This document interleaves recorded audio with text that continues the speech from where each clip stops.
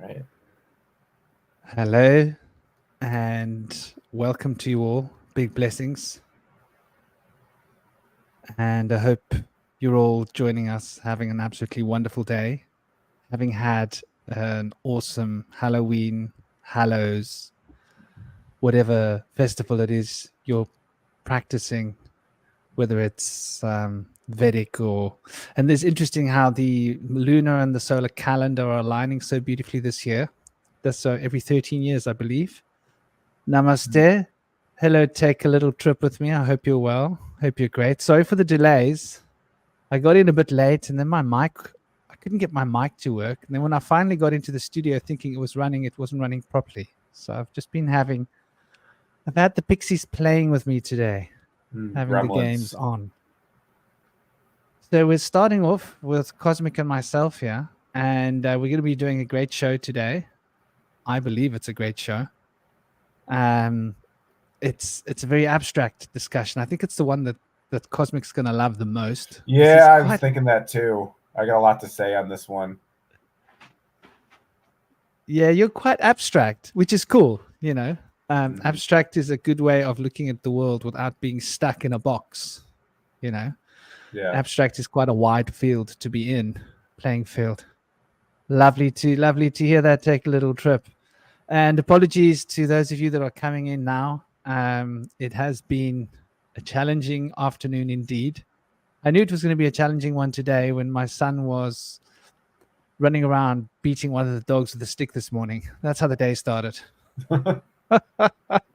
Namaste. Welcome, Neil.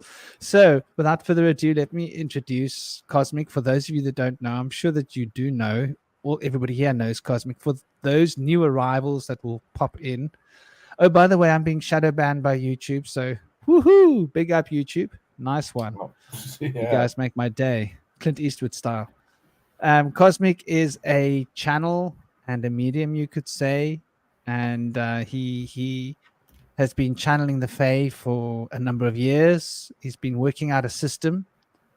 And the system involves a cosmology, as well as a philosophical system behind it, a magical system, a language, an entire sort of occult therapeutic system, if you would, a way of looking at the universe where one can learn to permute and alchemically change one's energetic vibrational fields and investigate the different aspects of reality. And he has his teachers or his guides, shall we say, that are working with him. Welcome, dear Cosmic. Do give us a few words. It's an honor to have you as always. Yeah, thanks, man, for Much the great love. introduction as always. And I think also the stuff that I'm working on, there's actually a lot of commentary in regards to the subjective versus objective reality. There's a kind of a clear delineation between those two modes of being and how they interact with each other.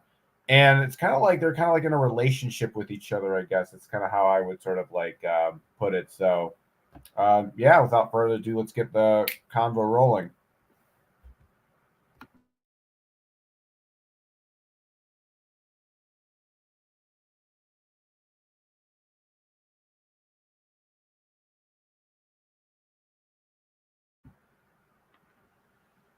Sorry for the delay.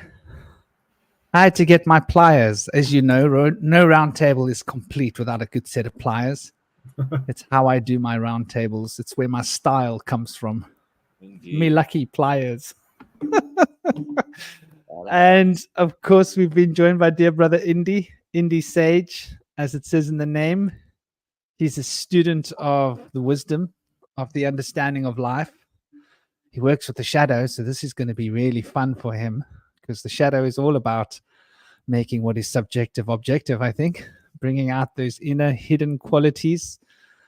And he's also an anthropologist and also an occultist from different lines of thinking. He's put his finger and his foot into different ponds to get a good sense of what wetness is. So he'll be sharing his insights and his experience with us. He's the Vibe Tribe guy. He'll tell you where his site is. He's old school. You're going to see how old school when he tells you. Cosmic hasn't got his YouTube up and running yet, but I'm guessing he will be. We keep pushing him. One day he'll actually do it. And Indie Sage, I think, has started his YouTube. He just hasn't got the content rolling yet, but you got to come get some content from the round table, dear brother. You can do it. Much love. Welcome. Do please say a few words about yourself, dear brother. And it's an honor to have you both here. All right. Did Cosmic already do his introduction? Or is he going first? No, you're good to go. I already did mine. All right, cool. Great. Yeah, this is going to be a great discussion. And as Franklin mentioned earlier, shadow work that I do really delineates the line between subjective and objective realities in a pretty strong way. We have a lot of feelings that are more associated with the subjective reality, and the patriarchal worldview that we kind of live under has kind of compartmentalized a lot of our thinking into analytical and kind of separated it from the feelings and put them into a kind of a lower kind of rank. But feelings are more primary, and the feelings that we suppress and that we're in denial of, that only we're aware of in our subconscious minds, is just a deeper level of the subjective experience. So we'll go into more of that throughout the show, and it's gonna be a great discussion. I'm so glad to be here today and glad to kick it off. I thought I was gonna be a little bit late, but I think I was just in time. We're all fashionably late today, a little bit, so it worked out well. Glad to be here. Yeah, guys. man. It's good to know that the USA has chilled out, done a bit of trick or treating. It's a big walk away from, sinking and floating, which has been the challenge that you guys have been having for the last, a long time. I think you guys are back to normal. So big up to all of you guys. Much love to you that have survived the challenges, and those that are still working with the challenges to build up. Big love to you all.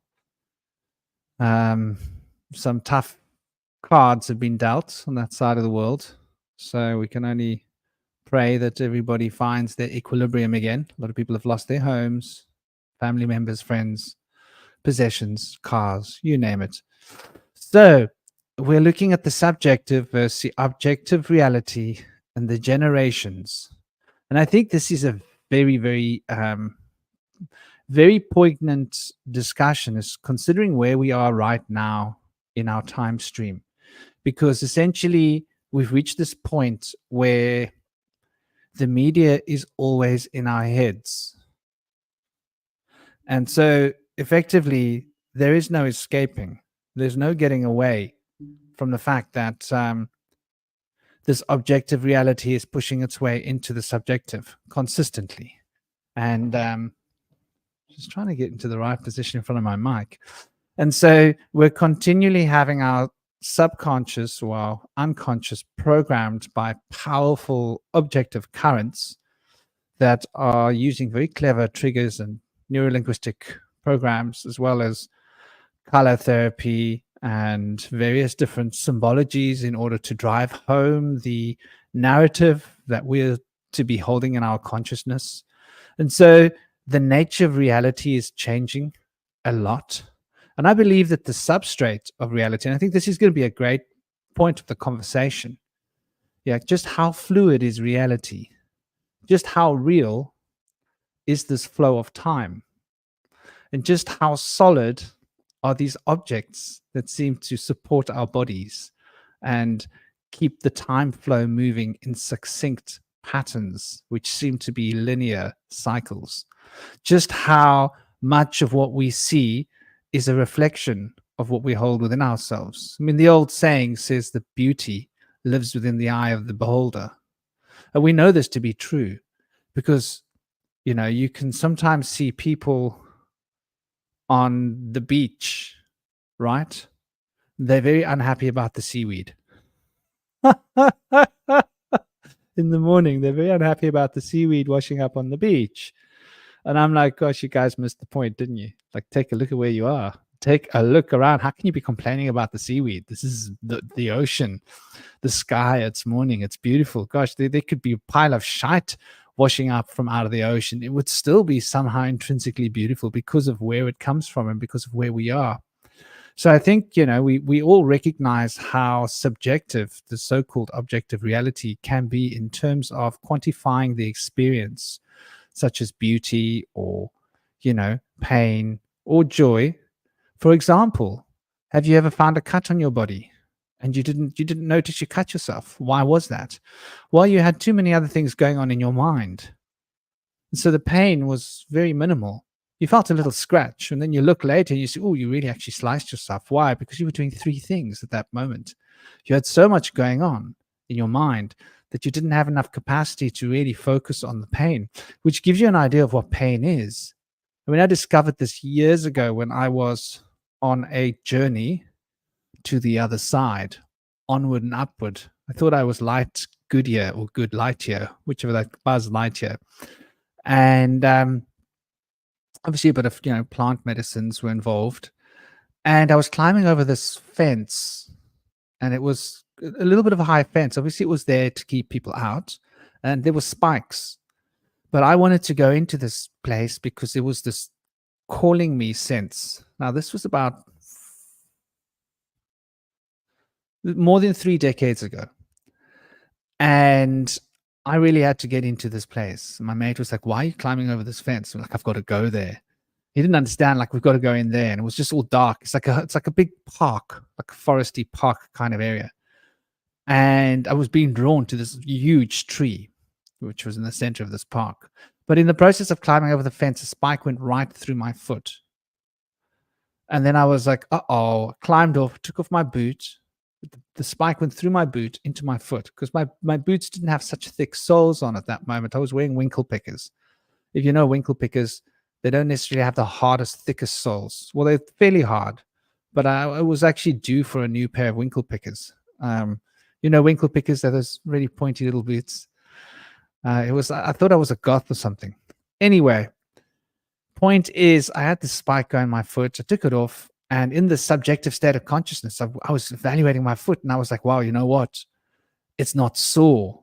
And my friend was like rationalizing. He was, yes, but what about the medicine? I was like, oh, yeah, you're right. And we were trying to assess whether it was serious or not. And there was blood. It was a bit sore, but it wasn't sore. And anyway, I assessed it, and I reckon I'm fine to keep going. I can go over the fence again, this time not let the spike go through my foot again. So anyway, I made it over the fence. And the thing that I took away from that moment was how subjective physical pain is. Because it was actually quite a thing to have a spike go. It went in, the soft part under your foot. I want you to imagine there's a very soft, tender part under your foot. The spike went in there. Normally, that would be quite an ordeal. But in that state of consciousness, it wasn't an ordeal at all. In fact, I was like fine with it. The only concern was like, was I rational enough and was it actually serious? But there wasn't that much blood. It was a bit of blood. So I just put my sock on, carried on with it, business as usual. I went to my tree. When I got to my tree, it was all worth it because this is one of the biggest trees in Cape Town. It's an old, old, old tree. I didn't know why I was being called there yet. I just had to go into this foresty place, and then I was being drawn like by a magnet to this tree, and then I could see the light coming from this tree. This tree was well lit up.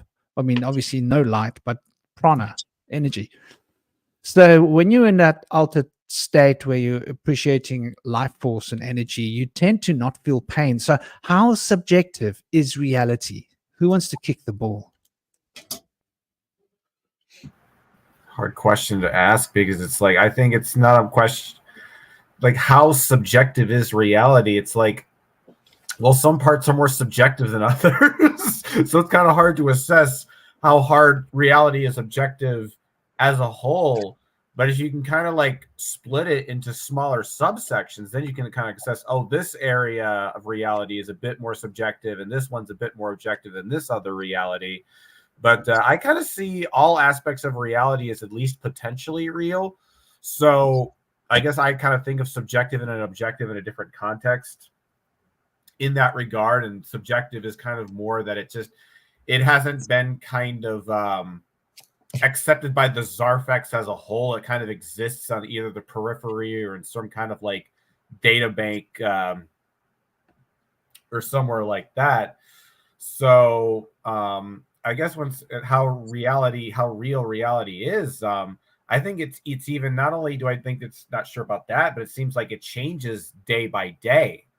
Like, when it comes to, it's the weather, like sometimes it's like hot, or sometimes it's really cold. And I think reality kind of works that day. Some days are more real than other days. Some days, because some days in my life, reality feels real. It's like it's really in your face.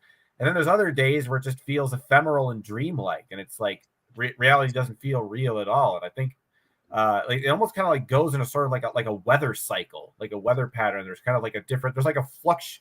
So when I think about how real reality is, if you could quantify it, it wouldn't be like a single fixed number. It would be like a range between two like numbers or parameters. So it's like you got a scale of 1 to 100, and in our particular dimension, like the reality is like 25 to 50% real. So I kind of think of it like that. So I know I had a lot of thoughts there, but that's kind of how I think about it. Yeah, that's good. I think there's a lot to it there, and potentially from a Taoist point of view, one could say that there are innumerable ways to interpret the world that we're in, and so we all have our own interpretation of the world, which is subjective. So as far as philosophically goes, like in Western philosophy, we have like the idea of Cartesian solipsism, which is the thought that only the one mind exists and that all other minds may be part of the imagination. And so that's like a very subjective way to see the world. It's a very subjective interpretation where this is kind of a simulation or a dream in the Cartesian story of the meditations that he experienced this it was like a thought experiment. He came to this conclusion that this world could be just the trickery of an evil deceiver, but only with faith in God can we know that this world is whole, and we can trust the world, the creation behind the world.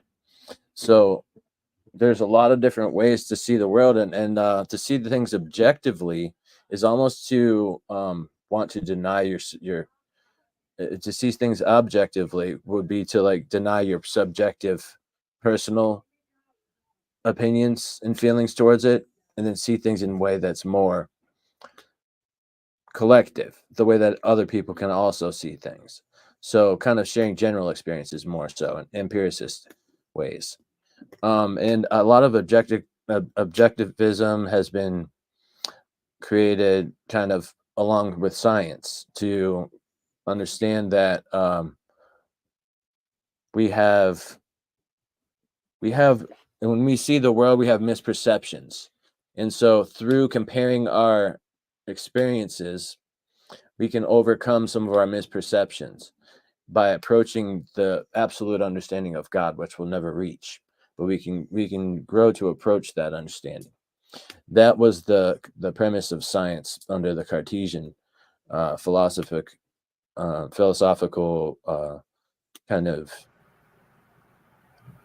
explorations that he was doing for the Queen at the time, that have led to greater development of the scientific scientific method.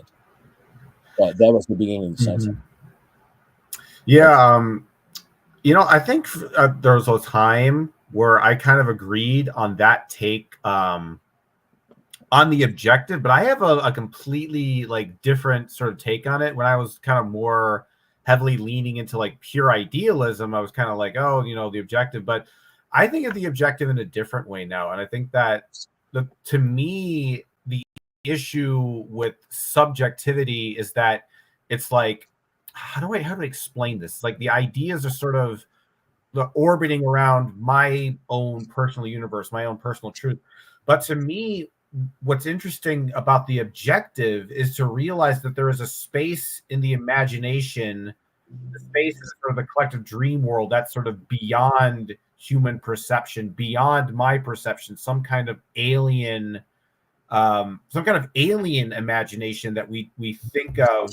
Because see, the problem is with subjectivism is that you don't think of anything existing outside of that subjectivity, and everything just becomes imaginary, and there's no real engagement with new ideas, new archetypes, new concepts. I think that, you know, what really fertilizes the imagination is the unknown, and in a sense, having that the objective is kind of what creates that unknown aspect of the universe, of the universal mind. But I also want to clarify, when I talk about objective, I don't think of it in a materialist context.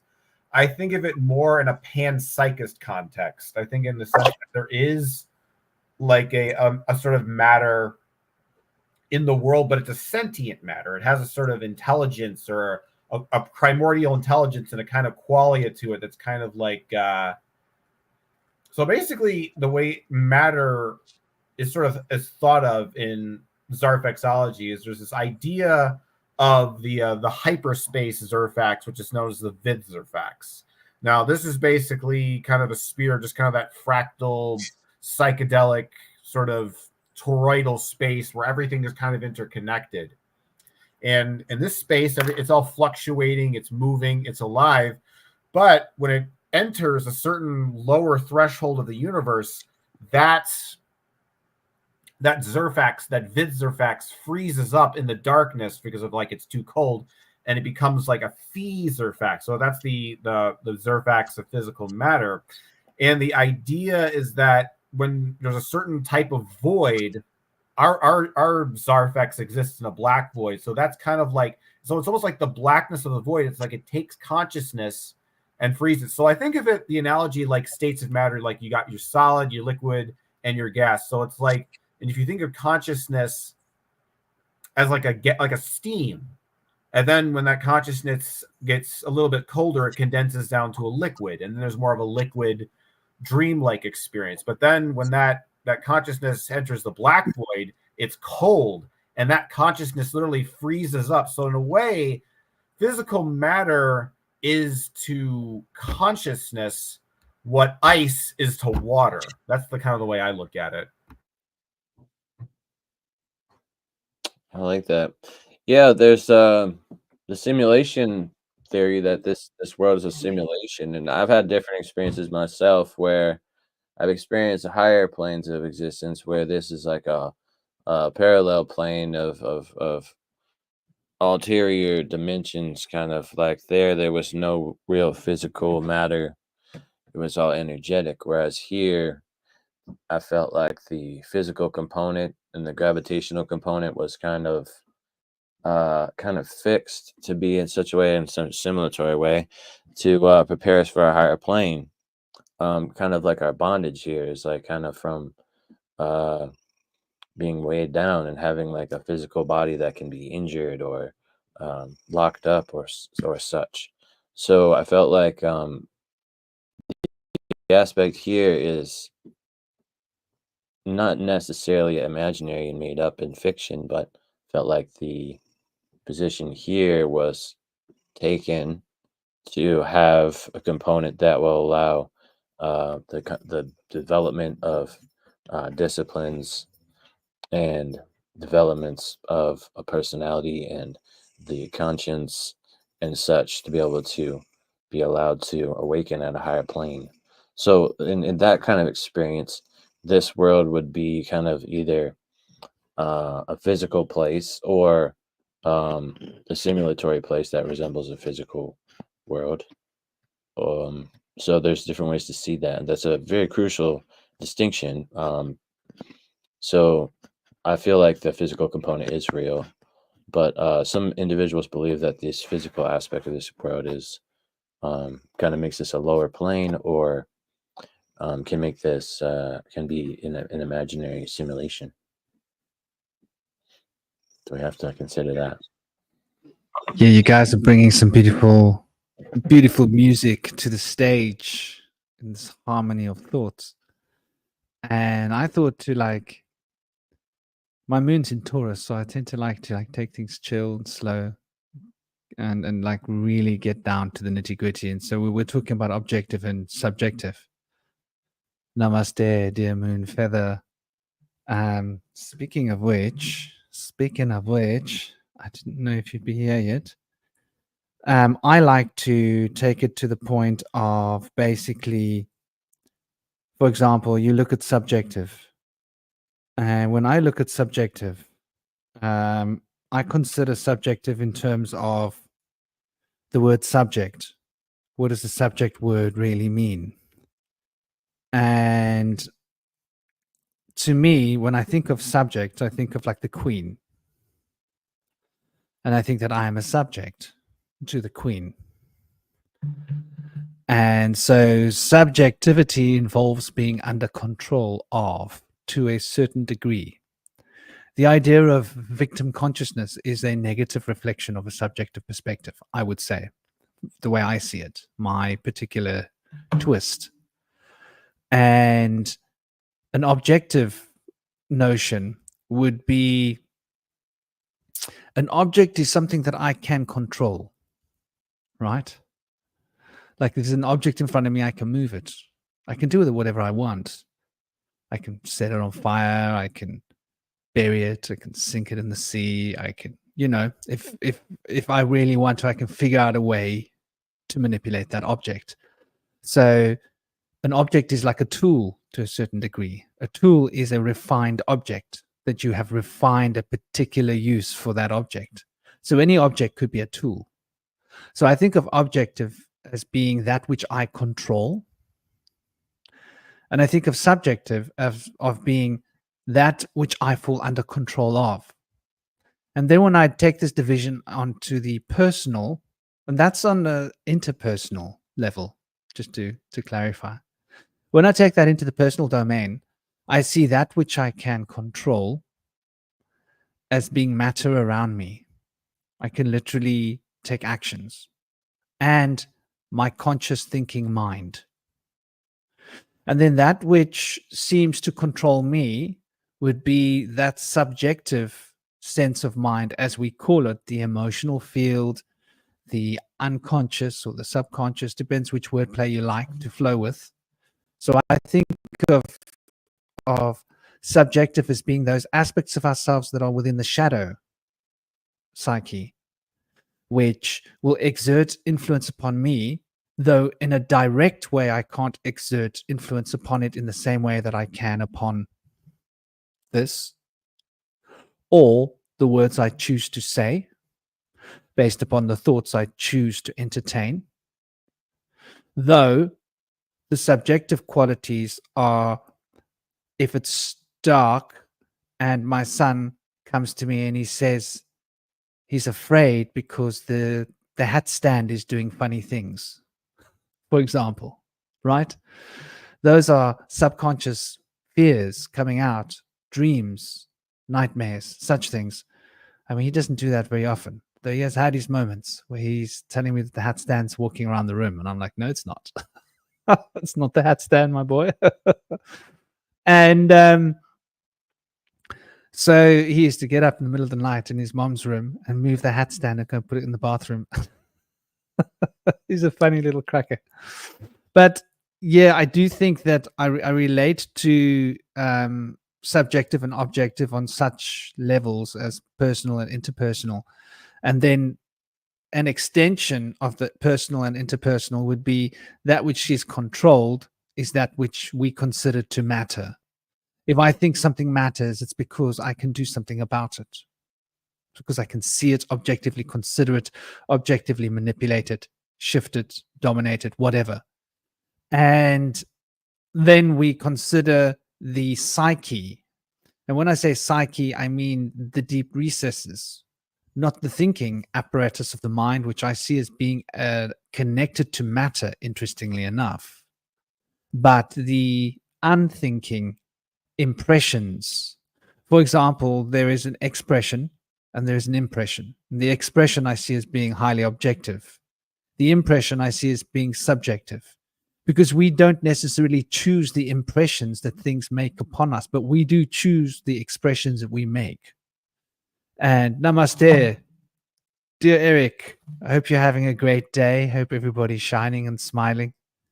And hope you've all had a great a great little bit of a holiday. My little boy did a bit of a treasure dig on the beach with the sweets, of course. Some people came around, some friends, and he had a bit of fun. So yeah, so when I look at it from that perspective, I consider objective and subjective as being sub, which is below the threshold of conscious awareness, and ob being that perspective from whence one can gain observation. And if one wants to gain observation, one goes towards higher ground, because higher ground gives a greater level of observation, as you know. If you've ever been in the wild and you want to know where you are, find a hill or mountain peak or a tree that you can climb. Get up high, take a look around, you'll know exactly where you are. So ob, I see it as being conscious, above, not above in terms of, moral, though I think there's a moral element too. What do you think in terms of when we start throwing the word morals into the fray of objectivity and subjectivity, dear Cosmic? How does that tickle your senses? There's a lot of interesting applications about it. I think to me the moral aspect of when it comes to the objective and the subjective is to kind of like look at them as two different types of real that we should be careful how we mix together, because the problem is when we take something that's subjective and try to trick people into thinking that it's objective. And if we can kind of learn to have that clear distinction between those two things, then I think in theory there should be less sort of confusion when it comes to navigating everyday life. I think there's a lot to be said, to be unpacked with what you just said there. The word trick, I think we trick ourselves on a personal level. And on interpersonal levels, if we're tricking ourselves, we can't but help trick each other. And I think the reason we trick ourselves is because, and I'm sure Indy's going to jump all over this, is because on some level we're in denial of our shadow. We don't want to acknowledge the smell of our brown stuff, right? We all want to think of ourselves as rosy, flowery, we're all that. We're awesome. We're great. It has to do with self-esteem, I suppose. And once again, self-esteem, that is notions of the self that lifts you up. I would see that self-esteem as being that which brings a sense of objectivity. Because when one becomes more objectively aligned, one naturally becomes more extrovert. And when one becomes more subjectively aligned, one becomes more introverted. And in introversion, when we become more introverted, we can tend to take every emotion personally, whether it's not personal or not. Self-esteem, yeah, it's hot air that's rising up into the air. And so I think of the self as being a very objective thing when I consider self, because self, it sounds a lot like shelf, doesn't it? And it's that aspect of what I'm experiencing that I want to put on display. That's myself. This is me. This is who I am. This is my persona. And I have cherry-picked parts of my ego experience and put them into a pattern that I think others will like. My persona. This is how I'm going to behave because this is what I think is going to bring positive currents towards myself, and others will enjoy this more. And so we tend to automatically, I think, without considering, and this is where I say how much of reality is objective and subjective. I think it's a natural human impulse. Ahoy, namaste. We've got the cherry in the house. I hope you're doing well and sweet, and that you've had a great celebration. Lovely to see you. Sending big love. That Halloween, and that you weren't too badly affected by the weather, shall we say, this past month. So yeah, I think that the notion of objective perspective of our relation to each other brings about this natural state of joy. And when we go very deeply into ourselves, we tend to embrace the sorrow more fundamentally, I believe. I don't know. What do you think? What do you guys think about that as a notion?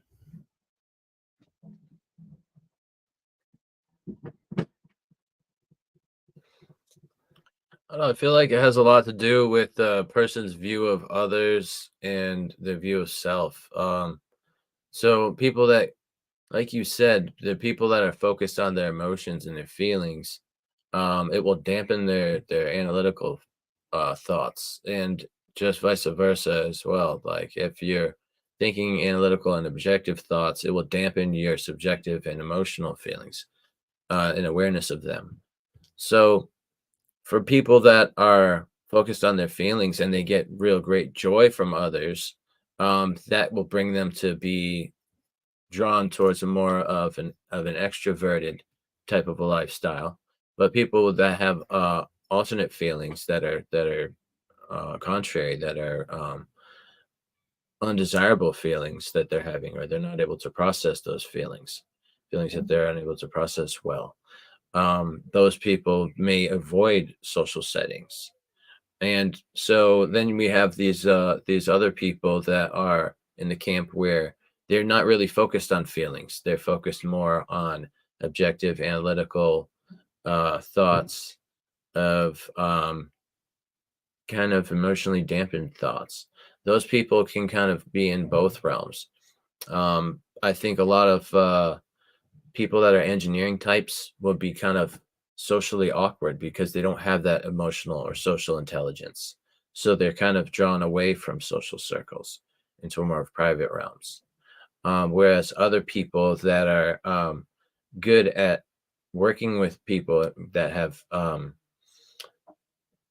conflicting feelings, or there's conflict, they can be conflict mediators. They're good at kind of having a Vulcan stance where they don't get emotionally involved, but they can analyze things and understand what's going on and work well with people of emotional poignancy.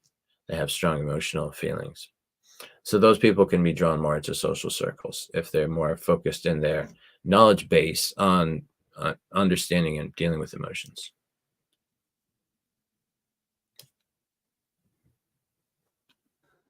Yeah, to bring this to an occult arena, if I might, from an occult perspective, I'd like to consider breathing and how breathing out and breathing in and of two very different experiences. For example, we tend to experience a release when we breathe out. It's like a peace, that relaxation. When we breathe in, we tend to experience that sensual inspiration. So we become inspired by the senses, I think, possibly because of smell and because of that sense of expansion that we experience. We seem to be taking up a little bit more space. And so it's quite interesting when we consider the breath as it relates to this objective and subjective nature. Because when we're breathing in, we're taking something into ourselves. We're making our bodies subject to the oxygen that we are ingesting into our bodies. So our bodies will now be driven by that oxygen. And when we breathe out, we are objectifying, we are focusing. So in martial arts, when you strike, you breathe out because you're focusing your energy towards a goal. When you breathe out, you release your inhibitions and you move outwards. When you breathe in, it's like people tend to tense up more when they breathe in. They tend to relax more when they breathe out. So, like in martial arts, you're taught to defend with your in-breath so that you can use the natural tension of the body to flow with the defensive maneuvers, and the out-breath to use the natural relaxation of the body to align the momentum towards a focal point so that you can maximize your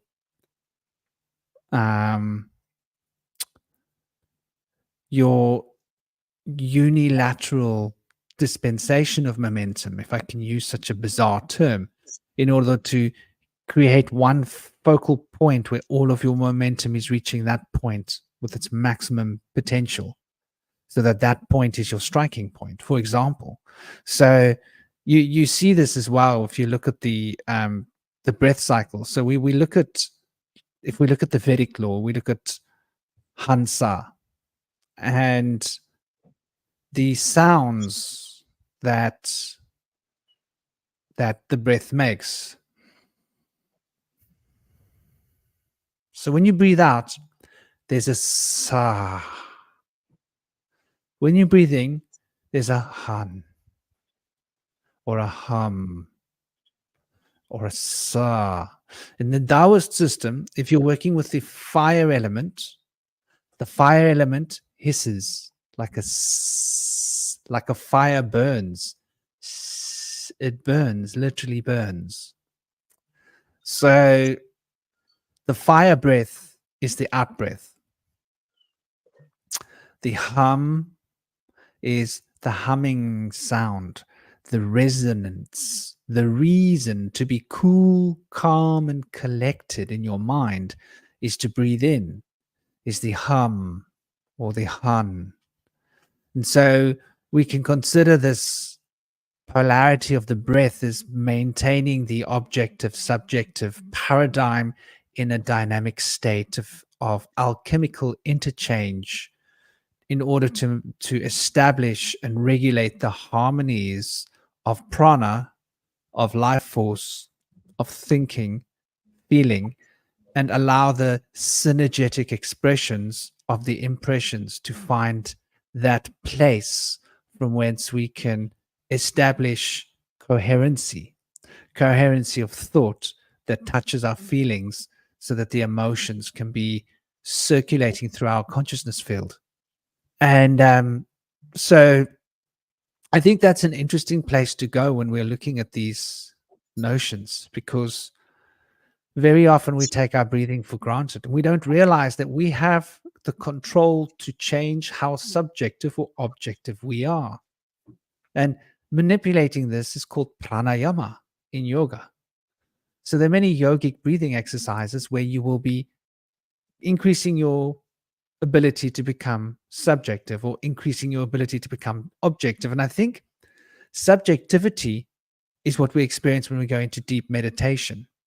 But we also become very objective about the subjective experience. What are your thoughts on that? The meditation experience with regards to the subjectivity and the objectivity, the shadow and the expression of the ego and the persona. Yeah, I feel that's heavy. I feel like personally when I'm in meditative state, I breathe in inspiration and I'm breathing in energies, vibrations. I'm breathing in life force, and I'm breathing out from that. When that inspiration expires, I'm breathing out the expired air, the expired inspirations from me. But we're trying to tune out from the world around us oftentimes in meditation, in Buddhist meditation particularly. In Taoist meditation, it's going to be more open and connected to the natural world around an individual usually. But when one closes their eyes in a closed-eyed meditation, we're trying to tune out that external world and go into the internal. But oftentimes we try to focus, there's going to be interruptions oftentimes of the monkey brain, so to speak, where there's going to be like little daydreams are coming in, or kind of some kind of a rambling of the monkey brain talking about some things that had happened maybe during the day or during the week, or some some chores that need to be done. And so those things are kind of objective, kind of worldly things outside of ourselves that are trying to distract us. But when we can get through those distractions and get deeper into that subjective experience, we can go into a whole other place, if we wait and we're patient enough to be able to have that revealed to us. But in that experience, when you try to come out of that and put it objectively and explain that to other people, it can be difficult to put that into words sometimes. But I feel like we know when we're doing that, that we are sitting at somewhere in a place. And sometimes you can be disturbed and really awakened from that experience. I was meditating by the sea at a park bench one time in a really deep place, and it was a beautiful, beautiful experience. And then all of a sudden, a child was throwing rocks at my head. And so I had to stop meditating, and I was like, oh my God, okay, I knew I was out here, and this is a vulnerable place. I should have probably chosen a better place. So there's that thought in my mind sometimes when I'm in a social environment, like, do I need to go to a more private place and escape from the distractions? Is somebody going to disturb me here? There's always that creeping thought that I have to kind of tune out now. I guess when I think of the objective and the subjective in regards to meditation, I can't help but kind of be compelled by the imagery of Lewis Carroll's Alice in Wonderland Through the Looking Glass, where Alice basically is just kind of wandering around her house, and she stumbles through a mirror, and she enters this kind of just like her house, but slightly different. But as she gets further and further away from her home, the more different and strange it gets. So the way I kind of view them almost as worlds. It's like there's part of the and that there is sort of an objective and a subjective reality, two different aspects of reality. But the way I kind of formulated my system is that we exist in the middle of those two paradigms. We exist in the middle of those two universes, and we can kind of go to the left towards objective or the right towards subject. What's interesting, though, is that it's like there's sort of like four sort of like basically kind of zones for each. And the first set of one that's right next to it, it's like there's the physical objective world, and then there's a direct mirror copy of the objective world, which is basically, I think, a lot of so I guess the way you think about it, if you're somebody who views reality as this more like physical, stable, objective thing, you're going to be kind of like sort of situated in the left side in the objective part of reality. Whereas if you see it more as a dream, a simulation, you're going to see it yourself existing more on the right side. And I basically, in my system, I formulate the objective reality as the Zarfex interior, which is where all the sort of the dream worlds kind of like intersect. And then there's the indeterminate zone, which is the sort of the place where there's all these not only potential realities, but where it interacts with other Zarfexes outside of it, kind of cross sending in different entities, different information, and so forth. So really, I think what you have to realize is that in a lot of ways, the subjective is kind of the mirror of the objective world. It is the mirror reality. And I think when you kind of think of it as a mirror, you then begin to start to understand the actual relationship between the objective and the subjective. And there's a kind of that an as above, so below kind of dynamic going with that. And then if you think about magic, is you find a way to meaningfully sort of reflect the subjective onto the objective, or the other way around. There definitely are two parts of a toric field. It's almost like there are two toric fields intercepting each other inversely. And these two toric fields spring from the nature of the toric field. And so now we're looking at Yang Yin. that we have a fundamental toric field. And from that toric field, within that epicenter, if I can use that term, or that singularity of that toric field, we have here two toric fields emerging, inversely proportional and directly in a state of balanced opposition. And I suppose that sort of is what you're saying. Like when you look at the yang, you see the yin in the center of the yang. And inversely with the yin, you see the yang. And so what drives objectivity is fundamentally subjectivity.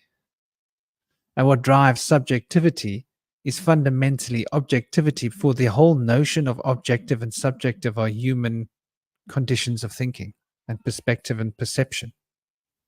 I would consider perception as being an expression of the objective, and I would consider awareness as being an impression of the subjective.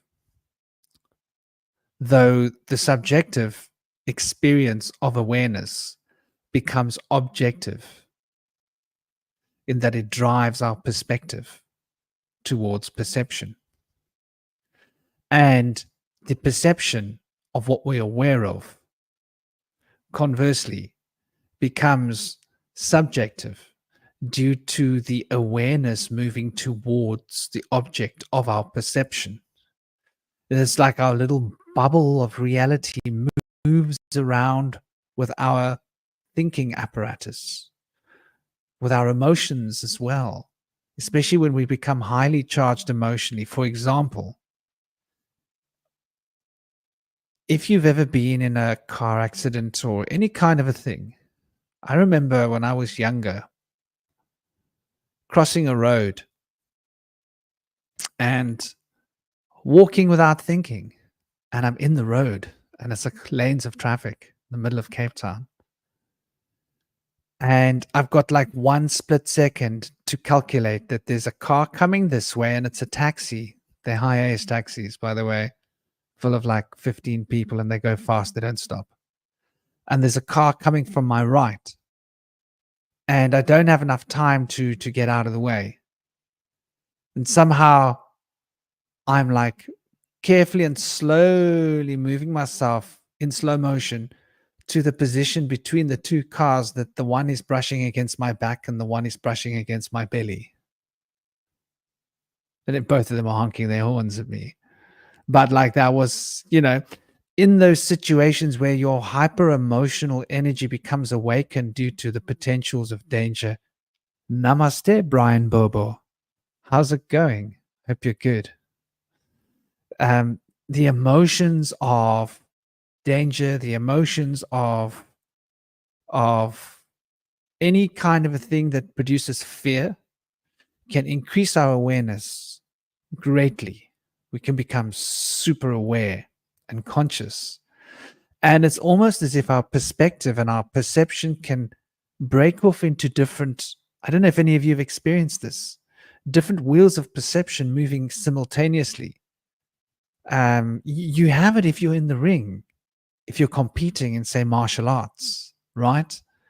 Time slows down. You slow down. You slow down so much that the universe slows down. And you're aware of what's going on multiple levels. Like you're aware that he's moving towards you. You can see that there's a front hand coming for a punch, but he's setting up for a rear kick. There's a spin around. That's a combination. Your brain processes both of these things simultaneously while producing the answer of that's your response. And so you're creating this sort of triangle out of 3 things, and your triangle is supposed to stop his 2 responses, stop him in his tracks. I used to be a full staller, so I used to defend. Let them come for me. Let them get me in a corner. I was most comfortable in a corner. Come for me. I'm here waiting for you. But my point is that the way reality can speed up and slow down, I think it's got to do with the scope of how much attention and awareness we are channeling.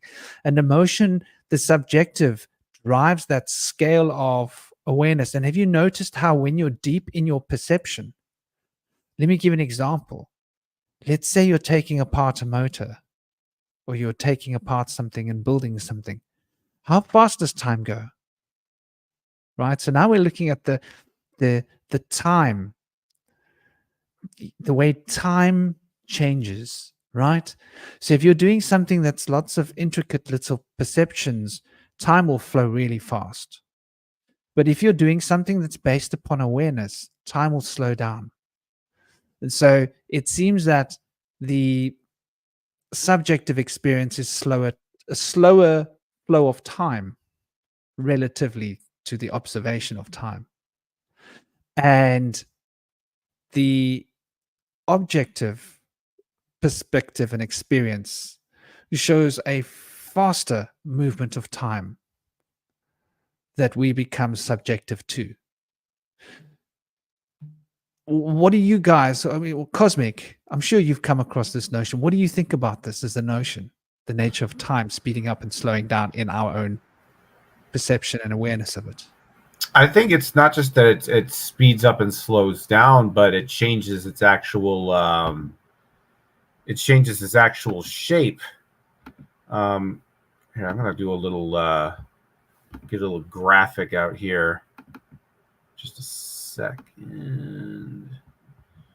Where is? You've always got your little graphics handy. I always got my little graphic, man.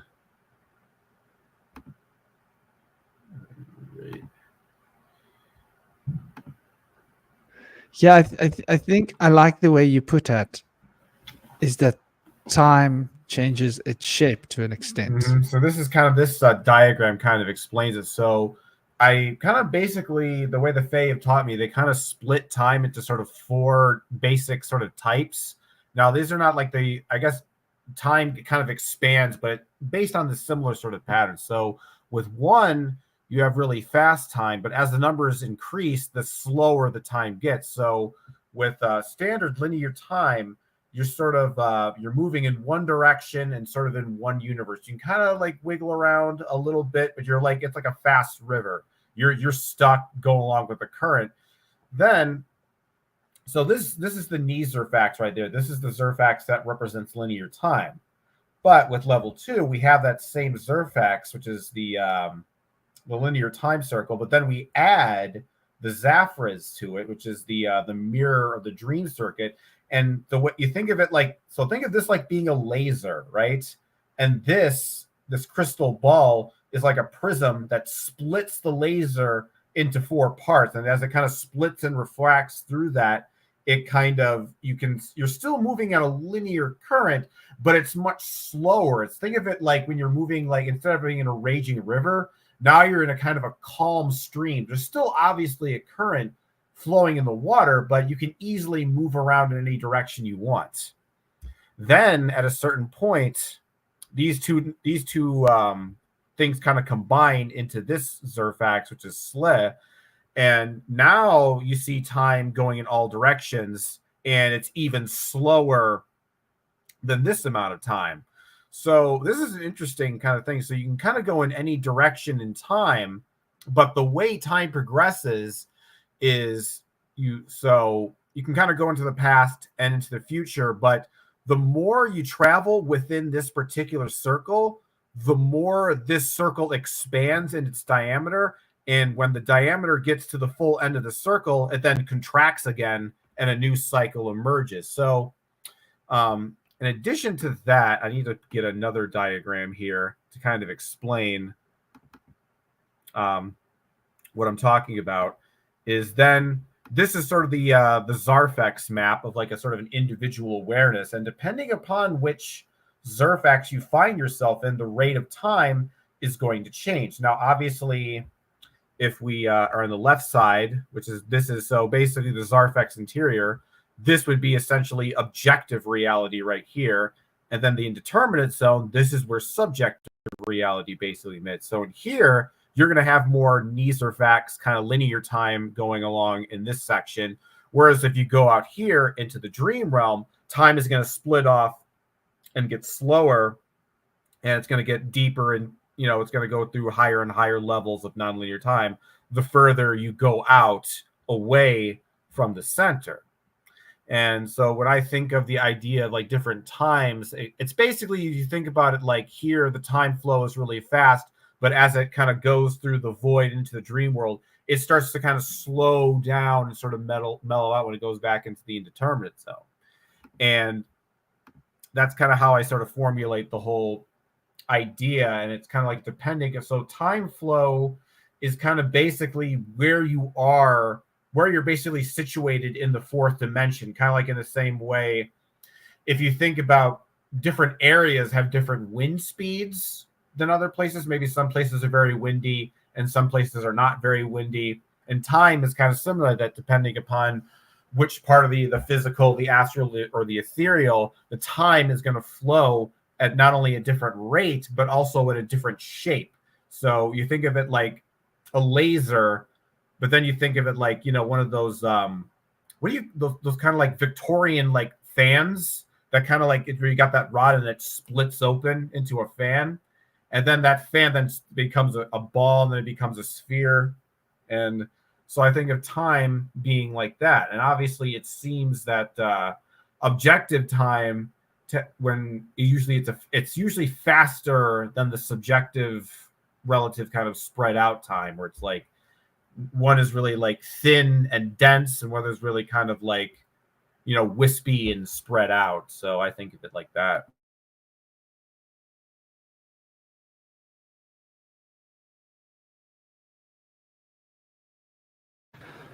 I like the way you put it. And I'd like to add to that, because I agree with that on many fundamental levels. I might have a slightly different way of perceiving it and putting it into perspective, but the idea of the expansion slowing time down, and the idea of the contraction speeding time up. So contraction. When I think of a contract, excuse me, I'm just screwing on the lid. When I think of a contract, I think of Father Time, the Lord of Cycles, Saturn, Shani, Shabbatai, whichever notion we want to attach to it in terms of words. To me, it sort of amounts to the same sort of fundamental idea. And so I look at that and I go like, the expansion slows time down. I'm looking at time as if time is a dimension. And this is a crazy thought, if you consider it.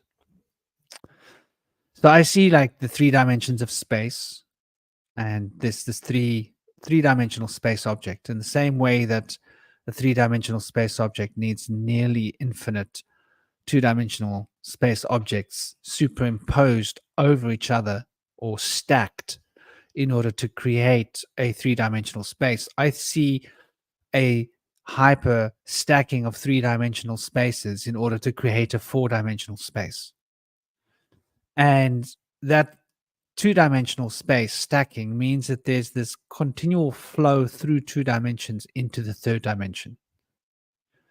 And that continual flow of through 3 dimensions into the 4th dimension I consider time, because there are all these different 3-dimensional options and possibilities that one can use as a space-time coordinate.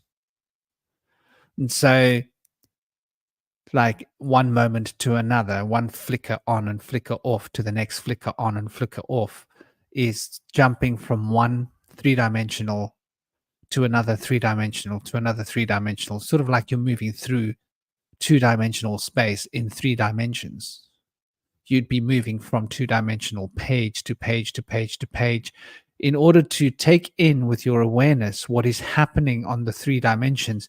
You'd have to be stacking all the 2-dimensional planes succinctly, and they would happen in the brain processes things in terms of coherency. And so things follow. One thought follows another. There's a wheel that turns. Everything seems to work in such a succinct fashion. And so I see time as being the expression of these three dimensions. So what this means is that we're contracting into a three-dimensional space from fourth-dimensional consciousness. And that contraction from the fourth-dimensional state of consciousness into the third-dimensional spatial realm, we consider the flow of time. But when we expand our consciousness back out towards the fourth dimensional state of being, time loses its grip on us. Time loses its relevance more and more. And so this recognition of just put it, Josh, do me a favor, just close the computer, close it and put it on the counter. Thank you. My boy, I taught him how to put his computer onto sleep, and he doesn't know how to do it. He's forgotten the buttons. Bless him. I think his mother's basically stopped him from watching his program, which is good. Good on her. Good on her. Go, mommy. She scored a point. She doesn't score those often with me. I don't think she's strict enough. But so he's obviously not happy about it. But so I see this contraction into the three-dimensional space from the fourth-dimensional perspective as making time seem like it's more relevant because it's more contracted. And as we expand our consciousness, we're like moving away. We're breaking contract. And the more we break contract, the more we expand, which is the opposite of contraction. We expand our awareness beyond the regulation of time, and so time slows down. And so that is a subjective experience from my perspective, because we are subject to this hyper fourth dimensionality where we think we're in control of this little three dimensionality. We're actually subject to a fourth dimensionality.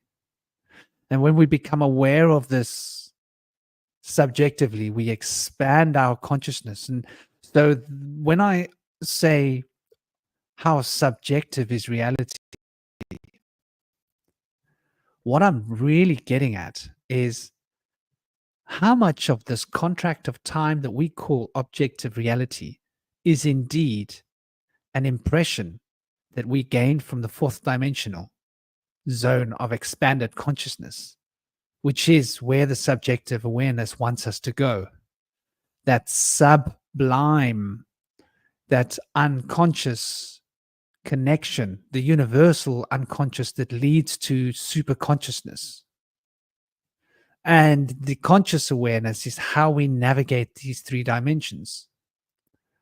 And so this three-dimensional navigation in terms of what we call objects is like this tiny little tip of the iceberg, where the real iceberg is in the sublime. Most of reality is happening unconsciously. Most of reality is in the subconscious. Most of reality is not what we're experiencing here. We're experiencing a very small bit of reality, and it's so consuming that it runs very fast. And when we go into meditation, that's another thing I've noticed. Time slows down. Isn't that interesting? So this slowing down of time, I think, is like somehow crucially fundamental and important. I also agree. I see it as the expansion of consciousness, the expansion of awareness, the expansion beyond these three-dimensional limitations into fourth-dimensional potential, where the hyperspace is something far more. It holds more potential than what we can recognize and realize in terms of the contractual arrangements that we have with what we consider to be three-dimensional space. How does that fit with your ideas, dear Cosmic? Would you just go over that again real quick? I just lost my train of thought. Just the basic points. You went over a lot of stuff. The idea of all of it. Well, It I've just never really been a big fan of time as the fourth dimension because I've always had the issue with that. Well, does that mean there's no two-dimensional time can't exist in a two-dimensional plane, like with cartoons and video games and so on and so forth? So I don't know. I guess if you think about it from that perspective, time is always the one dimension that is beyond the particular physical dimension. But I think what the other thing about subjective and objective is I think that maybe I've been thinking maybe this is where free will actually manifests itself. Like we think about how certain actions, there's the non-free will people argue that everything is sort of predetermined and our past situations like garner our influences and what we drive towards. But I think really if when it comes to free will, perhaps it is our choice of whether we embrace the objective or the subjective, whether we embrace the more objective world or the more subjective fantastical world. And perhaps whether you lean more in one direction, that's where the free will actually exists. I don't know. That's something I'm thinking about.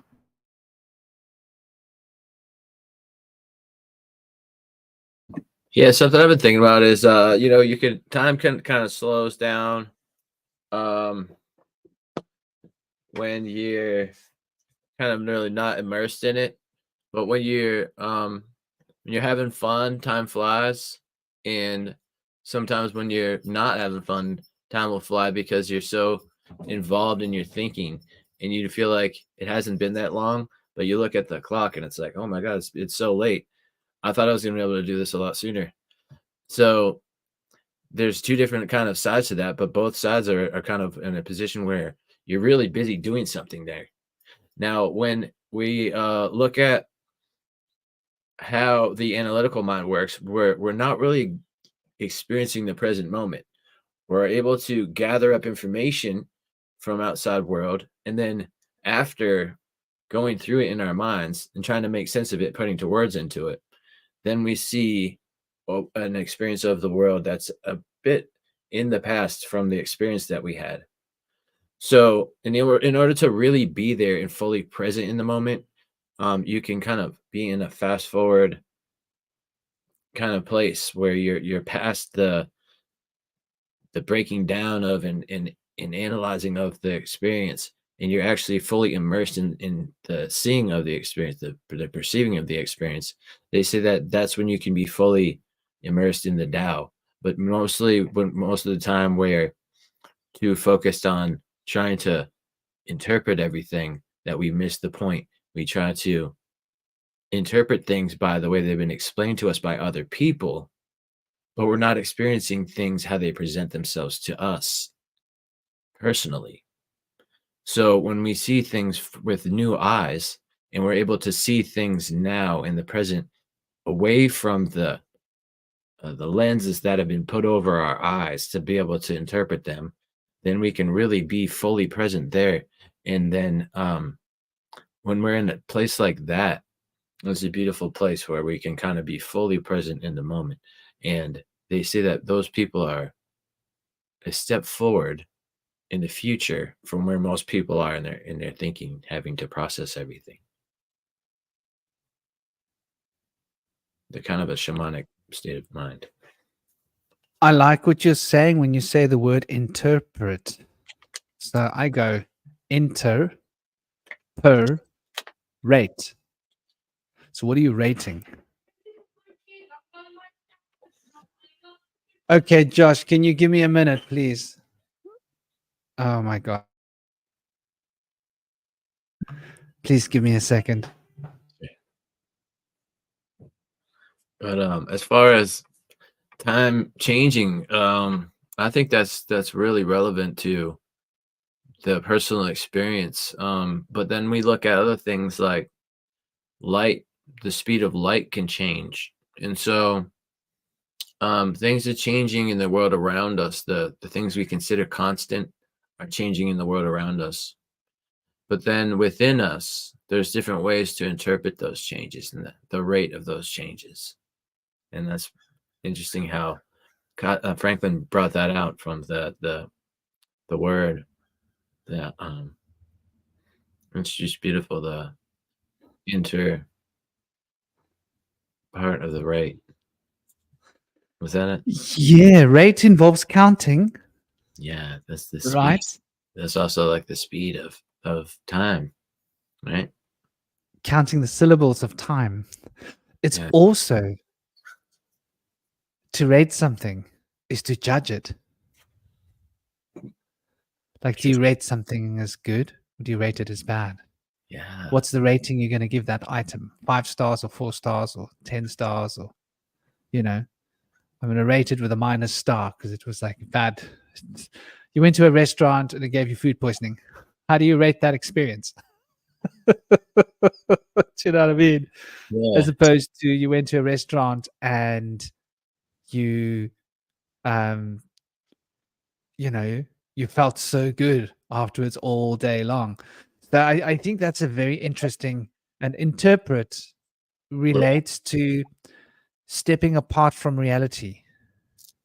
When you have like a low rating experience, you operate at a low rate of time. I think time goes slow when you're not having fun. You know, and normally when you're not really participating, but you're watching.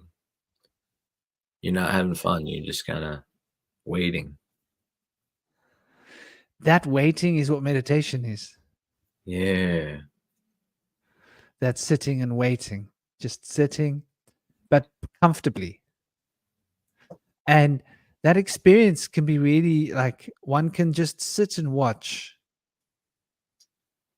Like sit in the wild and just watch the animals, watch the insects, watch the trees dancing in the wind, listen to the wind as she sings her lullabies. Yeah, I feel like that's what waiting should be, but most people are so focused on when's it going to be here. So it's hard to focus on just being there. You know what I mean? They're too busy waiting. What you're They're saying carrying the weight of the world on their shoulders, man. They got the wrong idea about waiting. they do. And so oh, careful. Okay, go get into the shower. Don't give mommy dramas, okay? It's all right. Don't worry, Josh. This is not the time. This is not the way. This is not the way. Go and shower. Okay, you're gonna be all right. So yeah, I think he's had a bit of a drama with mommy because he has to go and shower now, and it means that Disney Plus comes off. Yep, Disney Plus comes off, and he's not going to be getting to watch much Disney Plus after that. Although he's going to wrap his mommy around his finger. Watch, I'm going to have to go in there and crack the whip. But too much Disney Plus. I think we're going to get into this Disney Plus nonsense. You know, the media and subjective, objective programming. But back to what you're talking about, like everybody's bearing the weight of Atlas, right? And in Afrikaans, we say if something is a las, it's a hassle, right? So Saturn, Father Time, it's a weight to bear, and you have to wait for time to flow to carry this weight. And At represents Aleph, Tav, the Alpha and the Omega, the beginning and the ending. That string of time that begins where it ends. Ouroboros, moving in terms of a linear concept. So we think of Et and then Las. And if we think about what Las means, Las is Lamet, is the ox code. Aleph is that life force that is flowing, that you're controlling with the ox code, the breath. And is the fire that burns, that destroys things. So Shin represents the tooth. So if we want to break the word Atlas down, Aleph, the life force, coming towards the end, the cross, Et, At. Then this is driven by the Lamet, the ox goad, that staff that you use to control your ox. Controlling the ox, the Aleph, La, into Las, that fire that burns, which is the tooth that breaks things down, grinding away. So Atlas represents this heaviness, this challenge, this everything being broken down. We can call this entropy, right? Las is sort of a recognition of entropy. And Et, with the life force touching the Tau cross, which is the cross of Saturn, which is time, the beginning and the ending. That's what time represents, beginning and ending. When we hear the words Alpha and Omega, we are thinking about time. And time is a real lass, as we say in South Africa. And if something is a lass, it's a hassle. So Saturn represents growing older, bearing the challenges of materiality and duty and all of those the hard things that we have to cope with in life. And so when we are bearing the weight of Atlas, what that posture represents, we are moving into the contract of time. And when we let it go and we embrace the open-hearted experience of a child raising their hands to the sky, as open and expansive as the wind is, we then start to get the other side of the coin, that carefree energy of the fool.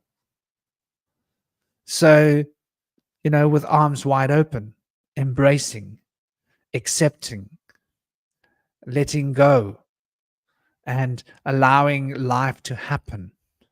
And I think that this objective control of time that we see as an instrument that we can manipulate towards our own end, and we all do, whether we recognize it or not. And we think that things are objective when actually what seems to be objective from my perspective seems actually more subjective than objective.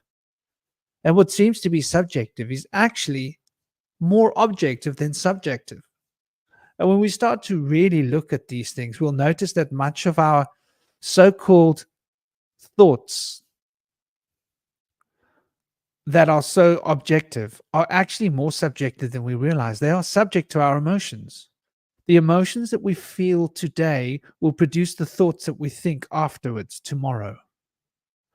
And the thoughts that we then hold within ourselves will become the prophecy of the emotion that brought that thought into being, attaching that thought in cycles. So I think these cycles that we find ourselves in are cycles of thought. Namaste, dear Jennifer. I hope you're well. Yeah, being attached to the matrix and scheduling. Time is fast. And schedule, there's a very interesting word, dual. Sked, dual. What does sked mean? Sked. It's like skidding, right? It's like a skidding, like you're skidding out of control. You're skidding out of control. So you've got this schedule to keep you in track so that you don't lose your flow. Sort of like when you're moving fast down a staircase and you got the handhold banisters so that you don't go rolling down the stairs in case you make a askew step. A little bit like that in a sense. Training wheels, if you will, for maintaining momentum, and momentum being the flow of time. I think that's so on point, Indy, brother. That word that you brought in there just opens up like a flower, these possibilities. And I think as well, like when we bring it back to the breathing, we've got those two spaces. So I perceive the breath as this. The out breath is the fire. The in-breath is the water. The expansive state of being, which is between the fire and the water, which is embracing, is one element. Then the contractive space between the fire and the water, which is empty, is the other half of the space. And empty, the earth element, is literally M-P-T. the cross of Saturn, for the element of earth, for time, contract.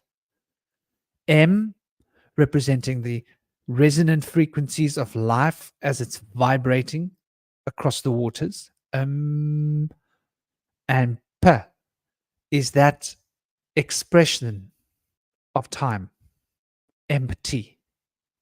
And so when your lungs are empty, you're in the earth element and you're submerged within the physical body. And when you're in that in-breathing place, you're in-breathing in to that element of water and it's flowing through you. So you'll find that this is quite an interesting perspective.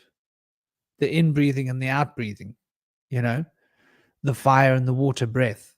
And then when you're expansive and you're in your most expansive state, containing the most air in your body, you're in the element of air. And so we can see these 4 elements moving through our cycles of breath. And I think these 4 elements represent what we were talking about with cosmic a few minutes ago, which has got to do with that expansiveness. So the element of air takes us into an expansiveness, which is driven by water. And so water is the source of life that brings the expansiveness into our body. And if you think about it, fire metabolizes. Fire burns the sugars that you bring into your body, right? Burns them away. The fluids that come from the foods that we eat carry the nutrients and the sugars into our body to be stored as energy. That's the water element. The air element, the breathing, maintains the metabolic movement through the system and the heart so that all of the information, nutrition can move around our bodies. The fire is expressing the burning of those particular elements in order to keep the metabolism running.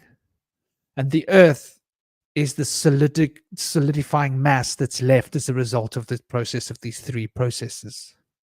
And so if we look at the alchemy of breathing and apply this to the idea of subjective and objective, we see how the element of air and the element of earth share qualities where the element of fire and the element of air share something, and the element of earth and the element of water share something.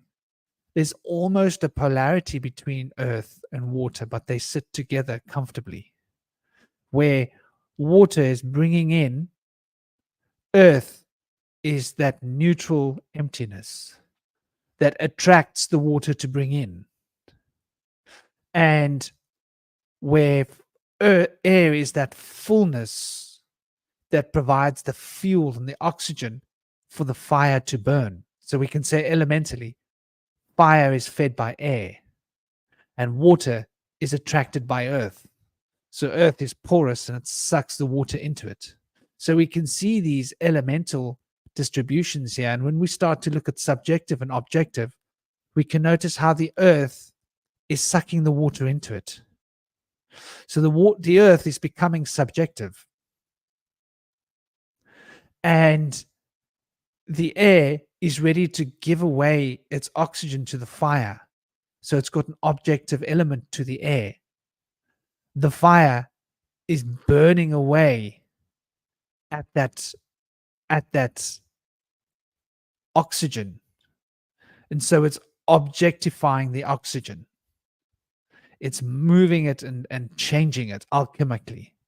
The water is subjectively drawing into itself the life force. So the 4 elements hold this subjective and objective polarities within the 4 elements that we can see if we consider it as the alchemy of breath. I don't know, what do you guys think about the elements as they relate to these concepts? Get some other ideas on the table.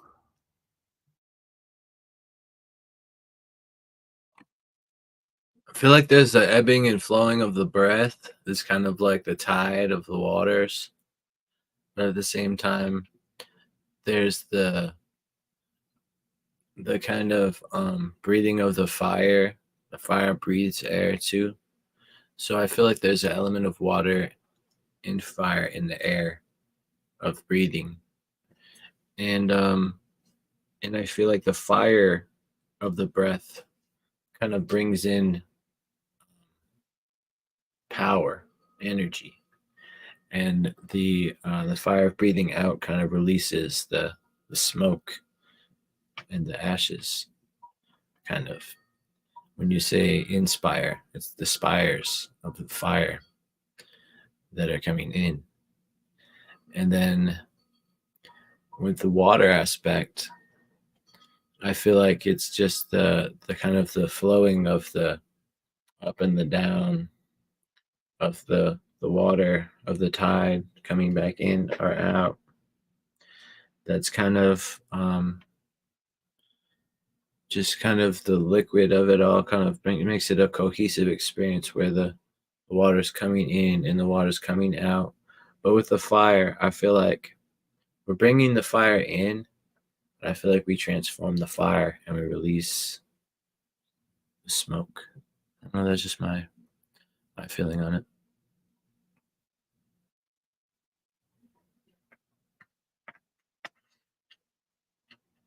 We use the fire. Yeah, I mean, totally. The smoke. That's an interesting addition, because the smoke is bringing the reason under the S, the tooth, smoke, but it ends up driving the subconscious in a sense. So and this is where, like what Cosmic was saying about the duality and the inversion principle and the polarities, what we are observing with the four elements and the breath are from a manifestational perspective. But when we look at the spiritual, as above so below, we have the exact opposite happening. Isn't that interesting? Because the fire is burning and producing the smoke, right? Because the fire is emptying, it is responsible for producing the potential to inspire. Yeah. And because it's burning off everything that's there, now the inspiration must come as a result of the fire. So we say that fire brings inspiration, the fire element, because it's expiring things. And because the water element is bringing in energy into the physical vehicle, we can say that it is expiring from the spiritual. So we're now talking about, the ancient Egyptians looking towards the West to connect with those that have departed, the Tibetan Book of the Dead, for example, and how the element of the West relates to connecting with those that are dearly departed, like spiritually and magically. For those of you that work with these things, you'll know that's the way to connect with that particular consciousness. Namaste, dear Rob. Lovely to see you here. One word notion. I like. I always love what you have to say. Do expand upon that in breeding. I'm curious as to how that's a reference. And I do get the impression that, as we look at these inverted principles, and so then we can see the earth element, which is emptiness in the physical body, becomes, from a sensual, spiritual perspective, sensation of objects. So because there's emptiness in the physical body, it pushes us towards sensation. Because the air element is fullness of prana in the physical body, it moves us towards thinking, because that fullness makes us become more objective. And I consider thoughts to be objective, not subjective. I consider the feelings that drive the thoughts to be far more of a subjective notion. And so I see thinking as being, as we mentioned before, was you, Indy, and I think both you and Cosmic mentioned this, that the thinking wheel turning is what makes time speed up. The turning of the thinking wheel is what contracts us more deeply into time, which causes the apparent shift of time to move more quickly, as opposed to the slowing down of the time that we experience when we are not thinking. And so there's this very powerful emotional context. And people often confuse emotion with passion. From my perspective, passion is one thing. Emotion is where passion comes from. I would consider this as like passion is a river that flows. Emotion is the dam that it flows from. And when we see the flowing river, we think we're talking about the dam, but we're not. We're talking about some of the water that happens to be flowing away from the dam. And so the passion is an expression of an aspect of the quality of the water that is in the dam, of emotion, but it is not emotion. And many writers, Oriental, Asian, Indian, Western occultists, philosophers, spiritualists, they all seem to, from my perspective, get stuck in this pitfall of over associating emotion with passion instead of recognizing that passion comes from emotion. Let me give you a really ridiculous example, right? Can you compare food to excrement? Yes, but it's not the same. If I dish you up a plate of excrement, would you eat it? No. Oh, but that's just food that's been processed. Oh, but it's not food anymore, right? There's still coffee beans. That was an I exception. don't even go there. I didn't even go there. I didn't even go near those coffee beans. Luckily, I stopped drinking coffee. Good. But Very I heard about those coffee beans, and weird. they scared me. I drink my own urine happily because I find it to be very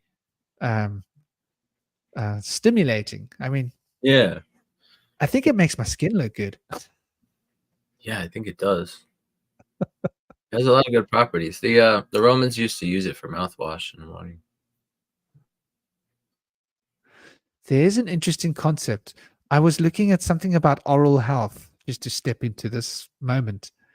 And it was a dentist that was talking about how teeth regenerate enamel and how you need the alkali solution of spit.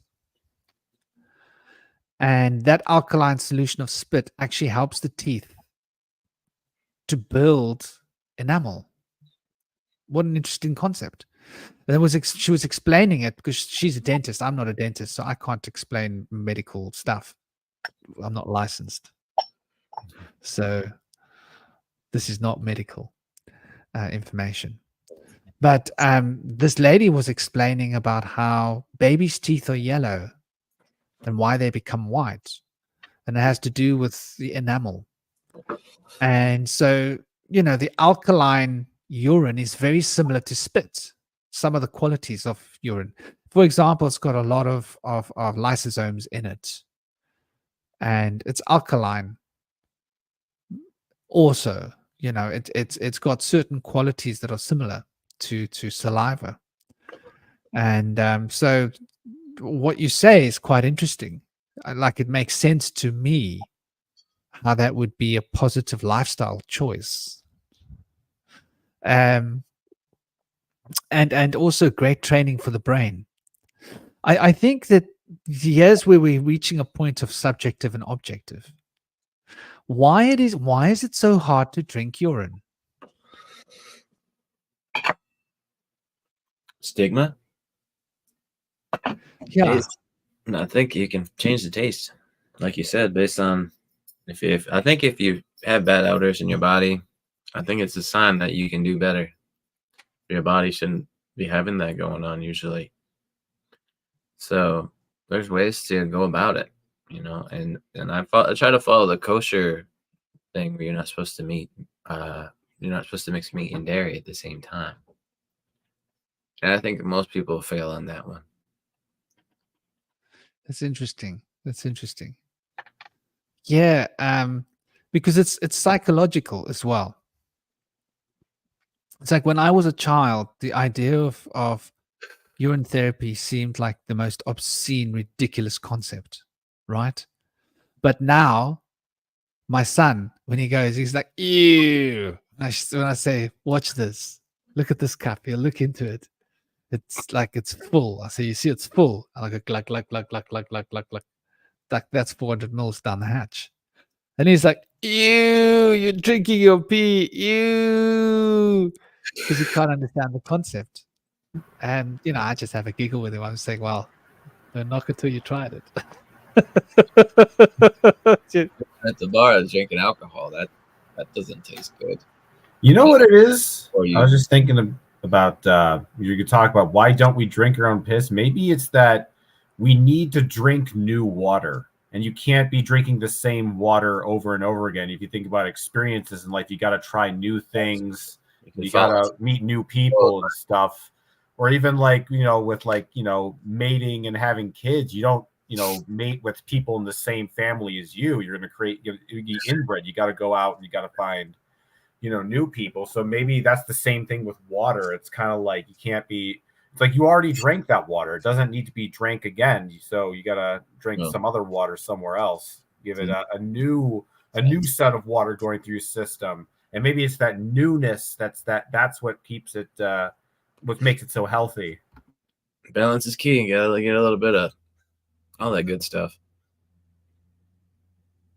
But I think water is great, but if you take away the different properties of water that are necessary for it to satiate us, like if it's losing its ionic charge, if it's losing its alkaline balance and stuff, it can become not so good for us.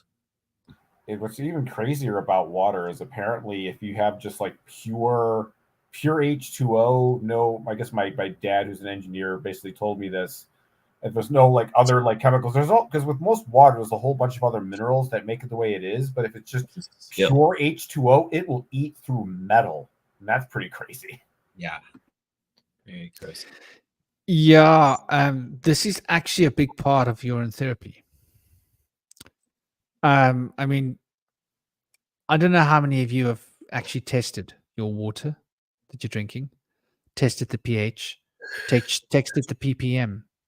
So, for example, if you take a look at the water coming out of your tap, and I don't recommend you drink that. I don't even recommend you filter that to drink it. I mean, ideally, you shouldn't even be washing in that, but what choice do we have? Our skin absorbs enough of that toxicity just by washing in it, which is why it's better to shower rather than to bath. Run the water off your body, get out of the water flow, soap it up, rinse it off, and get out. You go and sit and soak in that, you're sucking in all of those nasties that they used for cleaning the water. But so anyway, the parts per million should be about 150. So there should be 150 parts, and these are mostly salts and metals.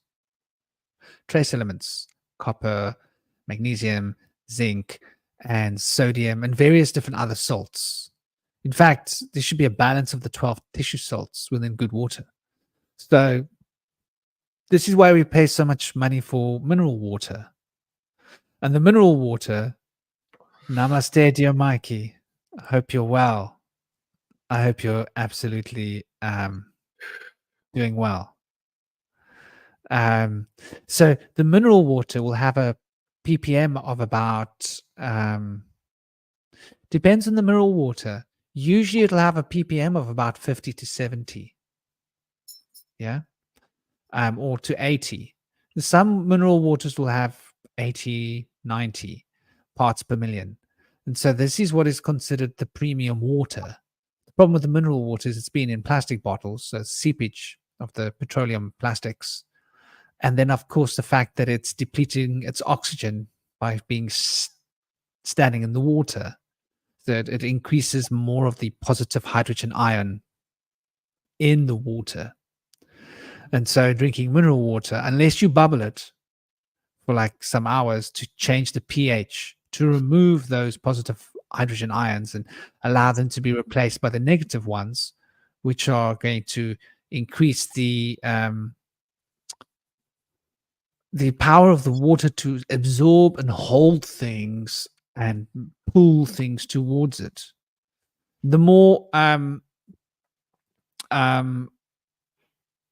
the water has positive hydrogen ions, the less it wants to pull and hold things towards it. The negative hydrogen ions makes the water want to pull stuff towards it. So when it goes through your body, it's literally pulling the toxins out of your body, right? So the whole thing about urine therapy, Mikey, just to look at the science behind it, and is you're putting back the negative hydrogen ions into your body. Now, when you put the negative hydrogen ions into your body, it pushes out the positive hydrogen ions through your breath, through your skin, and through your next other places. So you'll find that when you use urine therapy, you'll feel there's like this little bit of sweat coming out of your whole body. It's homeopathic. It's a homeopathic cure medicine for detoxification. So it actually causes your body to push toxins out through your skin when you do urine therapy. And part of what's coming out through your breath and through your skin are these positive hydrogen ions. Now, the positive hydrogen ions, removing it from your body means that the water that's inside your body works more optimally than it would in the presence of those hydrogen ions. And so we can test the pH of our bodies. The more positive hydrogen ions you have in your body, the more acidic your body becomes. People with acidic bodies get ill. People with the correct alkalinity balance in their bodies don't get ill. So these are fundamentally important things to understand. What is acidity? What is alkalinity?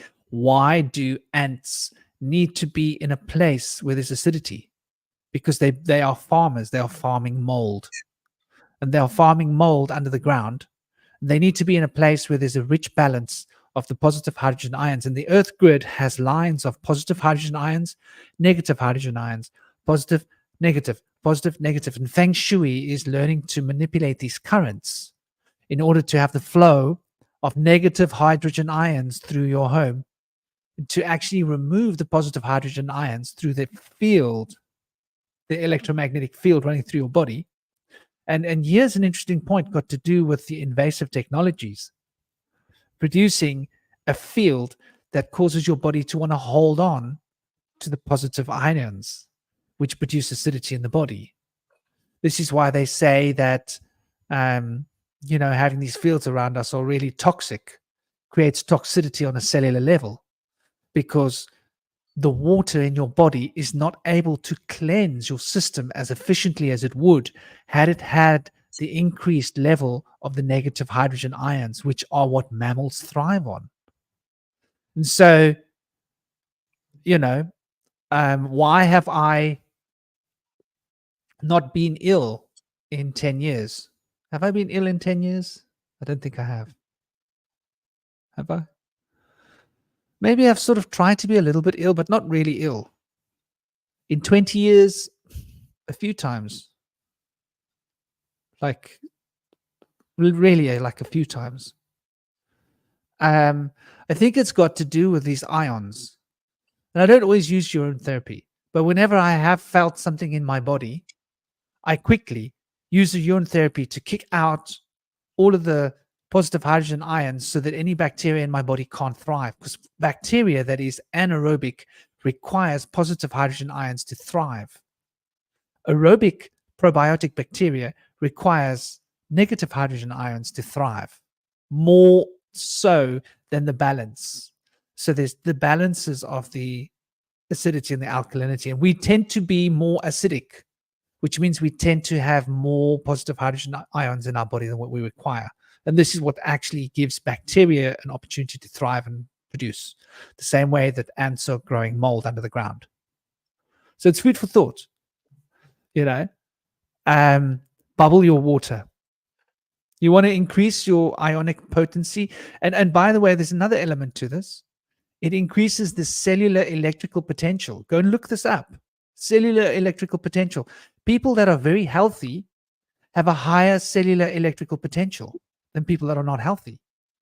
So the higher the literal wattage in each of your cells in your body, the more healthy each cell is going to be, the more healthy you will be. So you don't need to ever get ill, realistically. And for me, the only times I've been ill in my life have been when my emotions. Now we're getting back to the objective and subjective realities. These emotions, which are that deep subjective part of the reality, drive our metabolisms, drive our physiology more than what we recognize. Our physical bodies are driven by our emotions in such a powerful way that if we lose traction with our emotional field, we can actually weaken the electrical potential in the cells, which can cause us to become ill. What do you think about this? You're a very health-fundy guy. That's definitely a thing. Also, when we have like an injury or a condition, sometimes there's a psychosomatic aspect to that, and it's our emotional body really crying out to us. When we don't listen to our emotions within in our shadow for too long, and it's time for them to come out and speak to us and let us go within and become whole again. It can manifest in different ways, and sometimes that can be in like a condition that you'll develop or an injury that you might have or something like that. And you may notice that when you have an injury, you might keep re-injuring it. And since we don't really have ways to interpret that as an emotional body injury that's crying out to us, we try to cover it up, and then it will kind of transmute into something else. But when we can address the root cause of the emotional body wound, then things will disappear and we can start to come into health. So there's a strong connection between our physical health and our mood. And like Franklin said, the polyvagal nerve has a strong influence on us from our gut, on our mood, how we feel. And so if we have better gut health, it's going to influence how we feel throughout our day.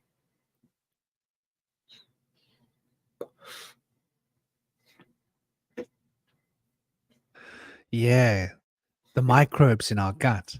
Wow. We're objective and subjective reality. Are they us? Are we even here?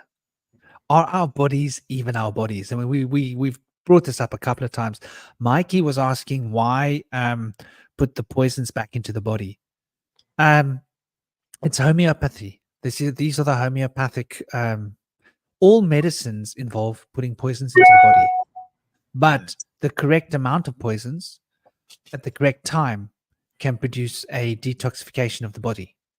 So by putting those poisons in, yeah. The process called the hormetic response, where you damage the body in order for it to strengthen itself. Yeah, exactly. Like bodybuilding. Yeah. Like working out. Mm-hmm. Like climbing the mountain. Why would you put stress on your muscles and your joints in order to make them stronger and healthier? Because that's how the body works. So in the same way that building your body strong means that you don't get injured. I twisted my ankle a while ago, right? Down the side of a mountain. Because my little boy was like, he thought this is a playground. He was like, let's play on the playground, Dad. I'm like, not at my age, boy. And I took a tumble over my boy, and on a narrow path. And it was like either fall on him or fall down there, And I was like, oh, I'll fall down there. And anyway, I twisted my ankle. And I was explaining to the guy in the shop. He says, wow, because my ankle was really swollen. Most people would have just rested their ankle for 3 weeks, 2 weeks, 3 weeks, and then spend 3 weeks rehabilitating their ankle to the point where they can walk normally. I'm 3 weeks in and I'm climbing the mountain, like big time. doing my 6K routine. So I only rested my ankle for about a few days. Then I started walking gently, even though it was painful, to the beach, and then putting it in the cold water. And within like a week, I was walking 1.5 to 2 kilometers down the coast and back home again every day for a couple of days. And within 9 days, I was climbing the mountain again. So had I not been somebody that climbs the mountain every day, it does like my 3 kilometers from my front door up. It's like almost a kilometer to the foot of the mountain, and then 2Ks up, 2Ks down, and then so it's about like 6 kilometers a day. It's my morning routine. If I didn't do that, and climbing the mountain involves a little bit of flexing and pushing, and so the tendons and the muscles are quite strong and quite fit. If I didn't do that every day and I tripped the way I did and fell, I would have been out of action for 6 weeks. But because of the consistent training, my muscles and my tendons were stronger. They heal quicker. Isn't that interesting? So the physical body, this is why, and by the way, for those of you that don't know where the therapy comes from, it comes from the Vedas. It's in the Shiv Puranas. Shiva taught Parvati the secrets of eternal life in the flesh and how to regulate aging in the physical body. And so in Sanskrit, this is called Shivambu. And Shivambu is what urine therapy is. Notice it's got the word Shiva in it. Huh? Because these are the occult secrets of how to increase the health in your body and maintain longevity. So that's where these ideas come from, curiously. But what I've noticed is that there's a psychological block. When I first heard about it, I had a psychological block that I had to overcome. And so how much of our notions, for example, the foods that you think you like and the foods that you think you don't like. How many of you have likes and dislikes of food? Me, obviously, I don't eat flesh, but that's not so much about a like. That's my body has now evolved past flesh. What does that mean? It means that you've got like a village living in your gut, right? And you've got to feed the village what the village requires. And the village living in my gut doesn't break down that stuff. The kind of microbes I have in my gut, you have different microbes in your gut that break down vegetables, different microbes that break down fruits, different microbes that break down flesh. If you stop eating flesh, the microbes that eat flesh start to fade, and you have less of them, to the point where they get replaced by the microbes that break down what you eat. So I can't eat flesh. If I eat flesh, it gets stuck in my stomach and I'll feel nauseous and I'll want to vomit. I can't eat eggs, can't eat fish, because my body doesn't want it. It can't do it. I don't have the infrastructure in my body to break it down, because it's been like quarter of a century or more. It's been more than quarter of a century since I've eaten that kind of stuff. But like 30 years. Maybe not quite. But anyway, that's like closer to 3 decades than anything else since I've been eating flesh. So my body has evolved so far past those microbes that if I wanted to eat flesh, I would have to train my body slowly to start building up that microbial village in my gut and change the microbial composition in my gut, for example. But other than that, when it comes to fruit and vegetables and food, I don't have favorites and non-favorites so much. I mean, I love certain things, but my point is we can train ourselves. We can train ourselves. I thought I didn't like olives, so I started eating olives. I thought I didn't like sesame, so I started eating sesame. They became my favorite foods in the world.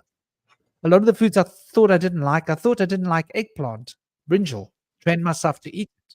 Turned out I loved brinjal. It's got manganese in it. Manganese is brilliant for your body. I thought I didn't like courgettes, or what they call baby marrow. Trained myself to eat them. So all the foods that I thought I didn't like, I started eating. And I actually got to the point where I don't have likes and dislikes so much when it comes to food. And I think that we can decondition our brain, which is a highly subjective motor.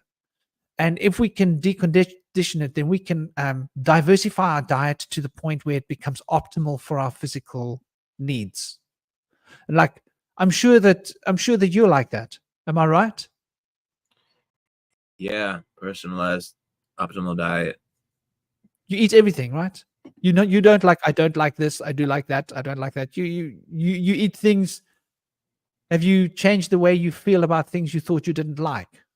Yeah, some things I still don't like, I'll still eat them because they're good for me. They make me feel good.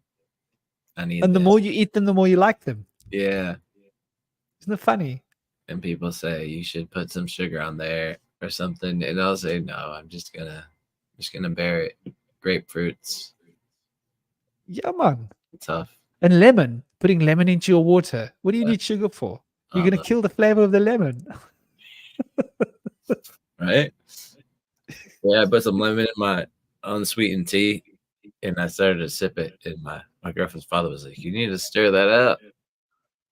It was pretty bitter. But no, it was No, but yeah, it's good for you. And it's funny how you develop a taste for it. right? Like my boy, I've taught him to enjoy lemon. So if he sees me squeezing a lemon, he's like, "Oh, give me lemon water." He loves lemon water. Mm.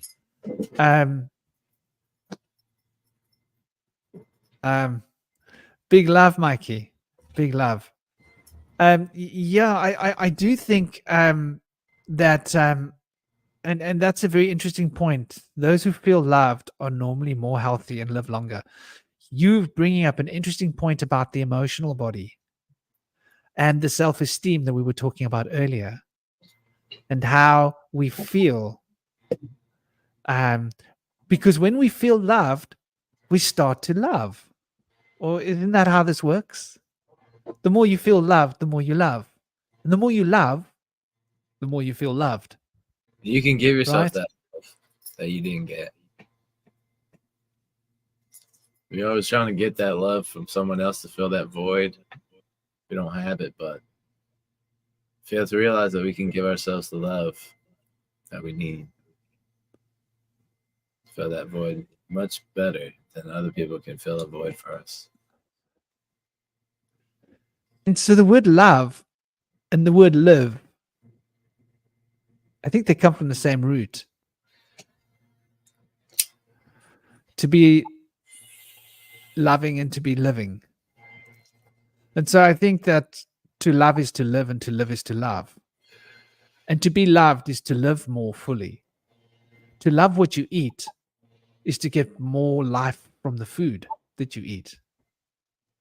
So if you eat the food and you love that food that you're eating, let's say you eat an apple and you're like, loving this apple, you're absorbing more prana. You're absorbing more nutrition. If you eat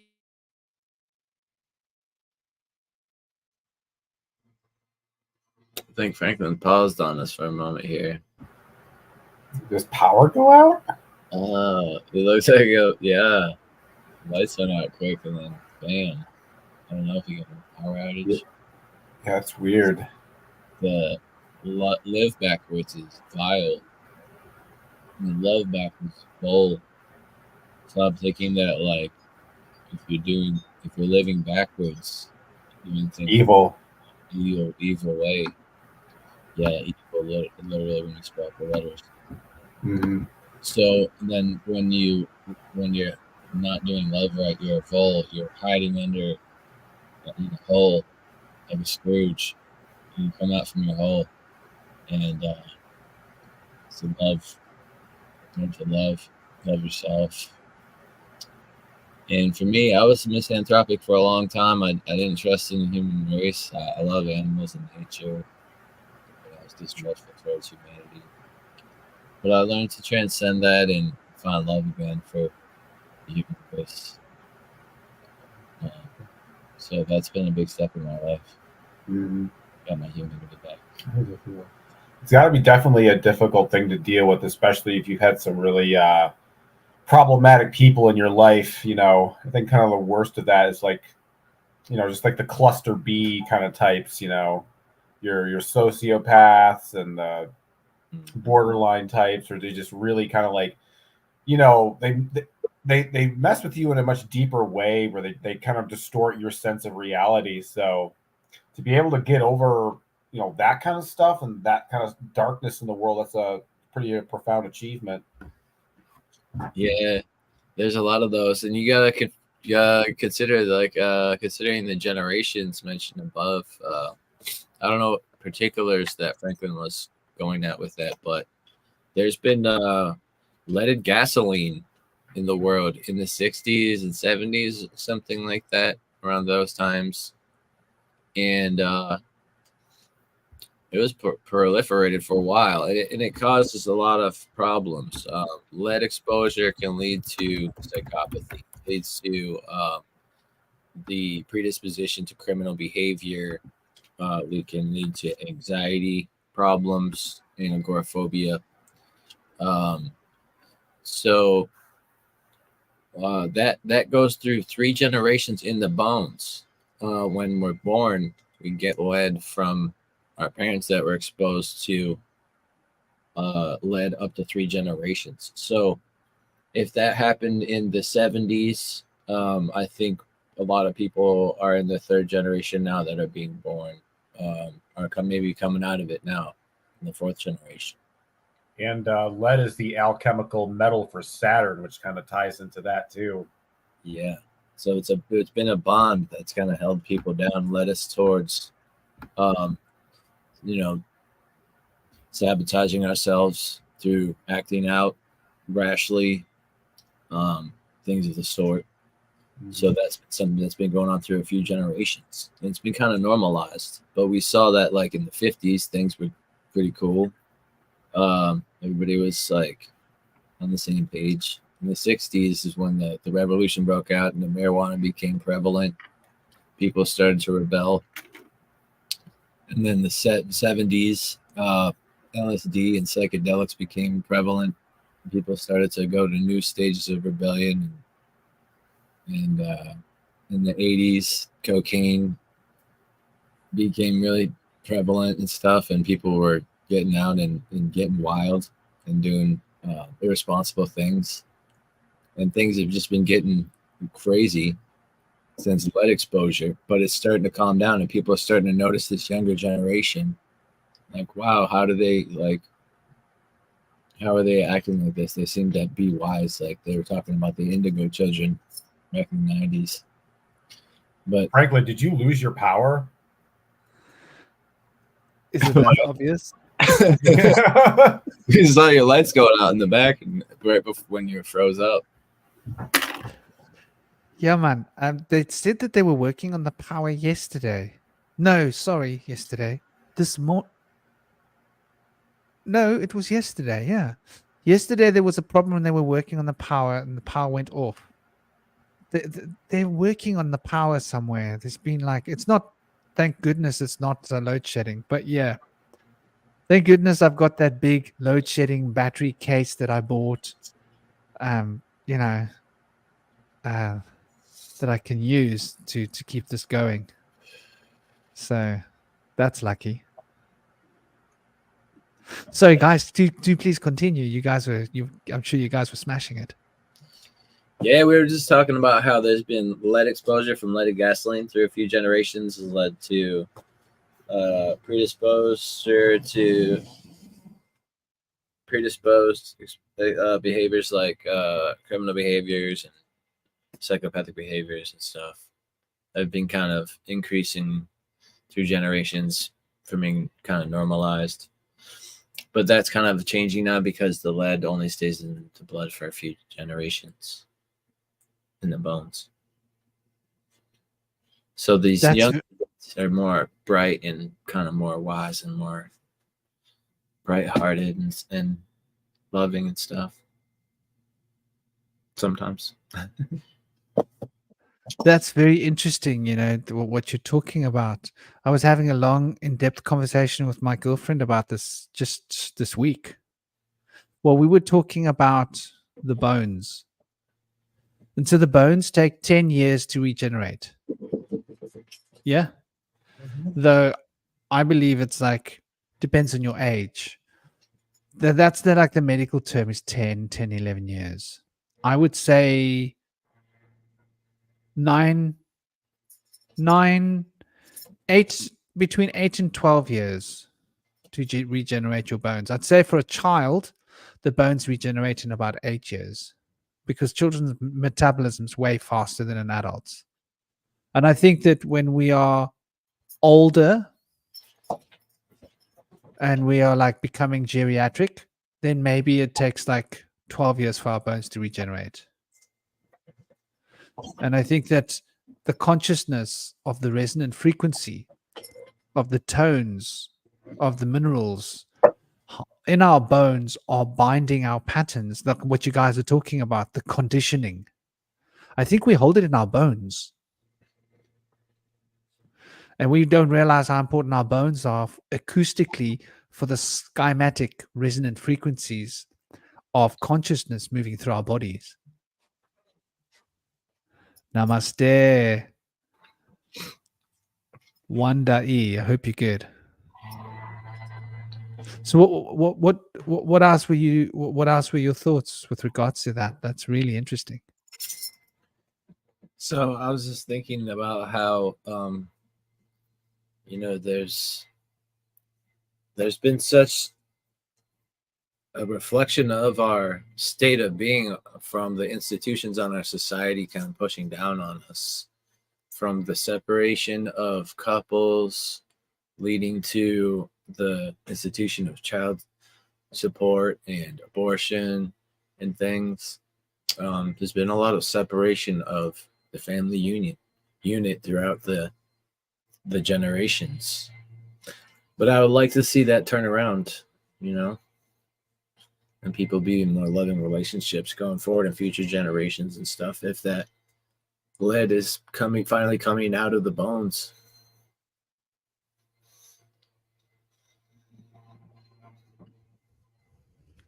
Did you say lead? Yeah. Like we're being led by our past. To a dark time. From that lead of gasoline, it could put us in the dark time. They let us in there. Yeah, like you would. Sorry, do continue. Pulling ourselves back out by our bootstraps. You were talking about kids throwing stones at your head. Yeah. And that's exactly what we're talking about here. Yeah. That society has become there seems to have been some kind of a degradation in society. But the interesting thing, and this is what we've all witnessed very recently, right? During the whole there's been a windstorm in America. And I know I'm like understating it, but there was like a serious windstorm in America. Let's just say that people's roofs blew off and all of that, and rain and floods and whatever else. What do we notice through the hardship? What do people do? It brings out the best in people. Isn't that interesting? It takes a bit of hardship and like struggle and toil and these qualities that we don't like, and look how beautiful people become.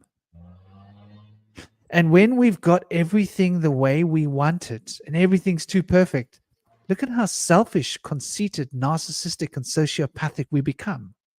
What is that about?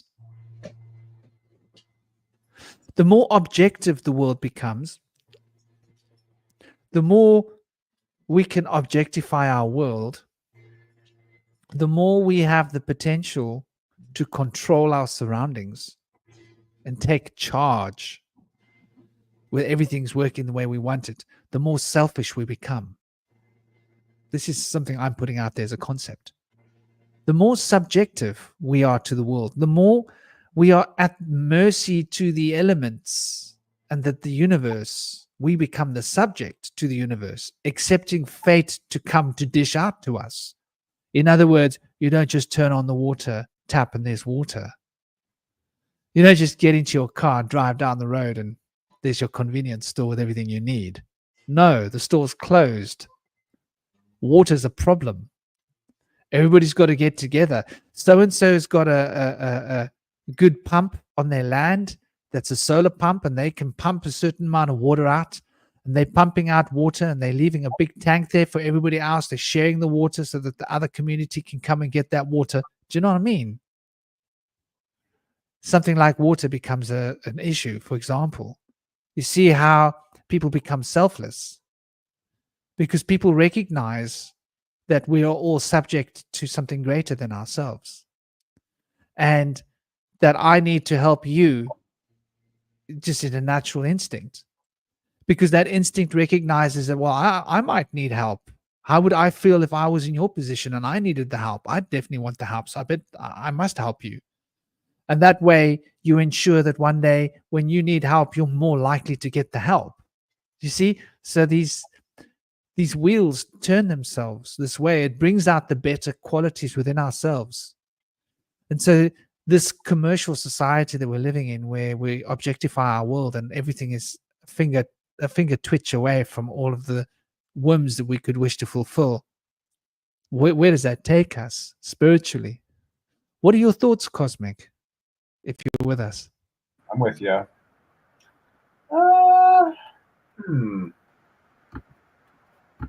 Let's think about that.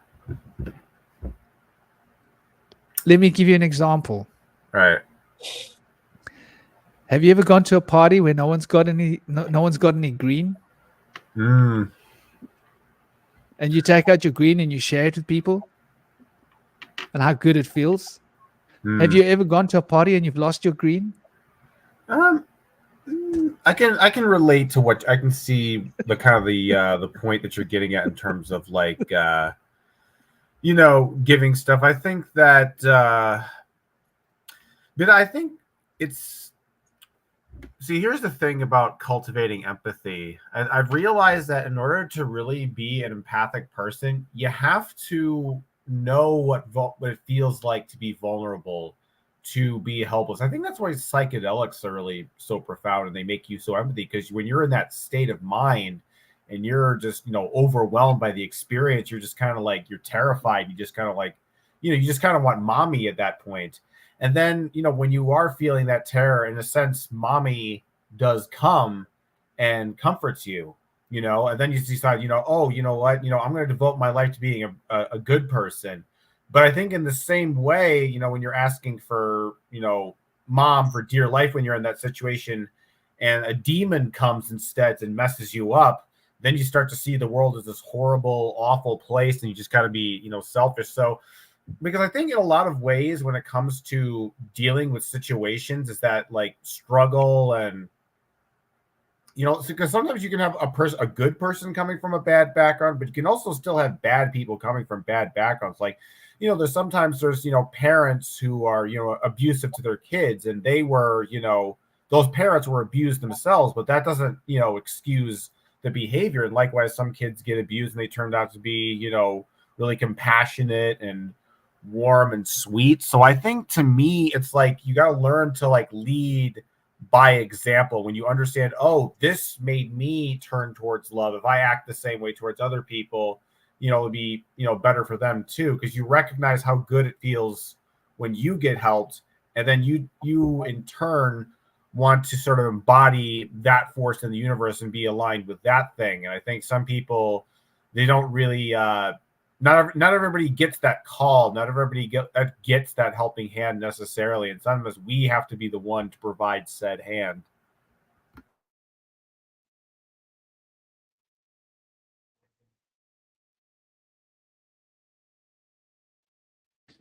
Yeah, I think there's a lot to that, and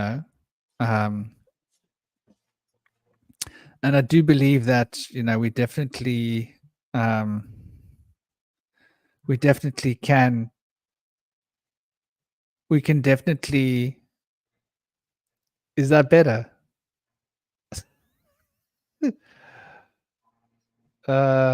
Should we try some others? Well, I'll keep playing around with the way I look while I'm doing my thing here. Oh, that's pretty cool. I like the piano in the background. What do you think? Which one's better, Cosmic? Your opinion? Well, the other one I was going to start to say, it's all in all, you're just another brick in the wall. Some Pink Floyd, going on there. What other backgrounds do you got? Yeah. Oh, that's a bit weird. I've got these two. I have to go look for them and download them, and I'm not going to get in. This You one could probably use like any picture. or this one? I feel like, it's a nice background, but I don't feel like it suits you. Like it's not your personality. I don't see you personally sitting in a house like this. Like you're I think I could handle it. like you just like imagine like Bush Whisper like with like a tuxedo and like a shaved beard and like your hair like in a very nice like ponytail in the back. It's got its comical elements. Yeah, like But I think it makes it easier on the eyes, like just the color switch. yeah. So anyway, I think probably. the I think visually, just in terms of like eye color clashing, that one's probably better. yeah. That's what I'm thinking. Just easy. Just texting that. Yeah.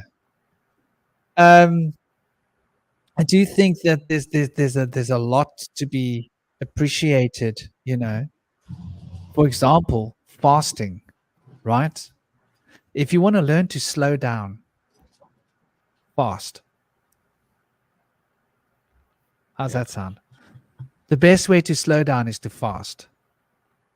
And it's interesting how when you fast, time slows down. Nothing like hunger will make time take longer. This is an interesting concept. Any of you want to do like a real experiment, a thought experiment about how long can time take? Imagine you're really, really hungry, right? You're waiting for your next meal. How slowly do you think the moments are going to like walk past you? And how subjective does that allow the consciousness to look under the hood into the unconscious, subconscious part of oneself? So I know the way I look at it, it's like time it not only has a speed, it has a density as well. Because if you think about certain events in your life where there's not a lot going on in your current surroundings, that's not a very dense time flow. Whereas if you're in a situation where there's tons of different things happening, a lot of really profound experiences, sorts of things happening once, the whole world is fixated on, then you got some more dense time flow. And it's kind of like there's like a relationship between like the speed and the density, and it's just kind of like physics. I don't know. Something I've been thinking about lately because it's not just the speed, it's also like the density, and then you can probably factor in like velocity and like it's amazing when you kind of start to think about ideas more visually. You can start to understand that ideas have a kind of physics to them and that they actually kind of work like physics in a way. Just in terms of like thinking about like time and how it flows, because I think that like I'm thinking like, when you're in one of these mystical states of consciousness, the reason this is an idea I kind of thought, it's like the reason time becomes slower is because you're processing like, like maybe hundreds, maybe thousands of times more information than you're used to. And if you're using a computer and you're running a lot of programs at once, it starts to slow down. It gets choppy. It doesn't run fast. I think consciousness works exactly the same way, because if you think about, if you're moving just a little, tiny ball in your hand, you can move really fast. But if you got like a 2,000 pound, metal rock, you're going to be very slowly moving that thing. I think consciousness and experiences, when consciousness is, I think the most profound moments in their life when they're both heavy and fast, when there's something that hits you heavy and the speed, and like there's a velocity to it. If you think about like if you have like a really traumatic event in your life happen to you, it's like a wrecking ball. It's fast and it's heavy and it kind of smashes you. Whereas there's certain experiences that are, they're forgettable. They're almost like, insects or butterflies that just kind of like go around you and you barely, kind of notice that. So I've been thinking about, because like perception of time, that would probably be the speed, and then the density of time, or like would be basically the emotional weight of the events taking place. And it's like you could almost like make some equations out of this.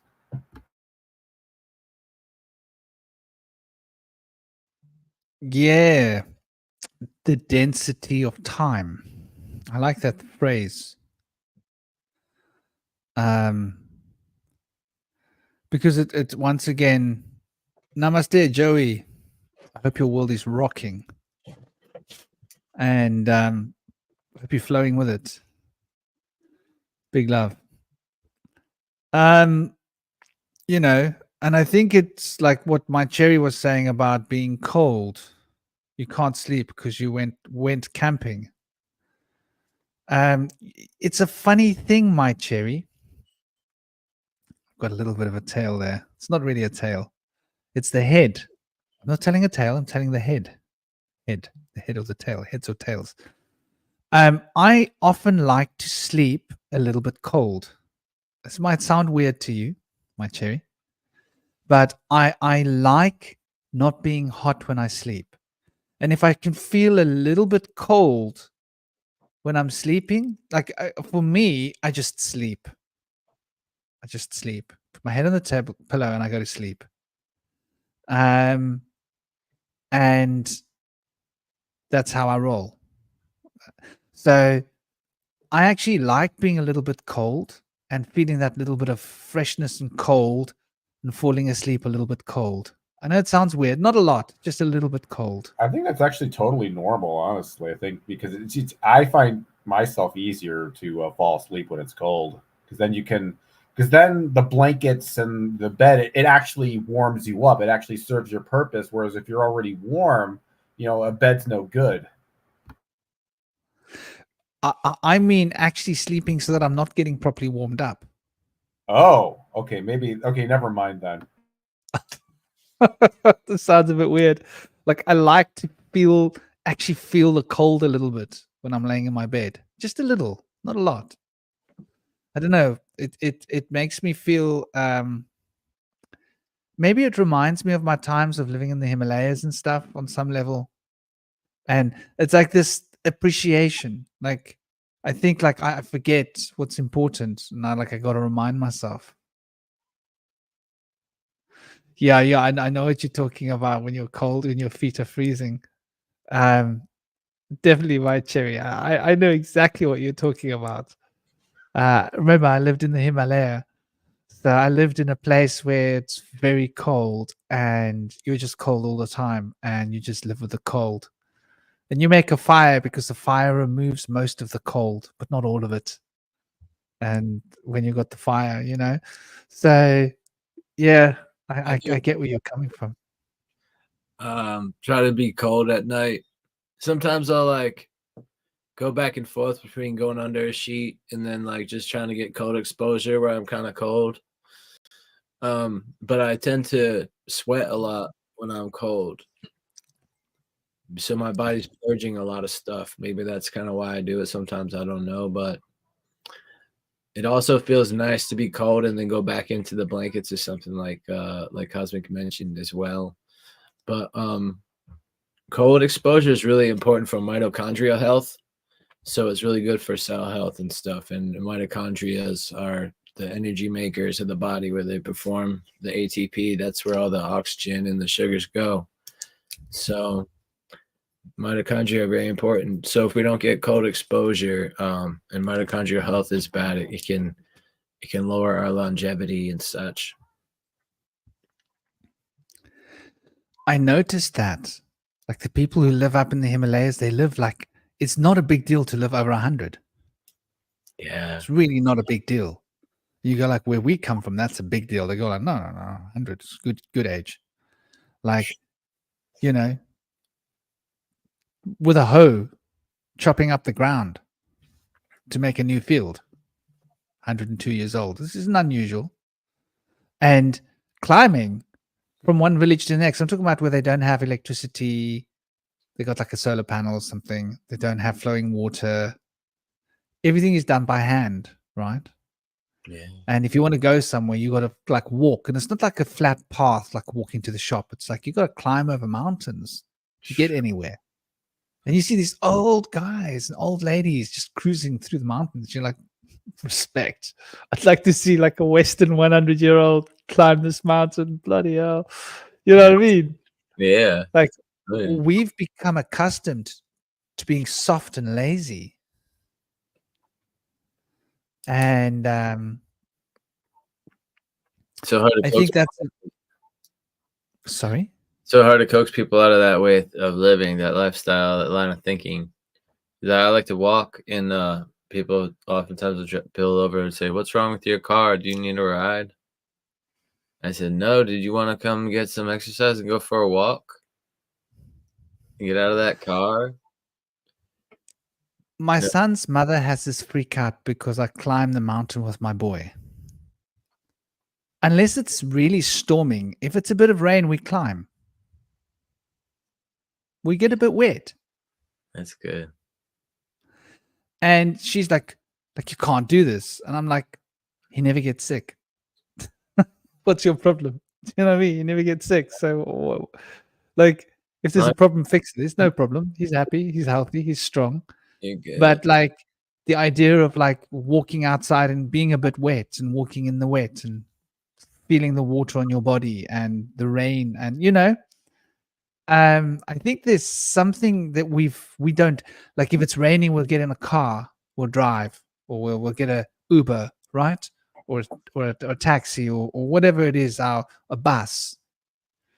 We won't just walk. And I think we've lost something because of that.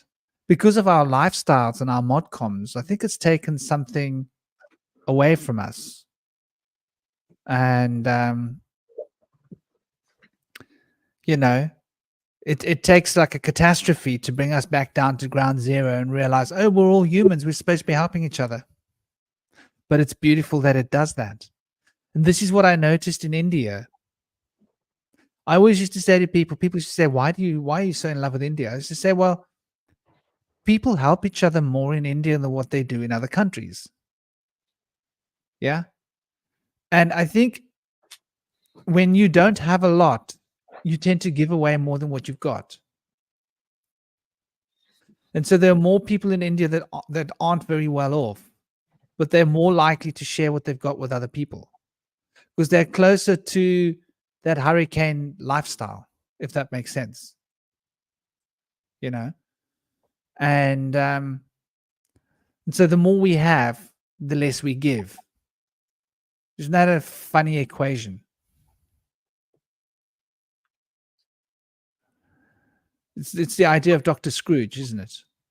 I mean, that's what the ghost of Christmas future, past and present is all about. Yeah.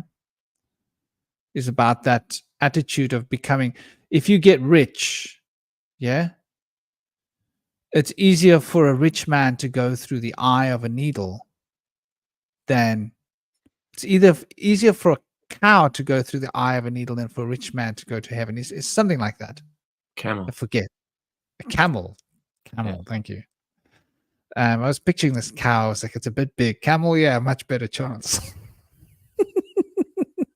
Yeah, They're a bit more slim than a cow. They got a better chance of fitting through that needle head, not much better chance, but it's a better chance. That chance matters. Oh, A camel or what? Yeah, and because the camels represents love, you see. Humping. Yeah, symbolically, the camel represents love, where the cow represents Lakshmi, abundance. So the cow represents something opposite to the camel. The camel is a creature that travels through the desert with nothing. It carries its water with it, carries its information, its love, its resources with it. It's very self-sufficient. It doesn't need anything. So it doesn't take much. If you consider little humps a to camel. get through its day. Sorry? Little hump to get through its day. All a camel needs. I've never seen camels humping. It's an interesting concept. I reckon that Either one. it'd be something to watch. But I think there's some camels that don't have a hump. Well, there's dromedaries. I don't know. There's all kind of different camels, but actually, a camelid is like any kind of animal that is like a herbivore. I think pretty much. Yeah, they're very interesting creatures. They're very intelligent as well. They might be like a very prehistoric type of herbivore. Definitely. And so yeah, happy Wednesdays. Wednesday being the planet of Mercury and communication. Interesting as a concept, you know, which is what brings people together in a sense. Venus might be the planet of love, but Mercury makes the introduction. Venus puts it into perspective. So Libra and Gemini have this connection, this sort of relationship, which you can see in the tarot cards when you look at the lovers, and you can see how the lovers is almost creating the scales of Libra in a sense, you know, and it's very interesting because I think that the card of justice, which is the card of Libra, and the lovers, they're interchangeable up to a certain point in terms of situationally. So in terms of these two cards, these represent the balance between objective and subjective, both of them. The one is the balance of objective and subjective of relation to the passions and the emotions. The other is a balance of objective and subjective in relation to the thoughts. Because we think of the intuition as being emotional, which it is, but the intuition also has a mental element to it. Those eureka ideas that just come out of nowhere, out of the subconscious. Yeah, exactly. You know, exactly. 6 is very much the hexagram and the hexagon. Very much a Venetian idea. And so we see this reflection in intuition being there's an emotional current of emotional intelligence which moves as the intuition.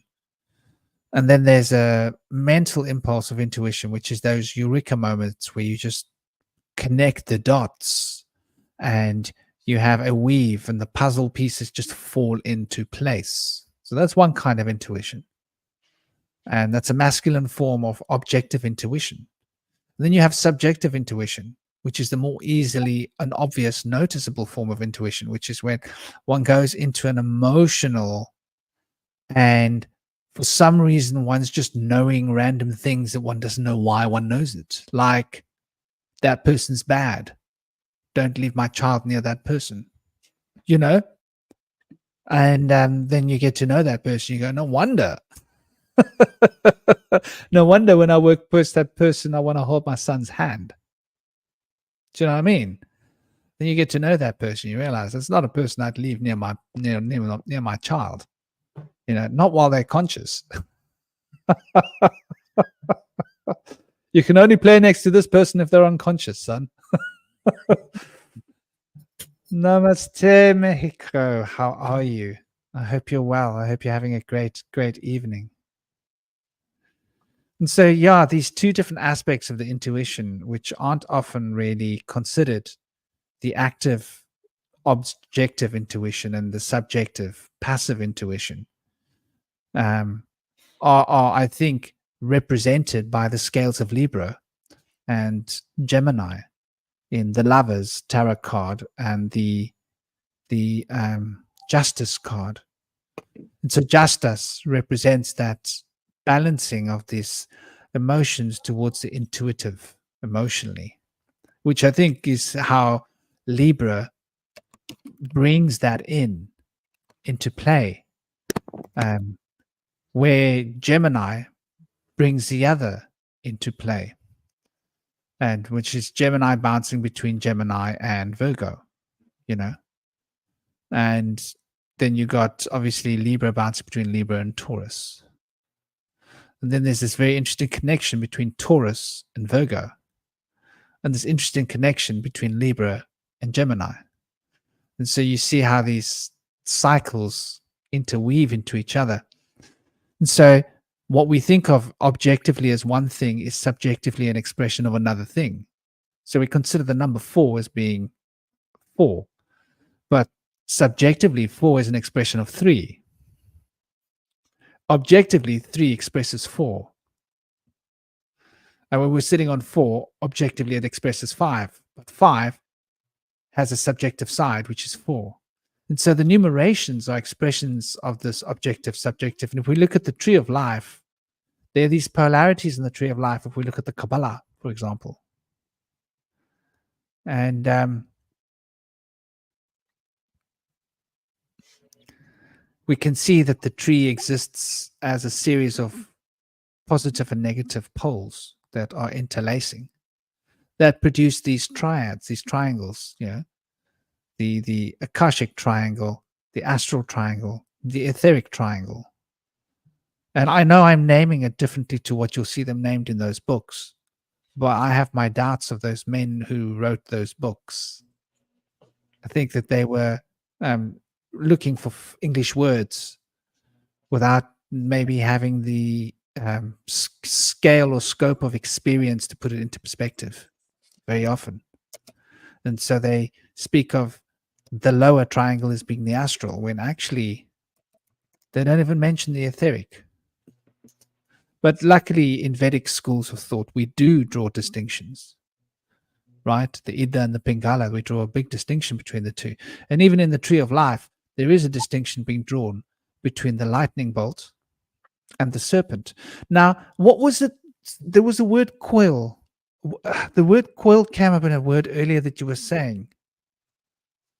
Do you remember? It was a different word. And I wanted to respond, but I didn't respond about the word coil. Quell? Sorry? Is it quell with a Q? No, it was something you were talking about earlier. I can't remember. I should have written it down. I've even got a notebook here with a blank page and a pen, which I haven't used. I was like, I'm going to take notes so that I don't forget what I want to say. But to think of the subjective as a coiled serpent, I think is a really powerful symbol. And to consider the objective as a sword or a lightning bolt, Zeus, to be conch Zeus. Zeus's lightning bolt, which is often depicted in the Kabbalah as a sword. So you've got the sword and the serpent, or the lightning bolt and the serpent and the tree of life, representing conscious force and unconscious force. And the unconscious process of bringing back unity or moving towards unity, as expressed in the serpent, or the conscious force of bringing forth the powers and principalities and manifesting, through the free will of choice. So these two work synergetically with each other to bring about a state of relative harmony, which is the movement between the Ida and the Pingala in the Vedic school. And so if we're looking at the occult side of India, we look at the Pingala. So the Pingala is objective. The Ida is subjective. And the Ida subjective is connected to the pituitary gland. And the Pingala objective is connected to the pineal gland. Now, I know there's all these so-called writers that say that the third eye is about the pineal gland. We need to recognize that these people didn't spend enough time in India training and really submersing themselves into actual study and practice to recognize that the Ajna chakra has got 2 petals on it. And that the one petal is the petal from whence Pingala arises. And the other petal is the petal from where Ida arises. And these arise through Visuddhi, the vibrational sphere. When these two flows, the juices, the white milk that comes over the top of the head, and the yellow juice that is secreted down from the pineal. Pituitary and the pineal are secreting 2 fluids run down the left and right side of the body. And these are which are creating these 33 point anchors on the body with, down the spine. And this is what we're looking at when we look at the diagram of the Ida and the Pingala, the energetic system of the chakras. And so we can see that the pituitary gland and the pineal gland are both part of the Ajna chakra, and the Ajna chakra is related to these two forms of intuition that we were talking about, the objective and the subjective forms of intuition, where the pineal gland is the objective form of intuition that we can easily and readily relate to because it's very objective and we can think it. The subjective is the emotional field. And so the pituitary governs your emotions, your feelings, and your moods through the hormonal system. And the pineal governs your thinking patterns and the cycles of thoughts, and the particular thoughts that will run through the wheel of thoughts through the central nervous system. And so the central nervous system and the hormonal system are in a state of harmony between the pineal and the pituitary, because that is the interface point where the endocannabinoid system is acting as a buffer between the neurological system and the hormonal system. And because the hormonal system has a faster frequency, it's more close to the attunement of the vibrational spectrum of the DNA subacoustic fields. And these subacoustic fields are cymatic fields that produce a form of entrainment. And these cymatic fields of entrainment entrain the hormonal fields of entrainment, which then entrain the nervous resonant fields of algorithms of the brain, frequencies of thought, resonant impulses of electrical activity throughout the neural systems and neurological systems. These are all in a state of balance within the Ajna chakra. So the Ajna chakra is essentially this point of interface between the pineal and the pituitary. And the pineal represents the external reality, the electrical world that we're experiencing. And the Ida represents the impressions of the magnetic potential, the emotional potential, which is more sublime and more unconscious. And so these two are in a state of harmony and balance in order for consciousness to operate at an optimal potential where we can sort of regulate our thinking process with our feeling process and be able to milk the process of thinking and feeling in order to produce the Amrit, churning the proverbial oceans of consciousness, so that we can churn the best potentials from both and bring about the Amrit, or that nectar of immortality, which is enlightenment. So when we look at this energetic system, it's all about these concepts of subjective and objective reality. What are your thoughts, Cosmic, as you relate to this with your system? I'm also skeptical of the whole pineal gland thing as the seat of consciousness you're talking about. And I'm also just kind of skeptical of this sort of the West, I think, is to have a brain-centric model of consciousness. One of the things I was kind of noticing when, obviously I partake in cannabis use, and this is part of one of the things I do to help channel my Fae friends. But one of the things I notice about when you ingest that substance, you smoke it or ingest it or whatever, is that there's a vasodilation aspect. That means more blood is flowing through your body, and because of that, you have more of a bodily awareness. And what's interesting, it was kind of like thinking that maybe awareness is more in the blood, with where the blood is flowing into your body. Because if you think about it, you have blood flowing to a certain organ or a certain body part, you feel it more. You feel there's more of a sense of sensation that goes into it. And I think that with the third eye, I've noticed that you have more than just a third eye. You basically have an entire astral body. And when you kind of see your whole body as being one big third eye, you can essentially kind of mirror the body. Because I am kind of like Herbert West from Reanimator in that I'm kind of playing with the idea that consciousness is not something that exists in the brain. It's uniform throughout the entire body. And we've been taught this idea that consciousness only exists in the brain, and then every other part of your body is just sort of unconscious, automatic, and mechanical. And I think that's just in general why I'm kind of like skeptical of the whole kind of like the pineal gland concept, because I think it's ironically, I think a lot of the new ager types like to think that the pineal gland is some kind of like mystical thing, but I think in reality it actually just kind of like reinforces this materialist bias that I'm essentially talking about here, and that it basically reinforces the idea that the brain is like the sole producer of consciousness, whereas I think that it makes more sense, I think, to view consciousness as existing throughout the whole body. Because I mean, think about it. When you touch like a tree with your hand, do you experience that in your hand, or where the materialists would say, do you experience it in your head?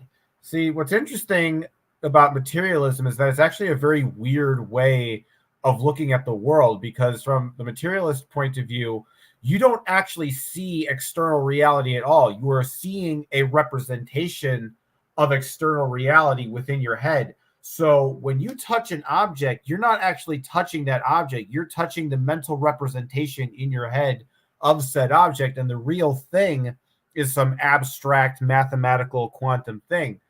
But what's funny about the spiritual perspective in a way is it's actually more realist, because if we really view that everything is consciousness, and that everything is sort of like mind or awareness, when you look at a tree, in your external vision, that tree is actually out there. You are actually, your consciousness is extending outward into the external world, rather than being some kind of internal simulation, in our head. I don't really believe in simulation theory, but now that I think about it, I think when you think about the whole idea that we basically kind of taught ourselves in Western, society, that our consciousness is a simulation in our brain, maybe that actually is a more useful allegory or metaphor than I thought, just in terms of the fact that we view reality. Maybe the simulation is the belief that our consciousness is some kind of a simulation, and not actually a direct perception of a mysterious external world outside of us, filled with all kinds of interesting stuff.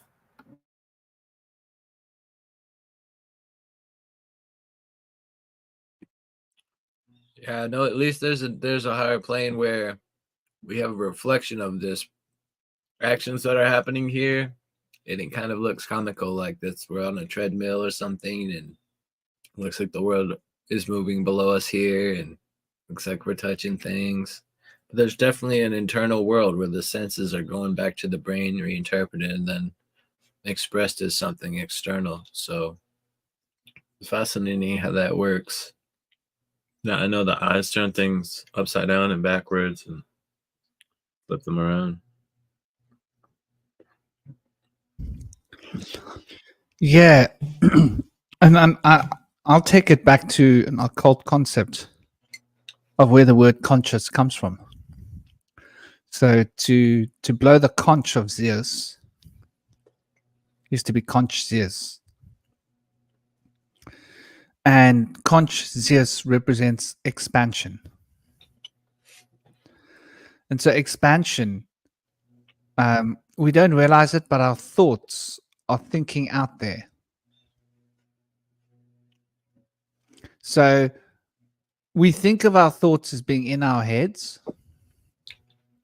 I don't believe that. I believe the matrix is made out of thought. This is why magic works. This is why we have Siddhi. Because we can objectify through our thinking mechanisms. And when we're looking out into the world, we think we're looking at objects, but we're actually perceiving our thoughts. But our thoughts are a response to a part of ourselves, which is an emotional quality, which is subjective. So the very nature of what we're seeing in the physical plane, I see it personally as being a reflection of what's within me. That emotional current driving my thoughts, the ida, the pituitary, dictates the mood and the emotional setting. And based upon the mood and the emotional setting, my thoughts will follow suit. And my thoughts will be relevant and relative to the emotional setting and my mood. If your mood is pessimistic, depressed, down, you will have pessimistic, depressive, materialistic thoughts. If your mood is uplifting and and joyful, then you will have expansive spiritual thoughts. And the expansion of the thought matrix will cause you to see the ether with your eyes. Not in your mind, not in your head, with your physical eyes, you will see the ether. You can learn to do this. It's simple. You can train. There's lots of yogic exercises. If you really want to learn to do it, sit and stare. Somebody mentioned when they are in an entheogenic bubble. I use that word. And how the universe changes. Have you ever seen the walls breathe? Yeah, the walls are breathing. You just actually have to really watch the walls to see them breathe. Everything's breathing. Everything's vibrating. There are little dots everywhere. The whole universe is made out of all these little dots. They're called prana, called ether. It's called a quantum entanglement field. You can literally see it with your eyes. It's all these little wormholes, tiny, tiny dots coming into being, going out of being, coming, and they're overlaid over each other. And there's like depths of these dots over dots within dots, dots and dots, dots everywhere. And the more you start to look into reality and you start to expand consciously, Zeus, you start to notice, hold on, I wasn't really living in reality. Why wasn't I aware of all these little dots? That everything's made out of all these little dots. And if you really go into those dots, you start noticing these field of dots actually make up color. You go, that's interesting. Why is there a different quality of field of dots around this tree? And if I really focus on those dots, there's color connecting the dots, quality. And the color around this thing is different to the color around that. In fact, when I'm standing talking to John, Paul, Peter, and Margaret, or Jessica, I notice that depending on what they're saying, the dots around their heads change and the colors will change. And when they have a sudden thought, you'll see a sudden movement around their heads and a sudden flash of color. And so you'll be able to know to a certain extent what they're going to say before they say it based upon the color. See your true colors shining through. You know what I'm saying? So the more you in tune yourself with reality, the more you start to notice that the reality you thought you were living in was a figment of your own imagination due to the limited perspective of the contract of time. And it's when we decontract ourselves from this fast-flowing river of time that we start to have the time to really observe nature, to really observe this phenomenon of reality, which is an expression of consciousness, the expansiveness of the mental body. And that mental body's expansion is what's producing the so-called reality we think we're in. Does that make sense, Cosmic? Is that sort of what you're... Yeah, I think that makes sense. I have a theory as to what the wall breathing is, or what those distortions are. You're talking about like the colors. Are they like kind of like a sparkly shimmer around an object? Like they kind of like almost like a kind of like a colored noise. Yeah, I mean, I there's bet- there's different Okay, I've depths of seen it. that. I've seen that a bit too. I think what I've sort of speculated in regards to sort of like objects morphing and shifting in those entheogenic states is you were talking, much earlier in the podcast about fourth dimensional spaces and three dimensional spaces. I think you're actually seeing the three dimensional realities actually overlapping each other when that happens. You're actually seeing the fourth dimensional matrix sort of open up in a literal, more visual sense. You're seeing a bunch of universes superimposed on top of each other. And I think that's why in that state of mind, time moves so slowly, is because you're perceiving so many more universes that you weren't perceiving before. And you're basically just like, your brain is just trying to like catch up with all the information, and it can't quite keep. It's like it's getting in so much information that it can't keep up with the time flow of reality. So I think it's kind of like a sort of like a higher dimensional kind of like compression. I think that it's a lot of ways it's kind of like the resonator from H.P. Lovecraft's From Beyond, this device that would stimulate. I guess he wrote the pineal gland. It's kind of ironically brought to that, but the idea that when you start to see things that you wouldn't normally be able to see before. But I think the interesting twist with that story is that you start to see things that you have never seen before, but that other things start to see you, and you open yourself up to this whole other universe. So I think when it comes to the color thing, about how you look at something, you start to see different color formations, perhaps even like shapes or even perhaps objects. I think, because I noticed when I have my eyes closed and I have a certain kind of like a visual noise, it's almost like my mind can like build things out of that noise. And I think that when it comes to certain manifestations of things in the universe, there has to be a kind of a portal of randomness where you can have a bunch of fluid kind of states. And I think this is really where we get into the heart of the whole subjective thing, because it's almost like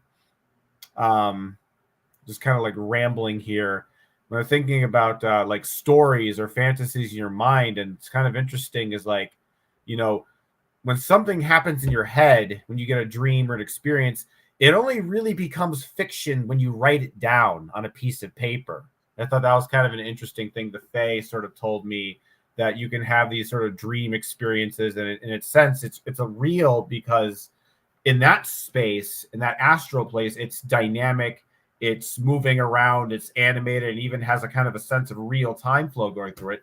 But once you write it down on paper, then it's not really quite as real anymore, because you basically it doesn't really move anymore. It's stuck, it's fixed into another place. And I think our lives are like that. So sometimes I had this thought the other day that it's almost like your soul is like an idea or an archetype, and then physical reality is like an artist who's attempting to remake that by sculpting that figure out of clay. And that's kind of like what this world is. It's like a sort of somebody making a clay statue. And I think in the same way, you take a subjective idea in your mind and then you use a physical medium of clay or silt, that objective, the object, the stuff, and you make that into the new object. And that's kind of what we do with reality, where we take something from the subjective, and then matter is the clay we use to turn that subject into a form and bring the two realities to sort of interact with each other. Yeah, I like the way you express that we use, because I do think that we do indeed use it, and it's very much the way it happens. I like that, because it's objective. We're objectifying what's subjective in order to create objects. And actually, there are no objects. I mean, we everything's just pure energy resonating and vibrating. And so if everything's just vibrating, resonating energy, then everything else is in our minds. And so we have to sculpt a dream in order to experience reality, because reality is too vast to comprehend.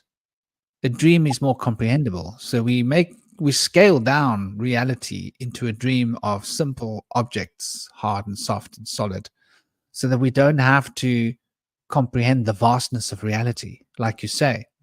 Like it's not just these simple 3 dimensions we find ourselves in. There's this hyperdimensionality, and the moment we stop contracting in time, we start recognizing the hyperdimensionality, and we start realizing, like you say, we're being watched as much as we're watching. And that's where the subjective element comes back into it. We are also objectively creating our proverbial universe from the subjective content that we carry. However, in the act of creating this objective reality, we are creating it within a subjective state, which then becomes conscious of us. And when we look into that subjective state, we notice there's a chain of life. There's nature is a chain of life.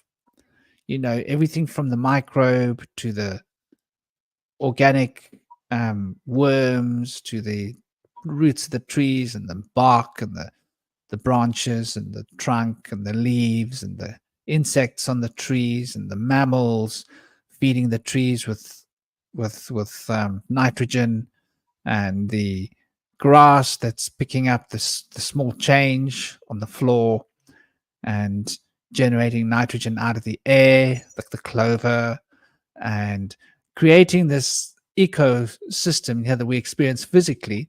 The same ecosystem is being generated in the 4th dimension, 5th dimension, 6th dimension.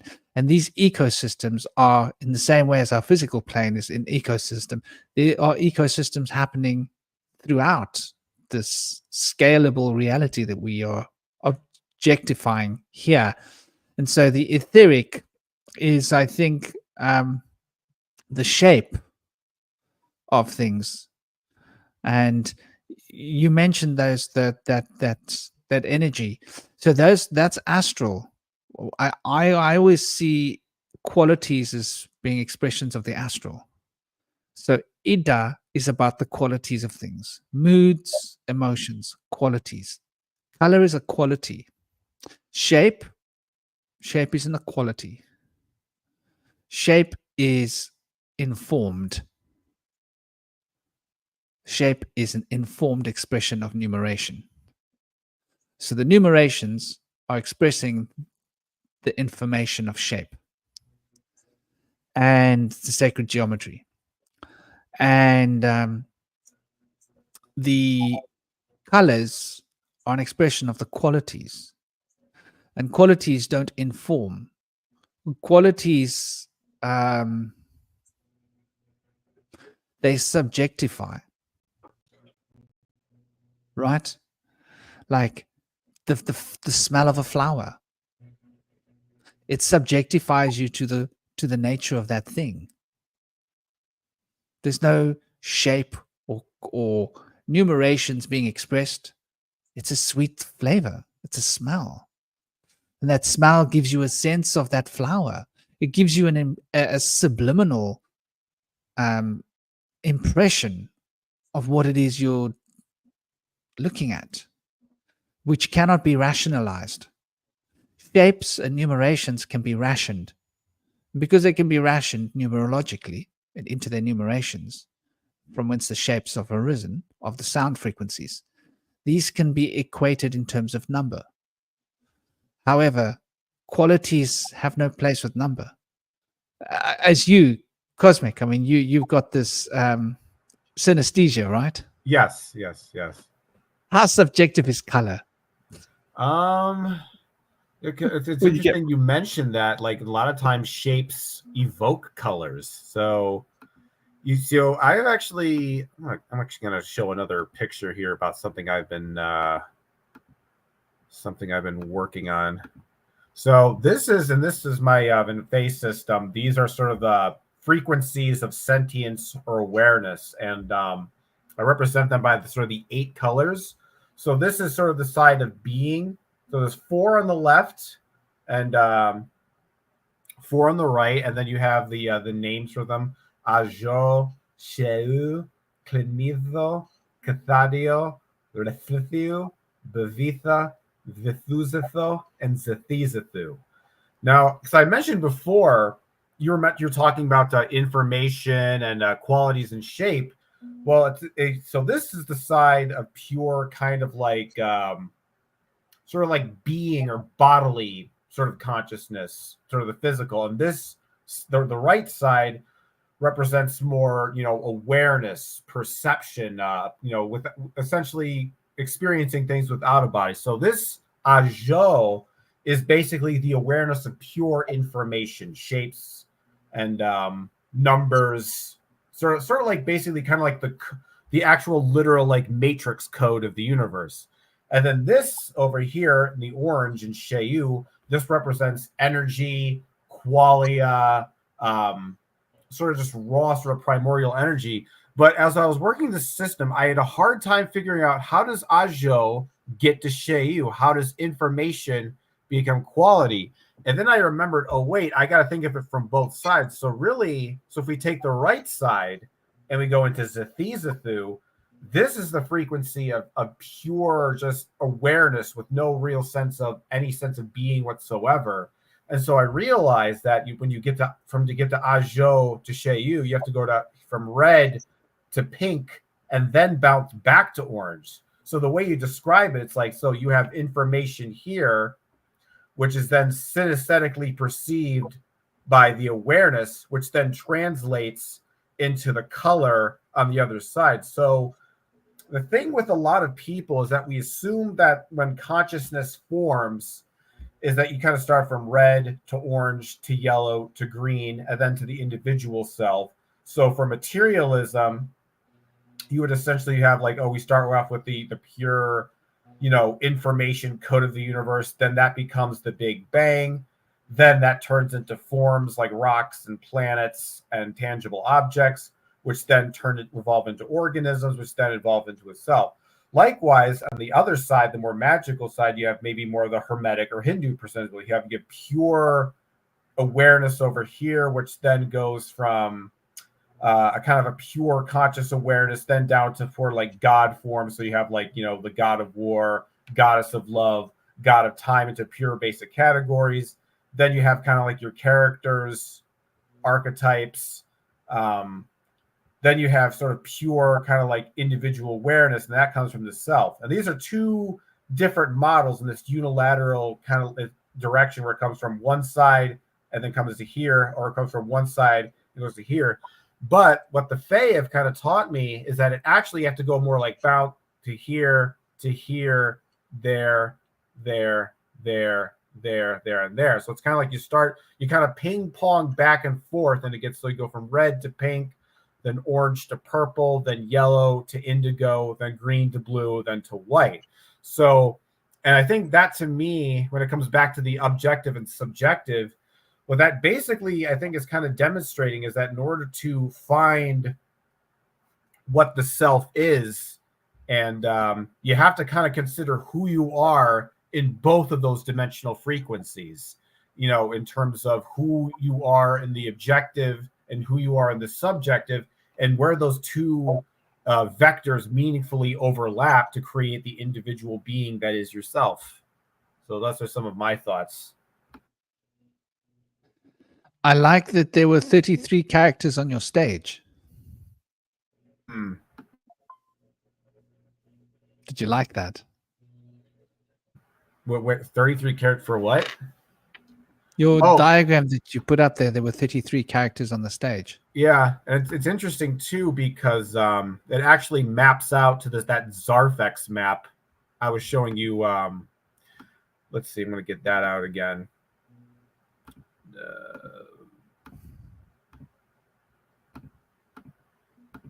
Yeah, so those 33. So that maps out. So, like, if we look at this map again, you can see that this is Ajo, Sheu, Clinizo, Cathadio, Rislithiu, Bavitha, Vithustho, and Zethizathu. And it actually maps out to this same map right here in terms of how it spreads. So you start out with Ajo and the Zarfex nucleus, where it's just like pure information condensed into kind of an infinity point. Then it becomes into Sheu. Notice the U symbol here, where it's just kind of like this pure, it becomes this primordial energy, and then that becomes distinctive forms, and that turns into the self. And likewise, you have the outer side, which is the pure gates of awareness, and coming into more specific dreams until it reaches reality. So this is basically, for those who don't know, this left half represents physical reality, and the right half represents the astral or subjective reality. And you kind of, once you understand how those two things sort of flow together and how they overlap, you can kind of understand how the energy flows within that map, how it's this kind of this back and forth relationship where it kind of ping pongs, and that one kind of needs the other, because they basically just describe it as you can't go in one direction. One has to constantly, so the being has to refer to the awareness, and the awareness has to refer to the being to sort of make it to the next more dense level of awareness and being, essentially. Could you bring up the diagram you had up before?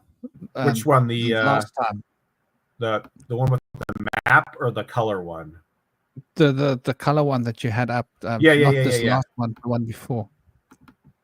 It's very interesting, because I think you could map that into the 33 points on the spine, the pairs. I get a strong sense you'll be able to do that. Yeah. It's interesting too, because it's kind of like there's a relationship with the symbols, and they kind of represent sort of what the frequency is about, because the symbol of Ah, this is the symbol of pure information. That's kind of like you can't. So there's a condition, what is it called? Aphantasia, where people don't actually have the ability to visualize. They just kind of have this, it's just the most abstract sort of thinking. So that would be what this Zerfax would be. Then you have O right here. This is sort of the void sort of Zerfax. Then you have what's known as Jij, which is a level 2 key Zerfax. So this is basically, what this Zerfax represents is sort of going beyond the threshold of a Zarfax. So it's like information is kind of going beyond a threshold to present itself within a void. So you see that each one of these symbols sort of explains, when you look at them in sequence, the meaning of the frequency behind it. Likewise with Sheu, you have the Sh symbol, which is essentially kind of a bridge between two different Zerfaxes of points. Then you have A, which represents sort of a space, and then you have U, which is a universe. So now you have awareness that's taken on an actual form. And then you have and so there's kind of like all this stuff here. And you notice that with the I symbol, which is the I Zerfax, which represents the self, you notice that there's the 4 colors within the black, and then there's the 4 colors within the white, and that the self is basically the combination of this half and this half kind of put together. And there's no real sense of like, it's not like this is the dominant one and this is like a split.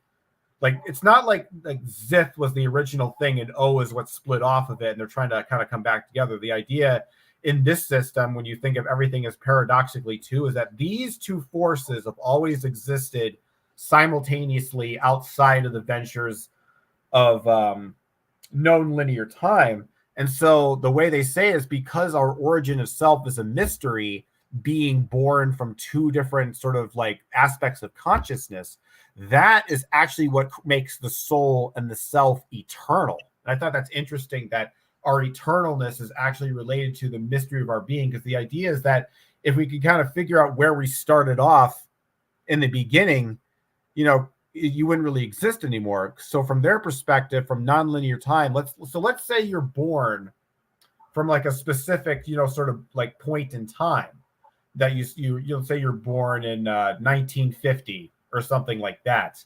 If you were truly eternal, it's not just that you would exist, after the time you've died in that incarnation, but that you also exist eternally in the direction before. Because if you didn't exist before you were born, according to them, then you're not truly eternal. So the idea is that if the origin of the self is truly a divine mystery, it's that mystery that keeps who we are eternal. I just thought that's an interesting kind of way of thinking about it.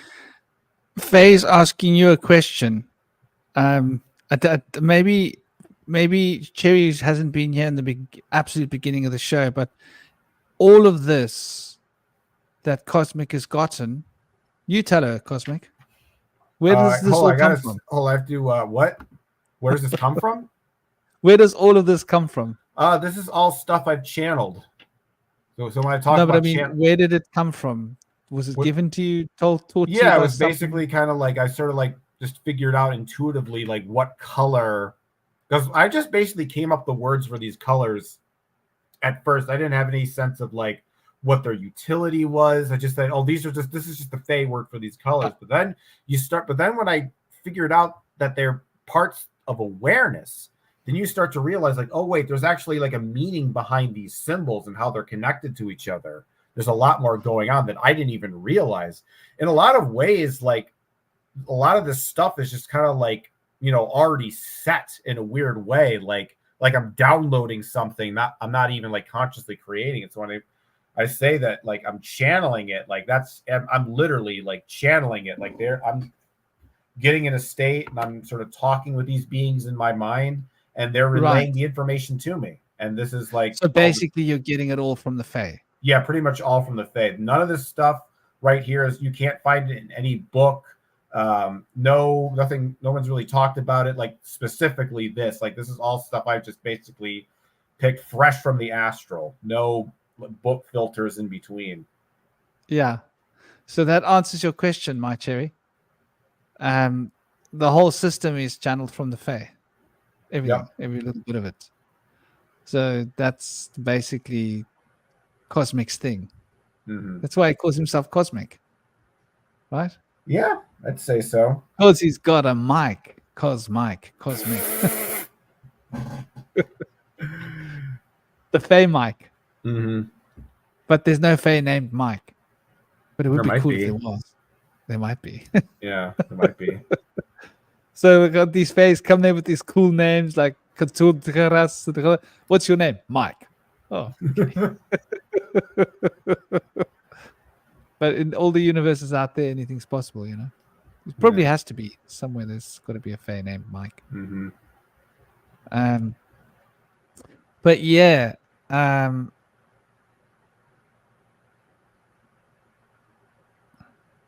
yeah, my cherry, Cosmic. If you go and watch all the round tables, Cosmic's given out lots of little bits of Fae information on every round table. So he's got like different charts and different drawings and different pictures and different ways in which they interact. So it's a lot of notes, lots and lots of notes.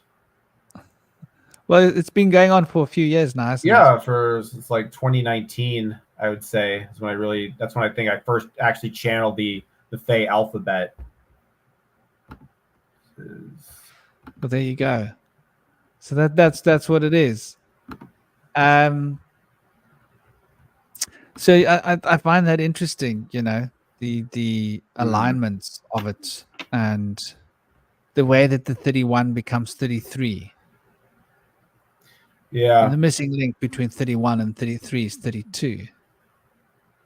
I find that fascinating. I love numbers. Like I can enjoy the shapes of numbers to the infinitum almost. Yeah, yeah. I was just going to say that, the third aspect of these systems, so these this is an alphabet, but these also basically represent what's called a Zerfax, which is essentially kind of a sort of like a mini pocket universe of experience. So if you're thinking about like what room you're sitting in right now and where the edges of your periphery sort of lie, that would be one Zerfax. And then everything outside of your peripheral vision would be another Zerfax.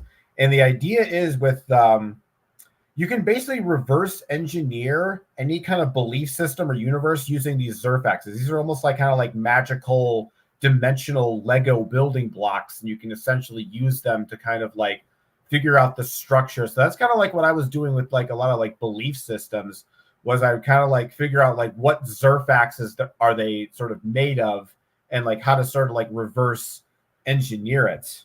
So like see if I have another diagram here about let's see.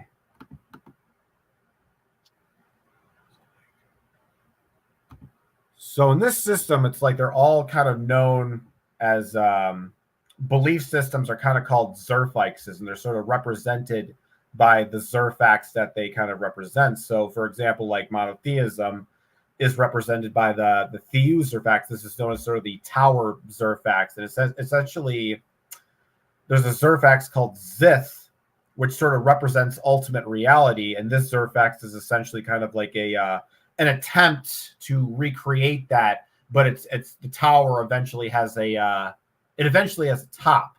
Likewise with atheism, for example, it's represented by the Ozerfax, which is essentially a void, and that's to basically demonstrate that the astral plane is nothing but a void. And so like you start to think about like, oh well, now that I know what Zerfax it's made of, I can kind of like figure it out. So instead of like disproving the belief system or seeing why they're illusion, you just kind of see how is it built, what Zerfax is, and you know, people have different temperaments, and I figured out like a ton of different like connections, and it kind of reveals like a deeper psychological reality to sort of how the universe works. And I think another thing I've been thinking too, it's like the universe, the Zarfax that we exist in, it's like an organism, but it's not like a uniform organism like a marmot or an elephant or something like that. It's more like a jellyfish where it's a bunch of different individual organisms kind of acting as one. Because that's the interesting thing about jellyfish, is it's not one thing. It's apparently multiple, it's like a colony of organisms all existing at once, but they all kind of function to form one sort of thing. So I guess I kind of think about it like that. And that's kind of one of the things that interesting things about their understanding of magic is it's kind of anti-hermetic in that instead of seeing everything as one, when you realize that there are multiple universes, you realize that you can switch to different ones. And by understanding everything as like these Zerfax bubbles, you can then kind of just reverse engineer reality. And by figuring out how it's structured, you can start to change it. That's why I've been so like, you know, big on like being objective and skeptical, because it's like on one level, it's like I want to make sure I'm really doing this correctly and making sure I'm doing it in a truthful manner. And yeah, I mean, I could probably do a whole freaking podcast on this. I already have. Hello, chat. How are you doing today?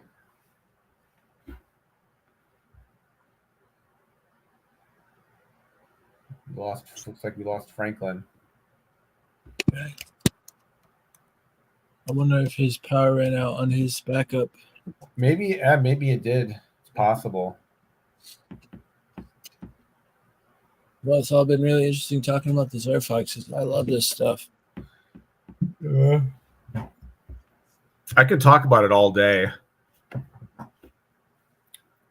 But it just kind of like it's in a lot of ways what I think I love about it is it's like it takes a lot of these mystical concepts that are so, you know, out there and abstract, and in a lot of ways it actually makes it more tangible when you think of things as range, and you can kind of take an idea and sort of split it into 4 parts, and then you can kind of understand the spectrum between certain metaphysical ideas and concepts and so forth. It's kind of made things, it just, I don't know, it's a good way to explain things. It's kind of like weirdly, almost kind of like the middle ground between science and occultism, because it's like it's too mystical to be science, but too scientific to be mystical. Yeah. It's fascinating because it doesn't seem like any of them are all encompassing. They'll have their own little compartments in like different zones. Mm-hmm. Some seem to be able to cross over a little bit into other ones too, but do you think there's any that like are like have like the ability to access like all the others. Yeah, I think the idea with this system is that as long as there's a lot of things you have to do to kind of do that, and like one of the things that you have to do is sort of like get beyond like the Zerfikes. So the idea is that if you can start to recognize like what I'm talking about, that there are kind of like multiple universes, because I think one of the reasons why it's so difficult to do magic is because we kind of are tricking ourselves to believe we only live in one fixed sort of reality. But you can learn to, but when you realize that there are these multiple realities, you can start to shift. And what I also think is kind of interesting about this system is that you can't, because so the idea is that there's the concept called the Zerfikes, which is I'm gonna do another screen share here. Hold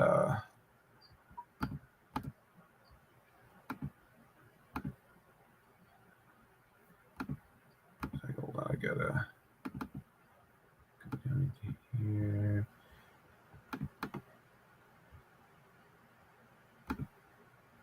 So you have like so basically a Zerfikes is basically kind of like a sort of an attempted representation of the entire Zarfex. So it's essentially a belief that encompasses all reality. So Christianity is one of them that's represented by the Theou Zerfikes, and the Ozerfikes basically represented by atheism. But what you notice is that if you try to, so let's say you're stuck in the Christian Zerfikes, right? And you want to get out and you want to expand knowledge, and you think, oh, well, I'm going to use science and reason to, try to escape and show why it's all nonsense. But then you do that, it's like, oh, I'm done here. But now I'm stuck in the atheist Zerfikes. And then it's like, oh, maybe I'll use some mysticism. But then you're stuck with the paranoia. So then you try to go back to the skepticism. You kind of keep going back and forth. So the idea is that when you realize that these spaces are all their kind of own self-contained universes that are real, you're not trying to antagonistically try to disprove them. You're just sort of letting them be. And in a sense, that's how you actually transcend them, which I find kind of interesting. So the idea is that once you kind of remove these sort of, these filters and these layers and the Zerfikes, then it becomes possible to travel to the outer Zarfexes, to go beyond this Zarfex and travel into alien realms. But the problem and the reason why we can't necessarily do that is that our belief systems kind of act as sort of like barriers at the edge of our imagination. So like example for like the atheism thing, you say that like, that once the afterlife, there's a void, and it's like, well, there's nothing beyond that. Like that's the end, that's it. Or if you're a religion, like, this God is ultimate reality. Nothing exists beyond this God. When you have a belief where he says nothing exists beyond this, you actually create a limitation or a wall within your own imagination. So when I get to a situation like that, and I say, well, what's beyond this God? What's beyond this void? What's beyond the Buddhist emptiness? And all of a sudden what happens is your imagination starts to open up to all these new realms and all these new modes of experience you never thought existed before, because the thing is with some of these belief systems is that they offer us a sort of comfort and they offer us a sense of certainty, but they kind of occlude some of the secret worlds that exist outside of our known void.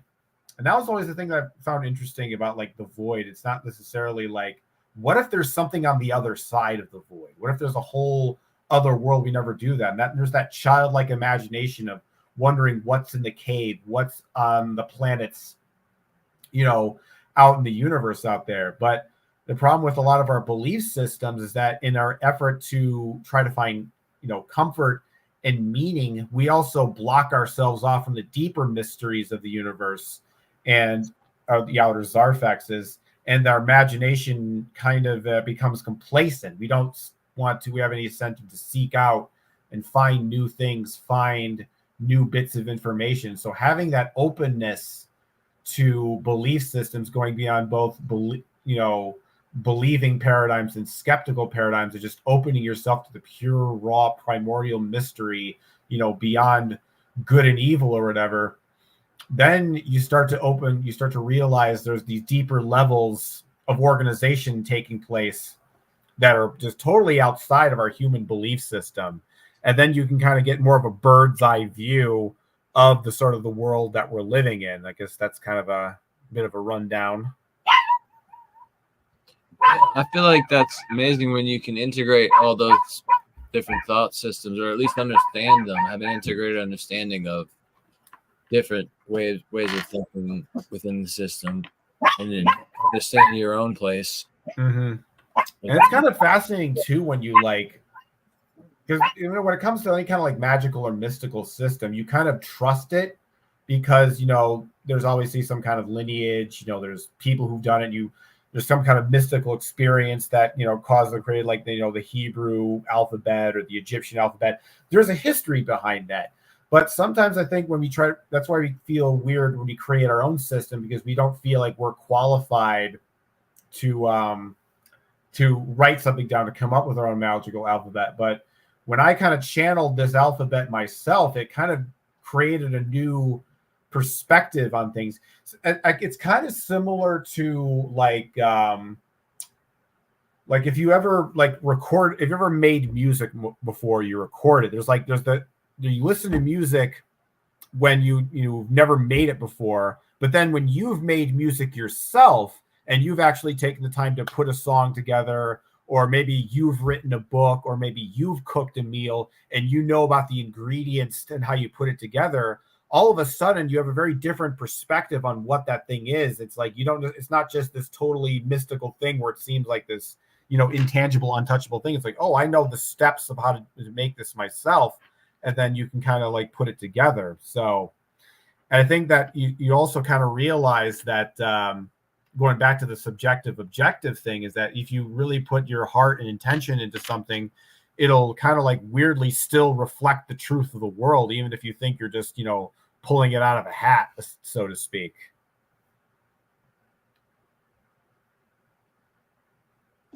Something divine about that, being able to share your own unique creation with the world, and synthesizing it into a way that you can display it to everybody in a comprehensive way. Mm-hmm. It's powerful. I've been doing something like that myself, and I go in like different waves of like getting really into it and then kind of just dropping out for a while.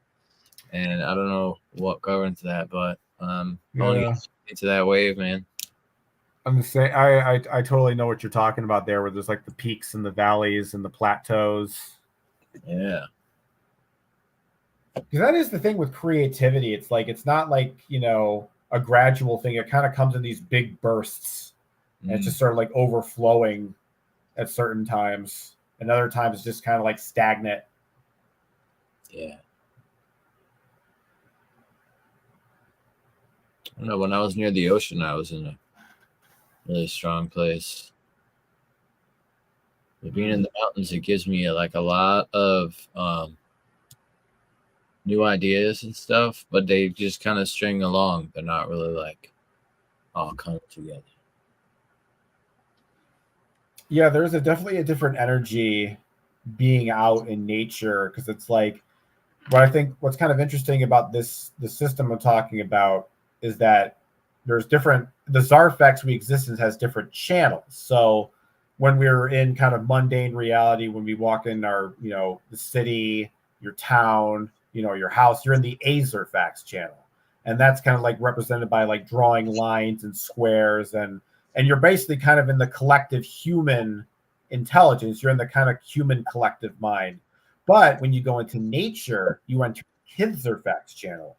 And when you're in that state of consciousness, you're no longer in the human collective mind. Now you're in the natural primordial collective mind, the mind not of archetypes and religion, but just pure raw animal forces, evolution, and mushrooms and crystals and things like that. And you're into that kind of mode of awareness. And when you're there, you really start to see kind of a different kind of a bigger sort of reality. Because I think in a lot of ways with our belief systems, that religion can actually, in some ways, we think it makes everything seem bigger and more vast, but when you kind of like shoehorn it to a specific idea, it actually makes the universe a lot smaller. But when you open yourself up to that natural primordial mystery, then it's a lot more vast. It's a lot more complex. And there's there's more things to explore. And I think that's kind of like why the objective, is an important part when it comes to magic and the mystical, because it's like there's something that we don't necessarily know of that we can speculate and create new subjective realities from. Yeah, that's a good power. Hey, look who's back. Hey. Welcome back, Franklin. All right, we gotta get your audio. Can't hear you yet. But yeah, that's powerful, man. Yeah. Thanks. Mm-hmm. All right, I think You guys have a story about the absence. I decided to go off, have a sandwich, cup of tea. No, I didn't. Left you guys in the hot seat, just ran off like la la la la la. No, I had my machine was beeping and shouting all sorts of harassment at me, and I had to press buttons and figure out what the number 1, 2, and 3 meant and play with it until it said 240 volts. And I was like, not quite sure why it was turning on and off and on and off and on and off. Very weird. We got there in the end. So I obviously missed some really cool conversation, which I will catch on the rerun. For sure. But yeah. Just let me check that I got my computer plugged in. Make sure that it's charging. Charging, yes, very good. Very good. It's charging. I like that look of a charging computer.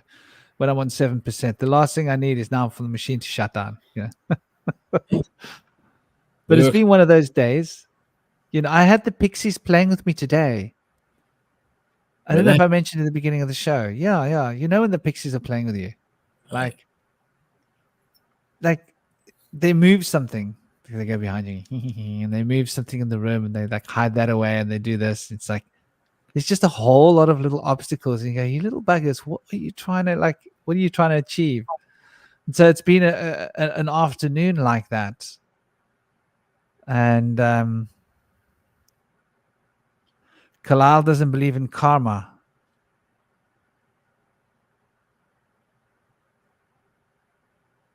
Let's see what's being said here. So you guys were talking about karma, yeah?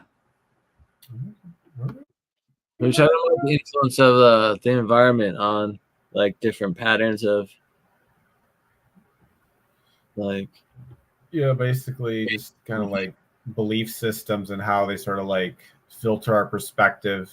And one thing I've kind of noticed about, because I mentioned the objective and the subjective. So I'm going to talk about Zarfexes for a second here. So the idea is I mentioned that map earlier, how there's the Zarfex interior and the indeterminate zone, which is respectively the objective world and the sort of subjective, astral world, for example. So there's different types of Zarfexes, and the one that we live in is called a solid Zarfex, and the one that the Theia channel within, they live in a fluid Zarfex. So with our Zarfex, the two sides are very different. So you have this very heavy objective world and this very light sort of subjective world.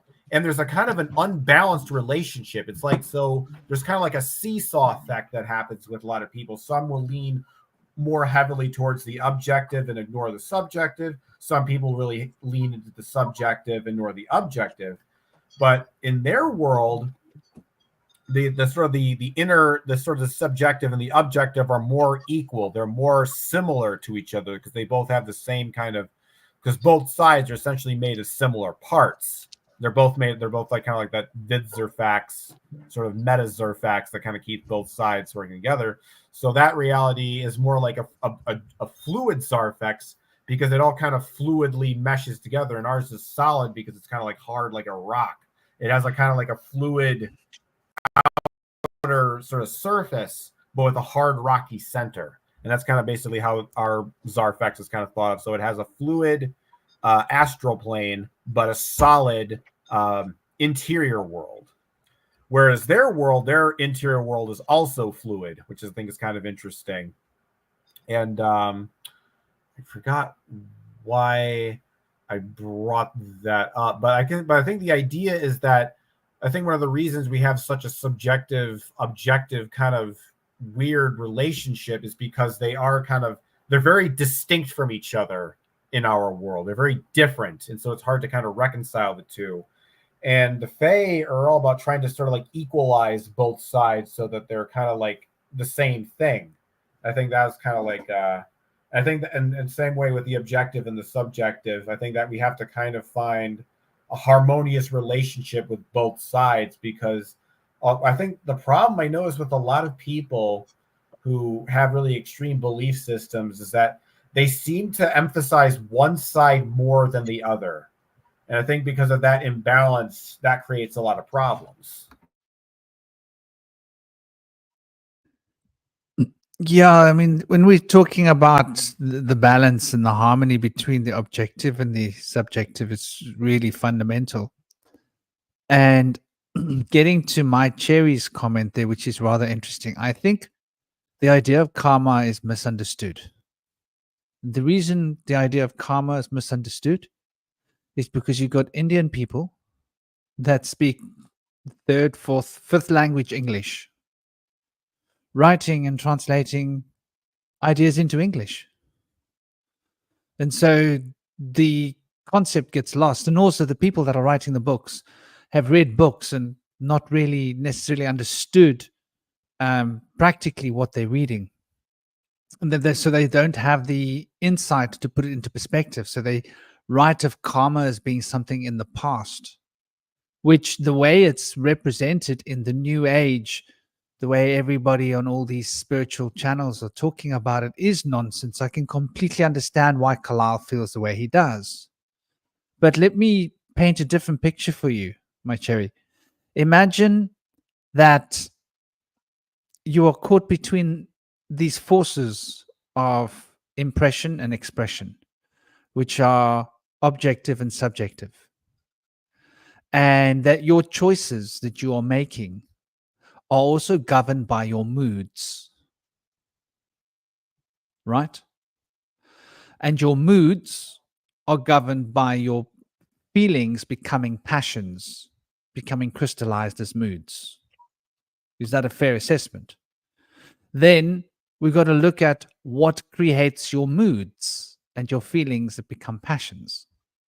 Well, the patterns of thought that you entertain drive and sustain the emotional qualities that become the passions and the desires that form your moods. And so there's this wheel of fortune as we can see it.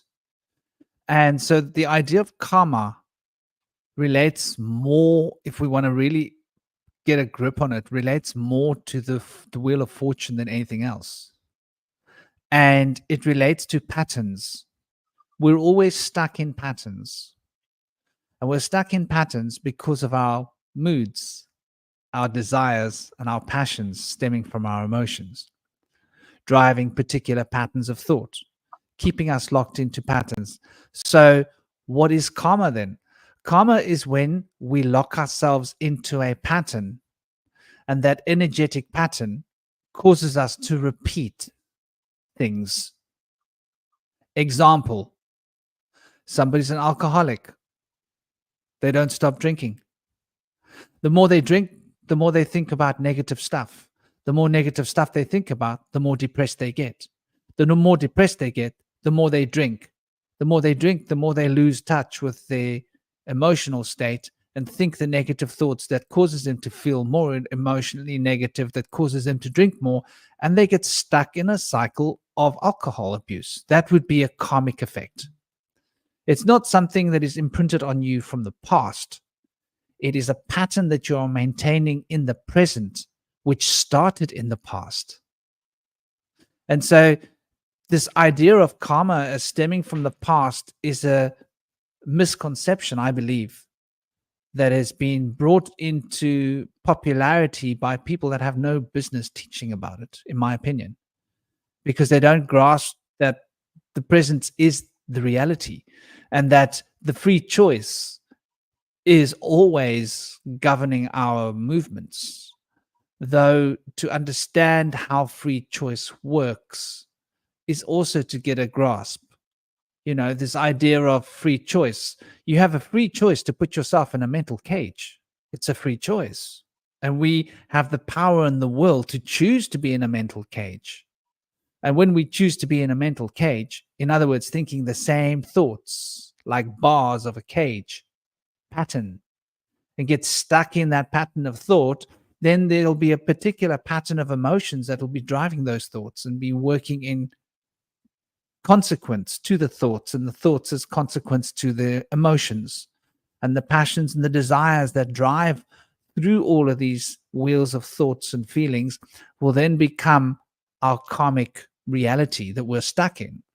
However, at any point, we can stop that wheel turning. This is what the Buddha teaches.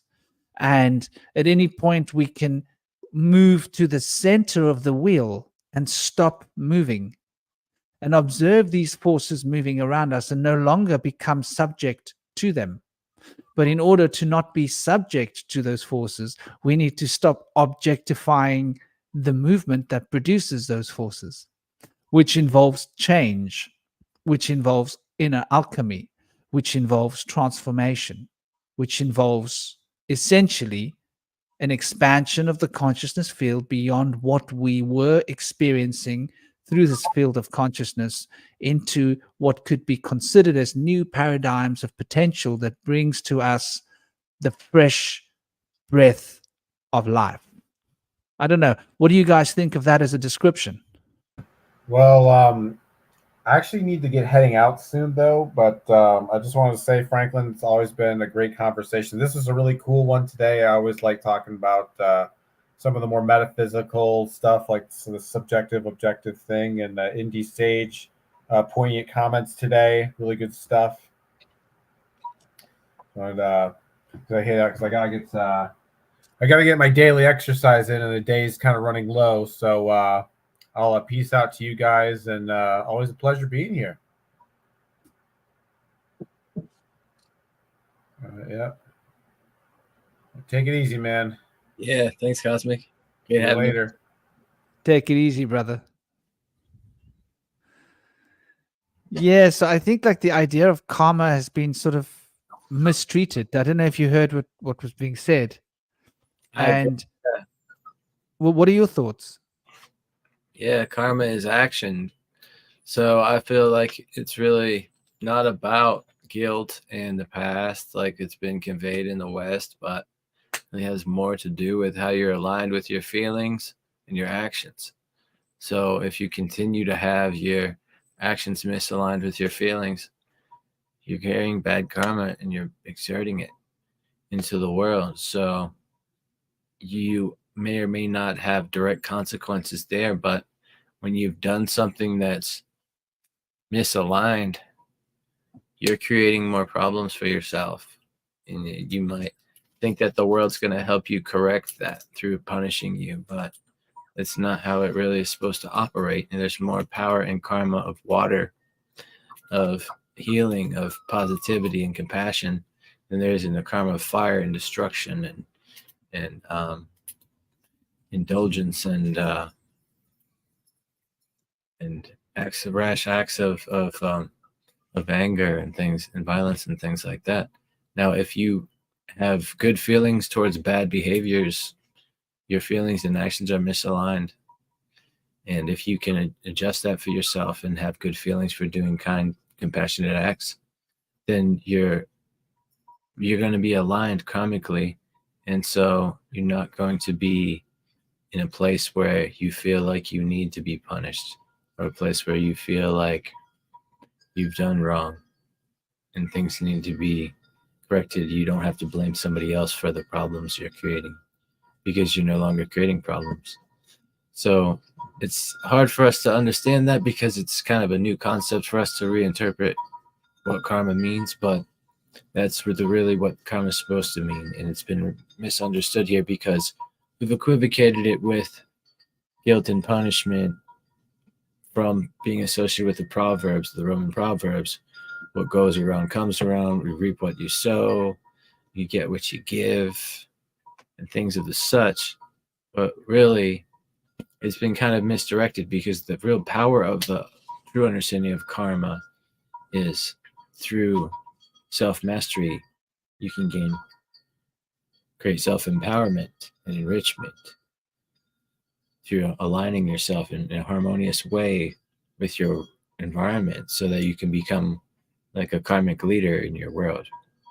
Show people how good it feels to be compassionate with others and do things that are integrated with your community, instead of being that misfit that's everybody's shaking their fist at, causing trouble, even though you might be having fun doing it.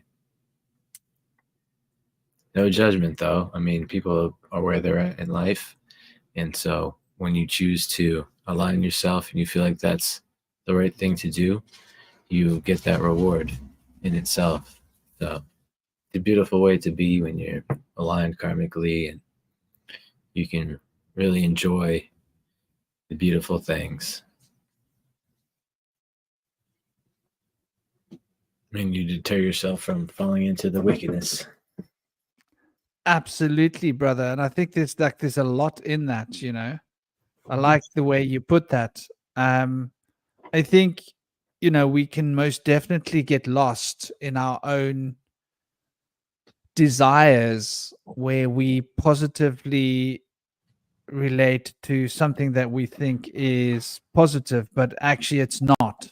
And, you know, like the idea that we're enjoying having a drink and getting tipsy and drunk with alcohol, for example. I think that's quite a big one, you know. My cherry, you were asking about what is going on with the system. There it is. There it is. My cherry was asking about Cosmic. Cosmic doesn't really have a channel. I've been trying to get him to get his YouTube channel going. But he's usually active in the group on the page, but it's not showing now. There, it's showing on the bottom. Let's change that. Let's make that stop scrolling across the screen. How's that for better? There. No. Show there. That one. So that link on the screen there, if you just go into Bush Whisperer and you just put like at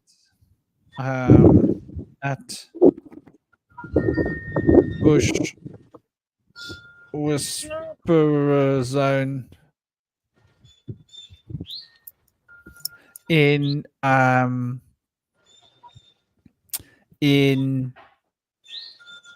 Telegram, then it will take you to the group, and we'll normally Cosmic's normally active there. I think he's active in a few groups, but he's like normally there like every day, like a lot. And he's put a lot of his diagrams in that group. So if you go and click on the media, you'll see a lot of his diagrams are there, and you'll be able to like look at that media, and you'll see there'll be whole conversations around that media that he's had in the past. So just spend a bit of time looking at the media. But if you're in there and you talk to him, just tag him. He's Cosmic Prankster. You'll see him in the group there, and he'll come and chat to you. He doesn't have a YouTube channel. He's not really been ready to put it out there yet, because he's still busy working on it. But it's like it's a work in progress that's developing, and obviously that's his choice not to put much out yet. I think he doesn't want to officially put it all out yet until he's got it all ready, and so he's still working out some of the crossing the T's, crossing the I's. That makes sense. My cherry, if you're still about. Oh, look at that little guy. How cute is that? Being good today. Sometimes he likes to run over to the neighbor's dog. His little girlfriend over there. I guess she's inside today.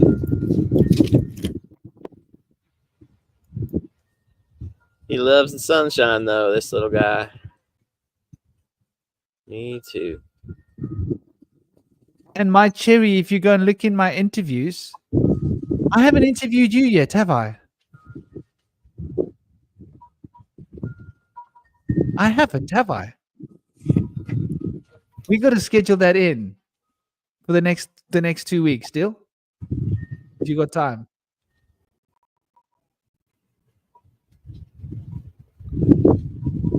Yeah. I haven't interviewed you yet, have I?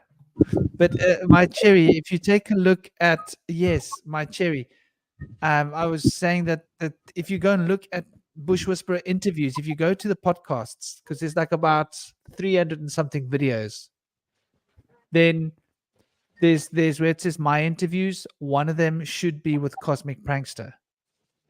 I don't believe YouTube's been removing a lot of my videos. I know they've removed one. So his video should still be there.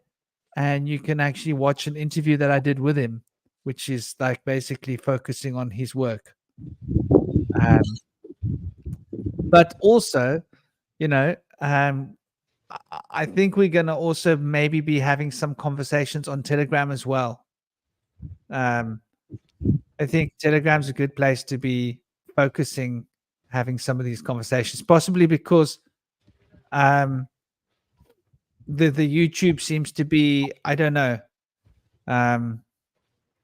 You can't speak as openly as you can on Telegram, can you? You can watch your P's and Q's all the time. But I do think there's a lot of interesting information that if you look at his system, it crosses over with a lot of different occult knowledge from Vedic school, Taoist school, Kabbalist school, Hermetic school. And so we always tend to show the similarities between the different schools of thought. And yeah. So what have we not said? We haven't spoken much about the generations, have we? No, let's talk more about that. I'm so scared to talk about that. Like we get the video axe from YouTube. Native American tribes, they try to plan out their agriculture for the next 7 generations. So they're preparing for everything to work on their system for 7 generations before it has to be rebuilt. That kind of foresight is beautiful, to be able to think ahead like that. And they say that we don't give things down to the next generation. They say that we're borrowing it from them and then we return it back.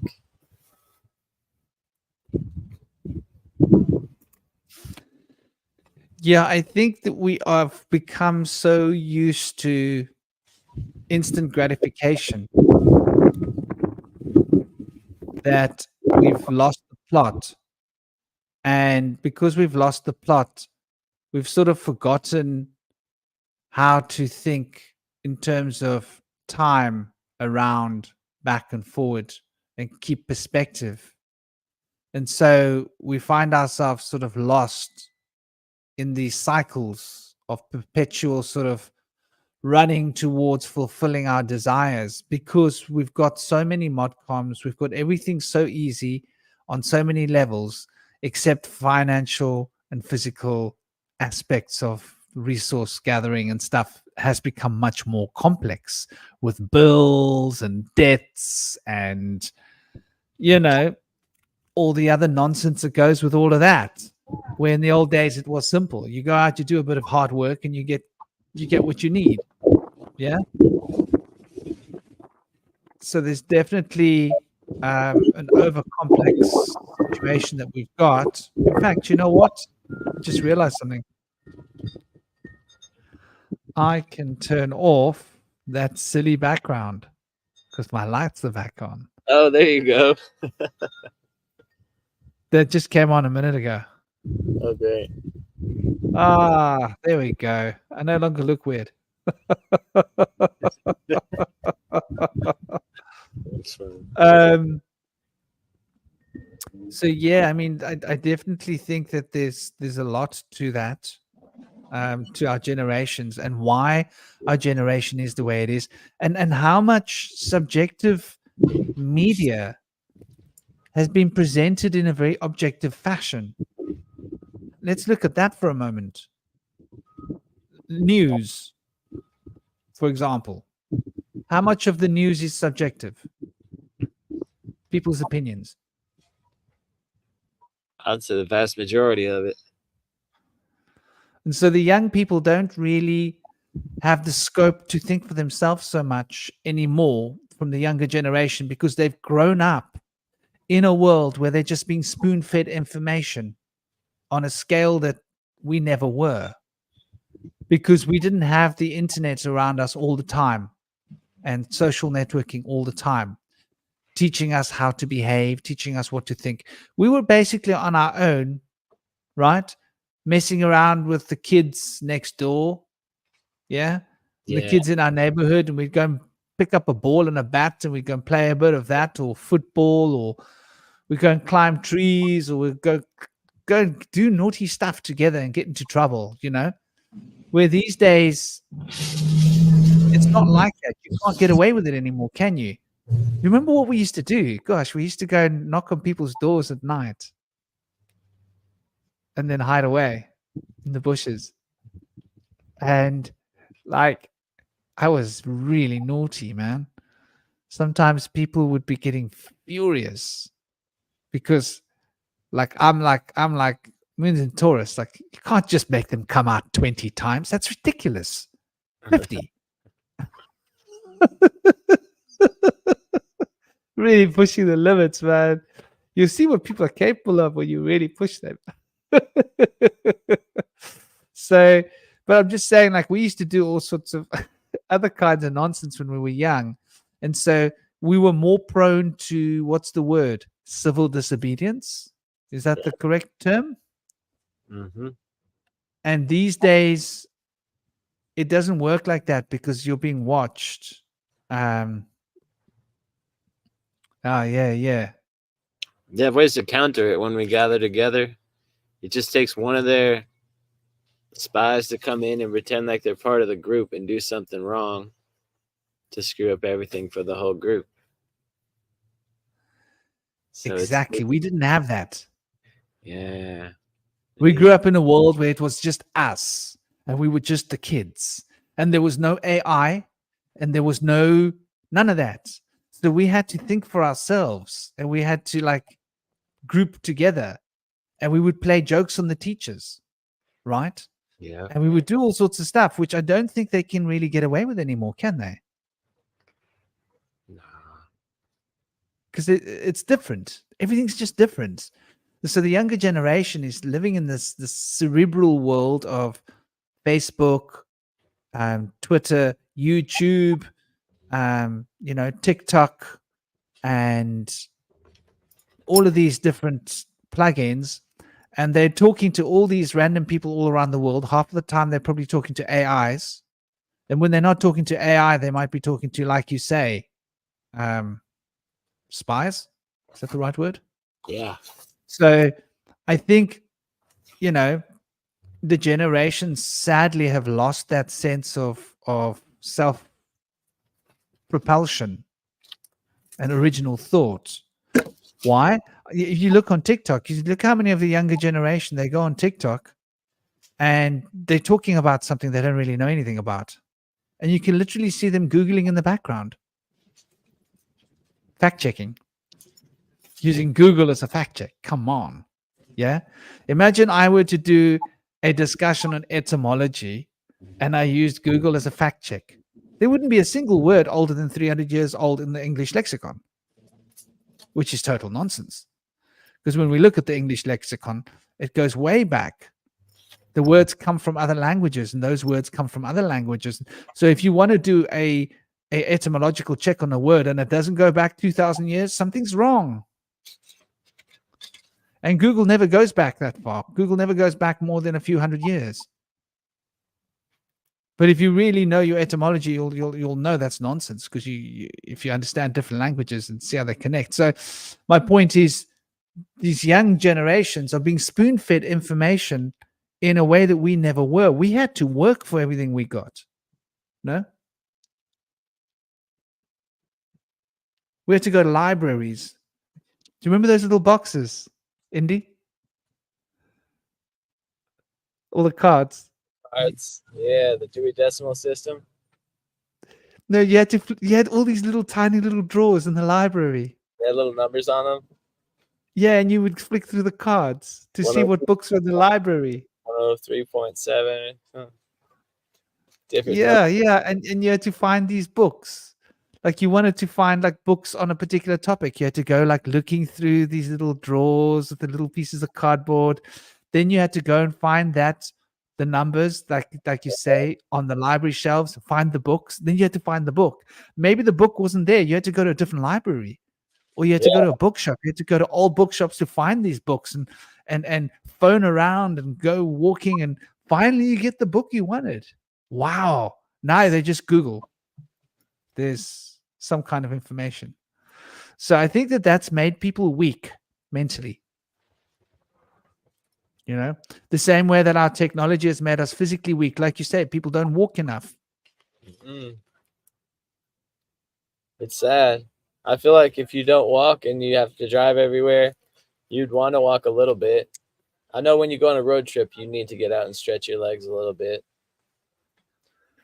But I like to walk, so I'll park far away in the parking lot and walk as far as I can to and from the store. I like exercise. Not many people are in that line of thinking, so I'm kind of ruled out often, and everybody else is telling me that we have to park right next to the door. Oftentimes I'll lose, but when I can be in solitude, I can do things that are better fitted for me, but it's hard to find a group that I can enjoy having that way of thinking with. Yeah, you know, it's interesting. Like my son, he's constantly saying, I must buy a car. I'm like, no, I don't want a car. He's like, no, you must buy a car. I'm like, I've explained it to you. We live next to the sea. If I buy a car, it becomes a rust bucket. I'm just going to spend money, and we're never going to drive the car, because I don't drive to work. I don't drive to go shopping. I do not want to go into that city. Why would I want to go over there? Here is like everybody that lives there wants to come here, because I've chosen to live where I want to be. Why would I want to go anywhere else? I've got online shopping. My food comes to me. I've got a new brush cutter, weed eater, arriving Monday or Tuesday. Right? I got it for a cheaper price than I would have from any shop online, and so that means that instead of going on a mission to go shopping to buy a new weed eater or brush cutter, I could rather spend that time on the beach. It's a choice, you know. He doesn't get it, and I'm trying to teach him that. Like, he says, yeah, but like, wouldn't it be nice if we had a car we could drive to the mountain and then walk up? I'm like, no. It defeats the purpose. Like, yeah, that's just it. I feel like when I try to go walking with people, they don't want to walk unless it's like on a walking track or at the trailhead. But if it's not like a designated place to walk, they say no way. But I've noticed that, like, when I walk in town, I feel like there's a lot of homeless people that walk too, and so I think a lot of people might assume that I'm like homeless or something. So I carry like a clear backpack, and I hope people wouldn't assume that I'm like just like a homeless vagrant. But I don't really care that much. yeah, that's interesting. You know, that society has become so twisted. Yeah, it's pretty bad. But I think people can tell. I have pretty like expensive like brand name fashion clothes and stuff, but you know, like street thugs kind of end up looking like that too. So can't win. I don't know. You know, at the end of the day, it's like the way I see it is that's a positive thing. It's a filter to keep all the idiots away. Excuse my French. Do you know what I mean? People that are like gonna look at like through such a narrow lens and like look down on you and try and judge you for that. It's like, well, good riddance to you all. I probably don't need to interact with you, which is fine. I'll rather interact with the people that have enough humility to look beyond this and look into this and see who they're talking to and make real connections. Better to make 5 real connections in a year than 500 fake connections. Right. It's true. I think you're right, Cherry. But he's learning. Like, for example, you talk about walking. This morning, my son and myself, since the fires have left, look, we don't always walk on the paths on the mountain. And the paths aren't that designated here. You'd love this place. Indy, this would be your cup of tea. And you'd love walking with us. Like, we don't even walk. We crawl through bushes. Cool. I'm good at that. We go all out. And he said today he wanted to go to those trees on the other side after our walk. And I was like, okay. And he wanted to take the shortcut down. And I was a little bit concerned because it's very thick bushes that we're walking through. And there's a lot of puff adders on this mountain. And you can find the odd cobras. So I was like constantly reminding him, snake check, snake check, snake check. Look where you're walking, buddy, because they look like branches. If you see one, you don't have to be scared of it. But if you step on one, you'll wish you hadn't, you know? And so like literally, you know, for all he's like, he wants to drive around, he also likes to get like wild and bundabash. So I think that this is something that like I've noticed too. If I take people for a walk, I can't go walking the way I would normally walk. I got to take them on like the straight and narrow, you know. If I take them the way I would walk, they'd get hurt. They get scratched legs and they scratched. They're like, oh, look at me. I'm like, yeah, that's just how I normally am. It makes my skin tough. But I do think that this food has also got a lot to do with it, huh? What do you think? You know, brain capacity. It's a big thing. I'd say that fish is brain food, and like a lot of foods that are omega-3 rich, like fish, are also really good for the brain. And I feel like that was kind of probably, you know, it shows a great explanation for our evolution coming from aquatic ancestry as hominids for a few million years. So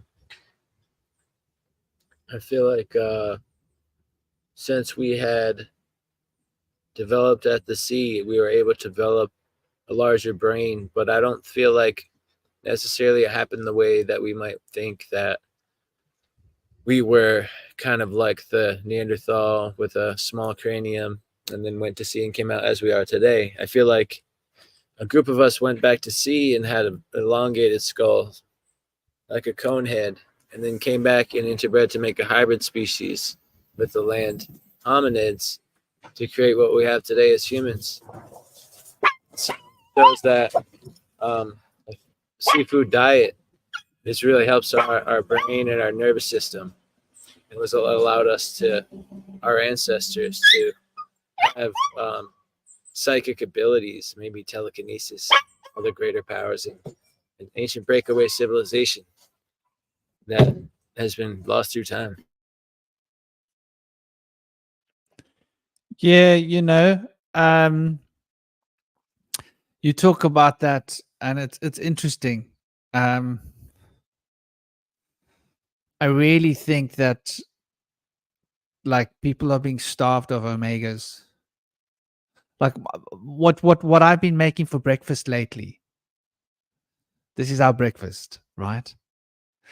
I get peanut butter, which is the omega peanut butter range, which is basically crushed peanuts and nothing else.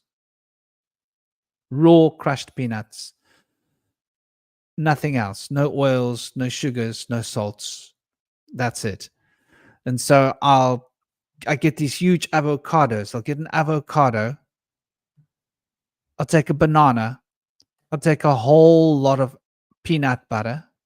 I'll take a good couple of spoons of sesame, tahini, which is basically just blended sesame paste. I'll take like a whole lot of blueberries and maybe an apple, and I'll blend them all up together with a bit of almond milk. Yeah. And I'll make these, and raw honey to balance the. And so that's like the kind of breakfast smoothies I get my kid to eat. And like, I think like he seems to think for himself a lot. And people are always amazed by what he says. And I really think it's got to do with the breakfast he has. I think a lot of children eat like Kellogg's. And if you're eating your first meal of your day and it's rubbish grains, you're programming your body to just take in carbs and sugars. And your brain is being starved of the fatty acids, and all you're getting is milk. Milk doesn't have that much omega. Oh, and I'll put extra virgin coconut oil into that as well. So there's loads of omega-6, some omega-3. The avocado's got the omegas. There's loads of omegas coming in the breakfast hit. And then when I cook, I always use extra virgin olive oil poured over the food last. And extra virgin coconut oil, organic, last. And sometimes I'll get nut oil, extra virgin nut oil, macadamia nut oil, whatever nut oil, and pour it over the food so that he's constantly, and then he eats nuts as well, almonds. And so I think people aren't really feeding their brains. And I think this is what the younger generation is suffering from. It's true. But when we get some coconut oil, it's got that omega-6 that we need, and omega-3s. We want a higher omega-3 balance in that ratio if we can get it. But it also, in coconut oil, which is omega-6 rich, there is ketones in there, and MCT oil and ketones, which helps like autistic kids be able to speak and stuff sometimes, because it allows for a different metabolism, to like an alternative metabolism besides oxygen and sugar. Through ketones, you can also have energy, and you can also have more active metabolism in the body. So I've been using coconut oil, and I've seen a difference. It can help with dementia. I think it's got something that it does with the hormones, isn't it? The hormones have got a lot of energy in them. And there's secondary metabolite actions in the hormones, isn't there? That we don't really take account of. And like when a pregnant woman picks up a bus, okay, I'm exaggerating, but you know what I mean. When her child is trapped under a car or something, and she picks up the car, it's because of those hormones and secondary metabolites giving energy to her body, incredible amounts of energies. So, and this is what's been taken away from us. I think we used to understand these things intuitively, because I remember how strict my father was about food when I was a child. And do you know how many conversations I've had with parents over the years? I used to see parents feeding their children rubbish. I used to say, like, "Your poor child. Like, you realize you're poisoning your kid." And then people stare at you like, I'm like, that poor child. You're poisoning that child. You're taking away their opportunity for life. You look at what they're buying. Kellogg's, Rice Krispies, and white bread, and fake spreads, to put on bread, and margarine, and all sorts of rubbish, because they've been brainwashed into believing that this is better for them because it's got less fat, right? that less fat nonsense. People have been told that fat is bad for you. You mustn't eat fat. I think it's a big part of the problem. And so Yeah. people are scared of omegas. And when I eat extra virgin olive oil, I'm not shy. When I make a pot of hummus, I put a quarter of the mixture. No, maybe I'm exaggerating. Look, if I make a big bowl of hummus, I'll put a half a cup of extra virgin olive oil into that. Stir it in. Like, you'll be shocked at how much extra virgin olive oil you can eat. And you know what it does? It makes your brain feel good. What is the extra virgin? Is it got omega-9? You know, so it's very important to take this into consideration for those of you that are parents out there.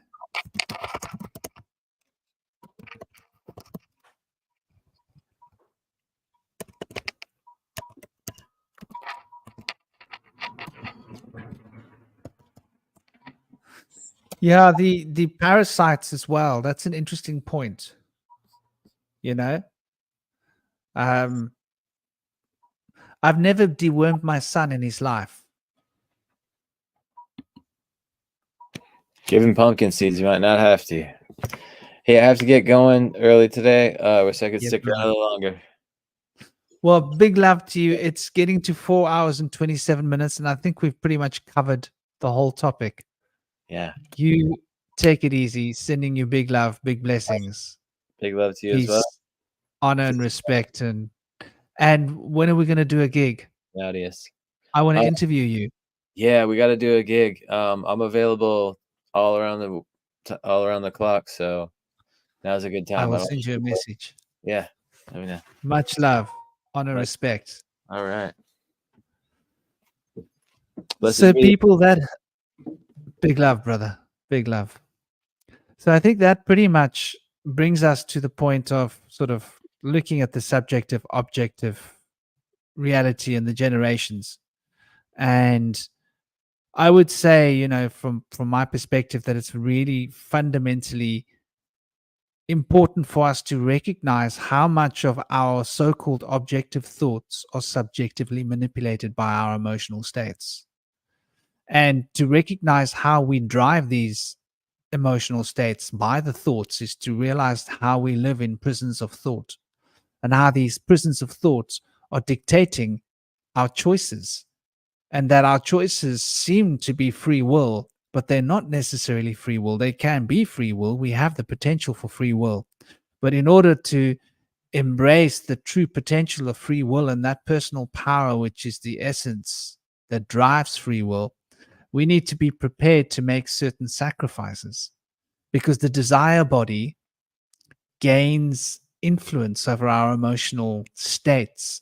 When we allow the passions that drive our desires through the desire body to wish for gratification and fulfillment, that is when we start to become entrained by these passions that are driving these desires.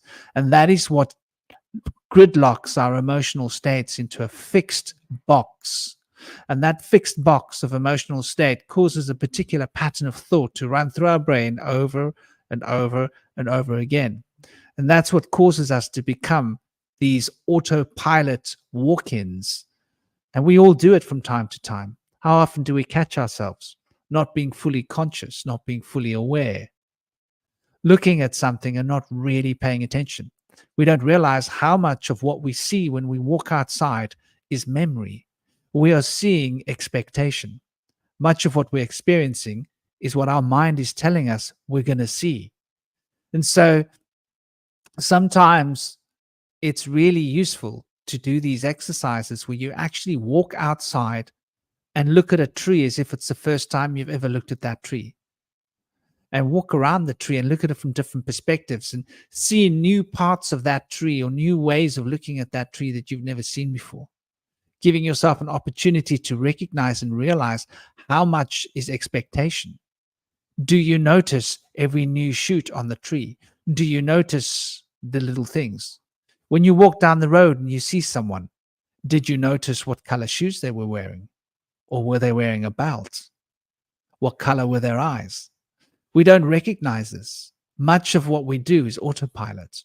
And so we live in this illusion of free will and free choice, but our choices and our will seems to be usurped by our desire body. And so these desires keep us entrained in the patterns. And this pattern we can call our upbringing, we can call it our conditioning. And so Tantra is essentially deconditioning these patterns, deconditioning these habitual cycles. Yoga is about creating specific cycles of conditioning. This is like a strategic way of considering what kind of cycles of conditioning do I wish to set up and moving towards it. The shamanic path is deconditioning, is Tantra, is to just drop it all and allow what is to come out. And it's a bit catastrophic. It's a bit of an emotional roller coaster. It's a bit of a wild ride. But in that wild ride, things become rebalanced, and the dynamic harmony shifts towards a state of natural perspective and natural expressions. I think it's so difficult for us to be natural in this material world of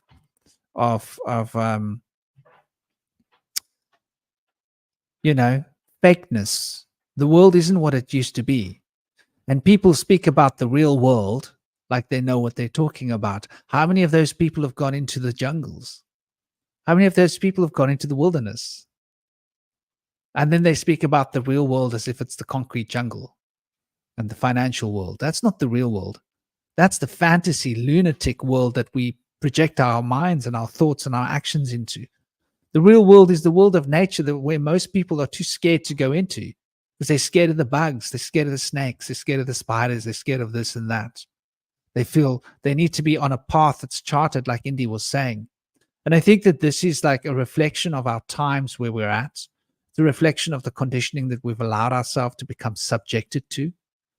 And this subjectification of ourselves towards this Uncle Sam, towards this state, this mommy daddy state that's going to look after us. We've got the fuzz to keep us safe, right? The coppers. We've got the courts to make sure that everything's fair and right. We've got the financial system to make sure that everybody gets what they deserve. Yeah, we've got all of these institutions that have been set up, education systems, to ensure that only those that play ball get to move forwards in life. And these patterns that we allow ourselves to become entrained by are based upon beliefs, and the beliefs that we hold. And to consider what a belief is, there is knowledge. The knowledge is in the roots of the tree. And the knowledge in the root of the tree becomes ideas that become concepts. And the concepts then are the branches moving from the idea of the actual trunk of the tree. And then these concepts become beliefs, which are the leaves hanging on the branches. And so we consider these beliefs, these leaves, this belief, to be reflective of the knowledge of the root of the tree, when actually the belief is the leaves are not reflective of the root of the tree. They are merely organs that are generating sugars out of light in order to feed the real tree. That's all the leaves are, which is why they keep falling off. So we need to recognize that our beliefs need to fall off like leaves of the tree. We need to allow autumn to come spiritually, mentally, psychically within our consciousness field so that we can drop the beliefs. And periodically, we should be considering and challenging our belief systems. And so we've got these important points in the annual cycle, the solar, lunar calendar, whichever calendar you play ball with, where there will be solstices and different times and opportunities to question different parts of our programming. For example, we've just come through the programming of Hallows, the Halloween, or the the various different names that you can name it by. But this is a time to celebrate those that have left, those that have come before us, those that have passed this world. And so this gives us a real powerful opportunity to question our beliefs about permanence of life and the physical body. What happens to us when we leave this flesh puppet by the side of the road? Where do we go? These are concepts. We think that we have answers in our minds, and these answers that we think we have become the beliefs that keep us chained in a cage of thought, that keep us turning this wheel where we become the objectification of the subjective notions that are being programmed into our subconscious by the media, by our education, by the forces that be, by the endless stream of information that's presented to us by AI bots, and by Google, the proverbial teacher, the proverbial knowledge keeper that we trust. And I mean, anybody can tell you, Google Maps. I think they've gotten a bit better, but I've been lost a lot of the times when I've relied on maps. That's why I don't like using them. I prefer to use my own common sense. And I think common sense is something that we've left by the wayside. And when we look at what common sense is, it is the sense that is common. It is beyond thinking. It is beyond feeling. It is beyond being subjective. It is beyond being objective. It is just merely being present and sensing what is common. And when you sense what is common, you become fully aware of the now. And when you become fully aware of the now, you are fully present. And that's when the presence of self can become an expression of being, the true self, not the idea of the self that we think that we are, that we pretend to be in order to try and live up to some kind of an ideal that's been programmed into us by the notions of what we think we ought to do or be because of our parents or schools or various different social mechanisms, or even because of what we've seen on Hollywood and identified with our fantasies, our desires. I'd like to be like this, so I'm going to try and be like that. I think to learn to just really let go of everything is to focus on the out breath. And to learn to embrace everything that comes to us in life is to be able to draw in life through the in breath. And to hold that life, to allow it expand till it burns in its own furnace of destruction.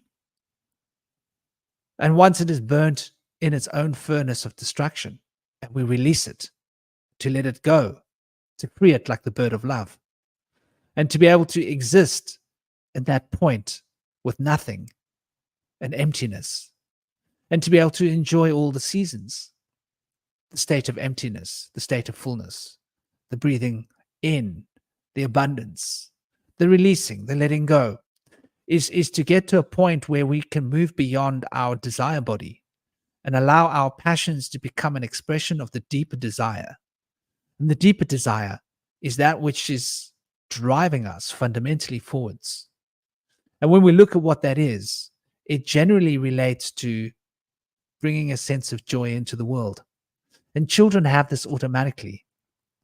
Unfortunately, though, the children are being schooled out of this joy, and they're being taught by animation, Disney Plus. Shout out who? My cherry, who was the shout out on Disney Plus? All of these so-called social construct gurus, teachers, those providing the entertainment.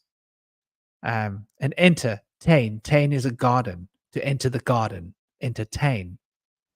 To entertain is to be led up the garden path. So we've got to take a look at what kind of entertainment we're allowing ourselves to indulge in. And as well, it's really challenging. I'm a father, got an 8-year-old. Do I not allow him to entertain himself with Disney Plus because all the other children do?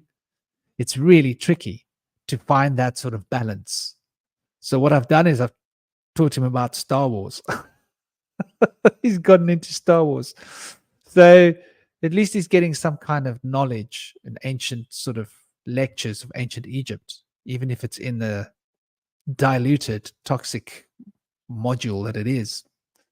So I think it's fundamentally important for us to focus on our kids, to focus on the diets, and to focus on what we put into our bodies, because we really are what we eat. And what we eat is what we will become. And what we become will drive us to eat more of what we wish to eat. And so the desire needs to be tuned in.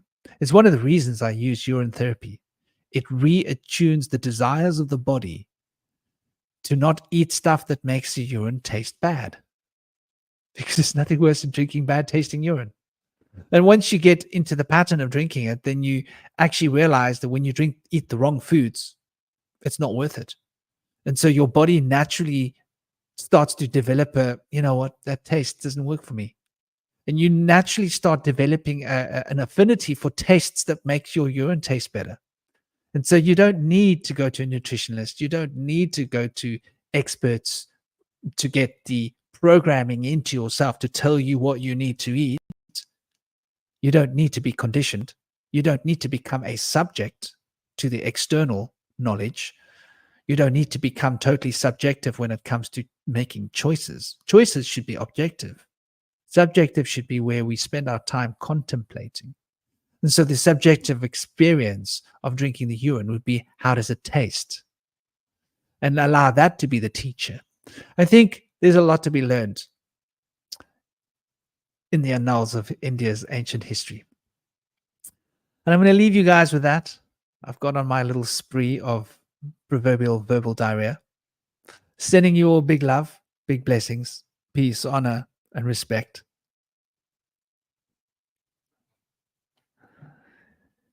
Yeah, good old CBD. And CBD is great, huh? Really is great. You know, I mean, there are other parts of that plot that's really great too, but CBD is really great. There's a lot of great parts.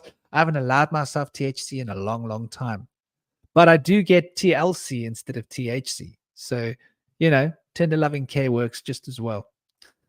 Sending you all big love, big blessings. Thank you for coming. I hope you got what you came for and enjoyed the show.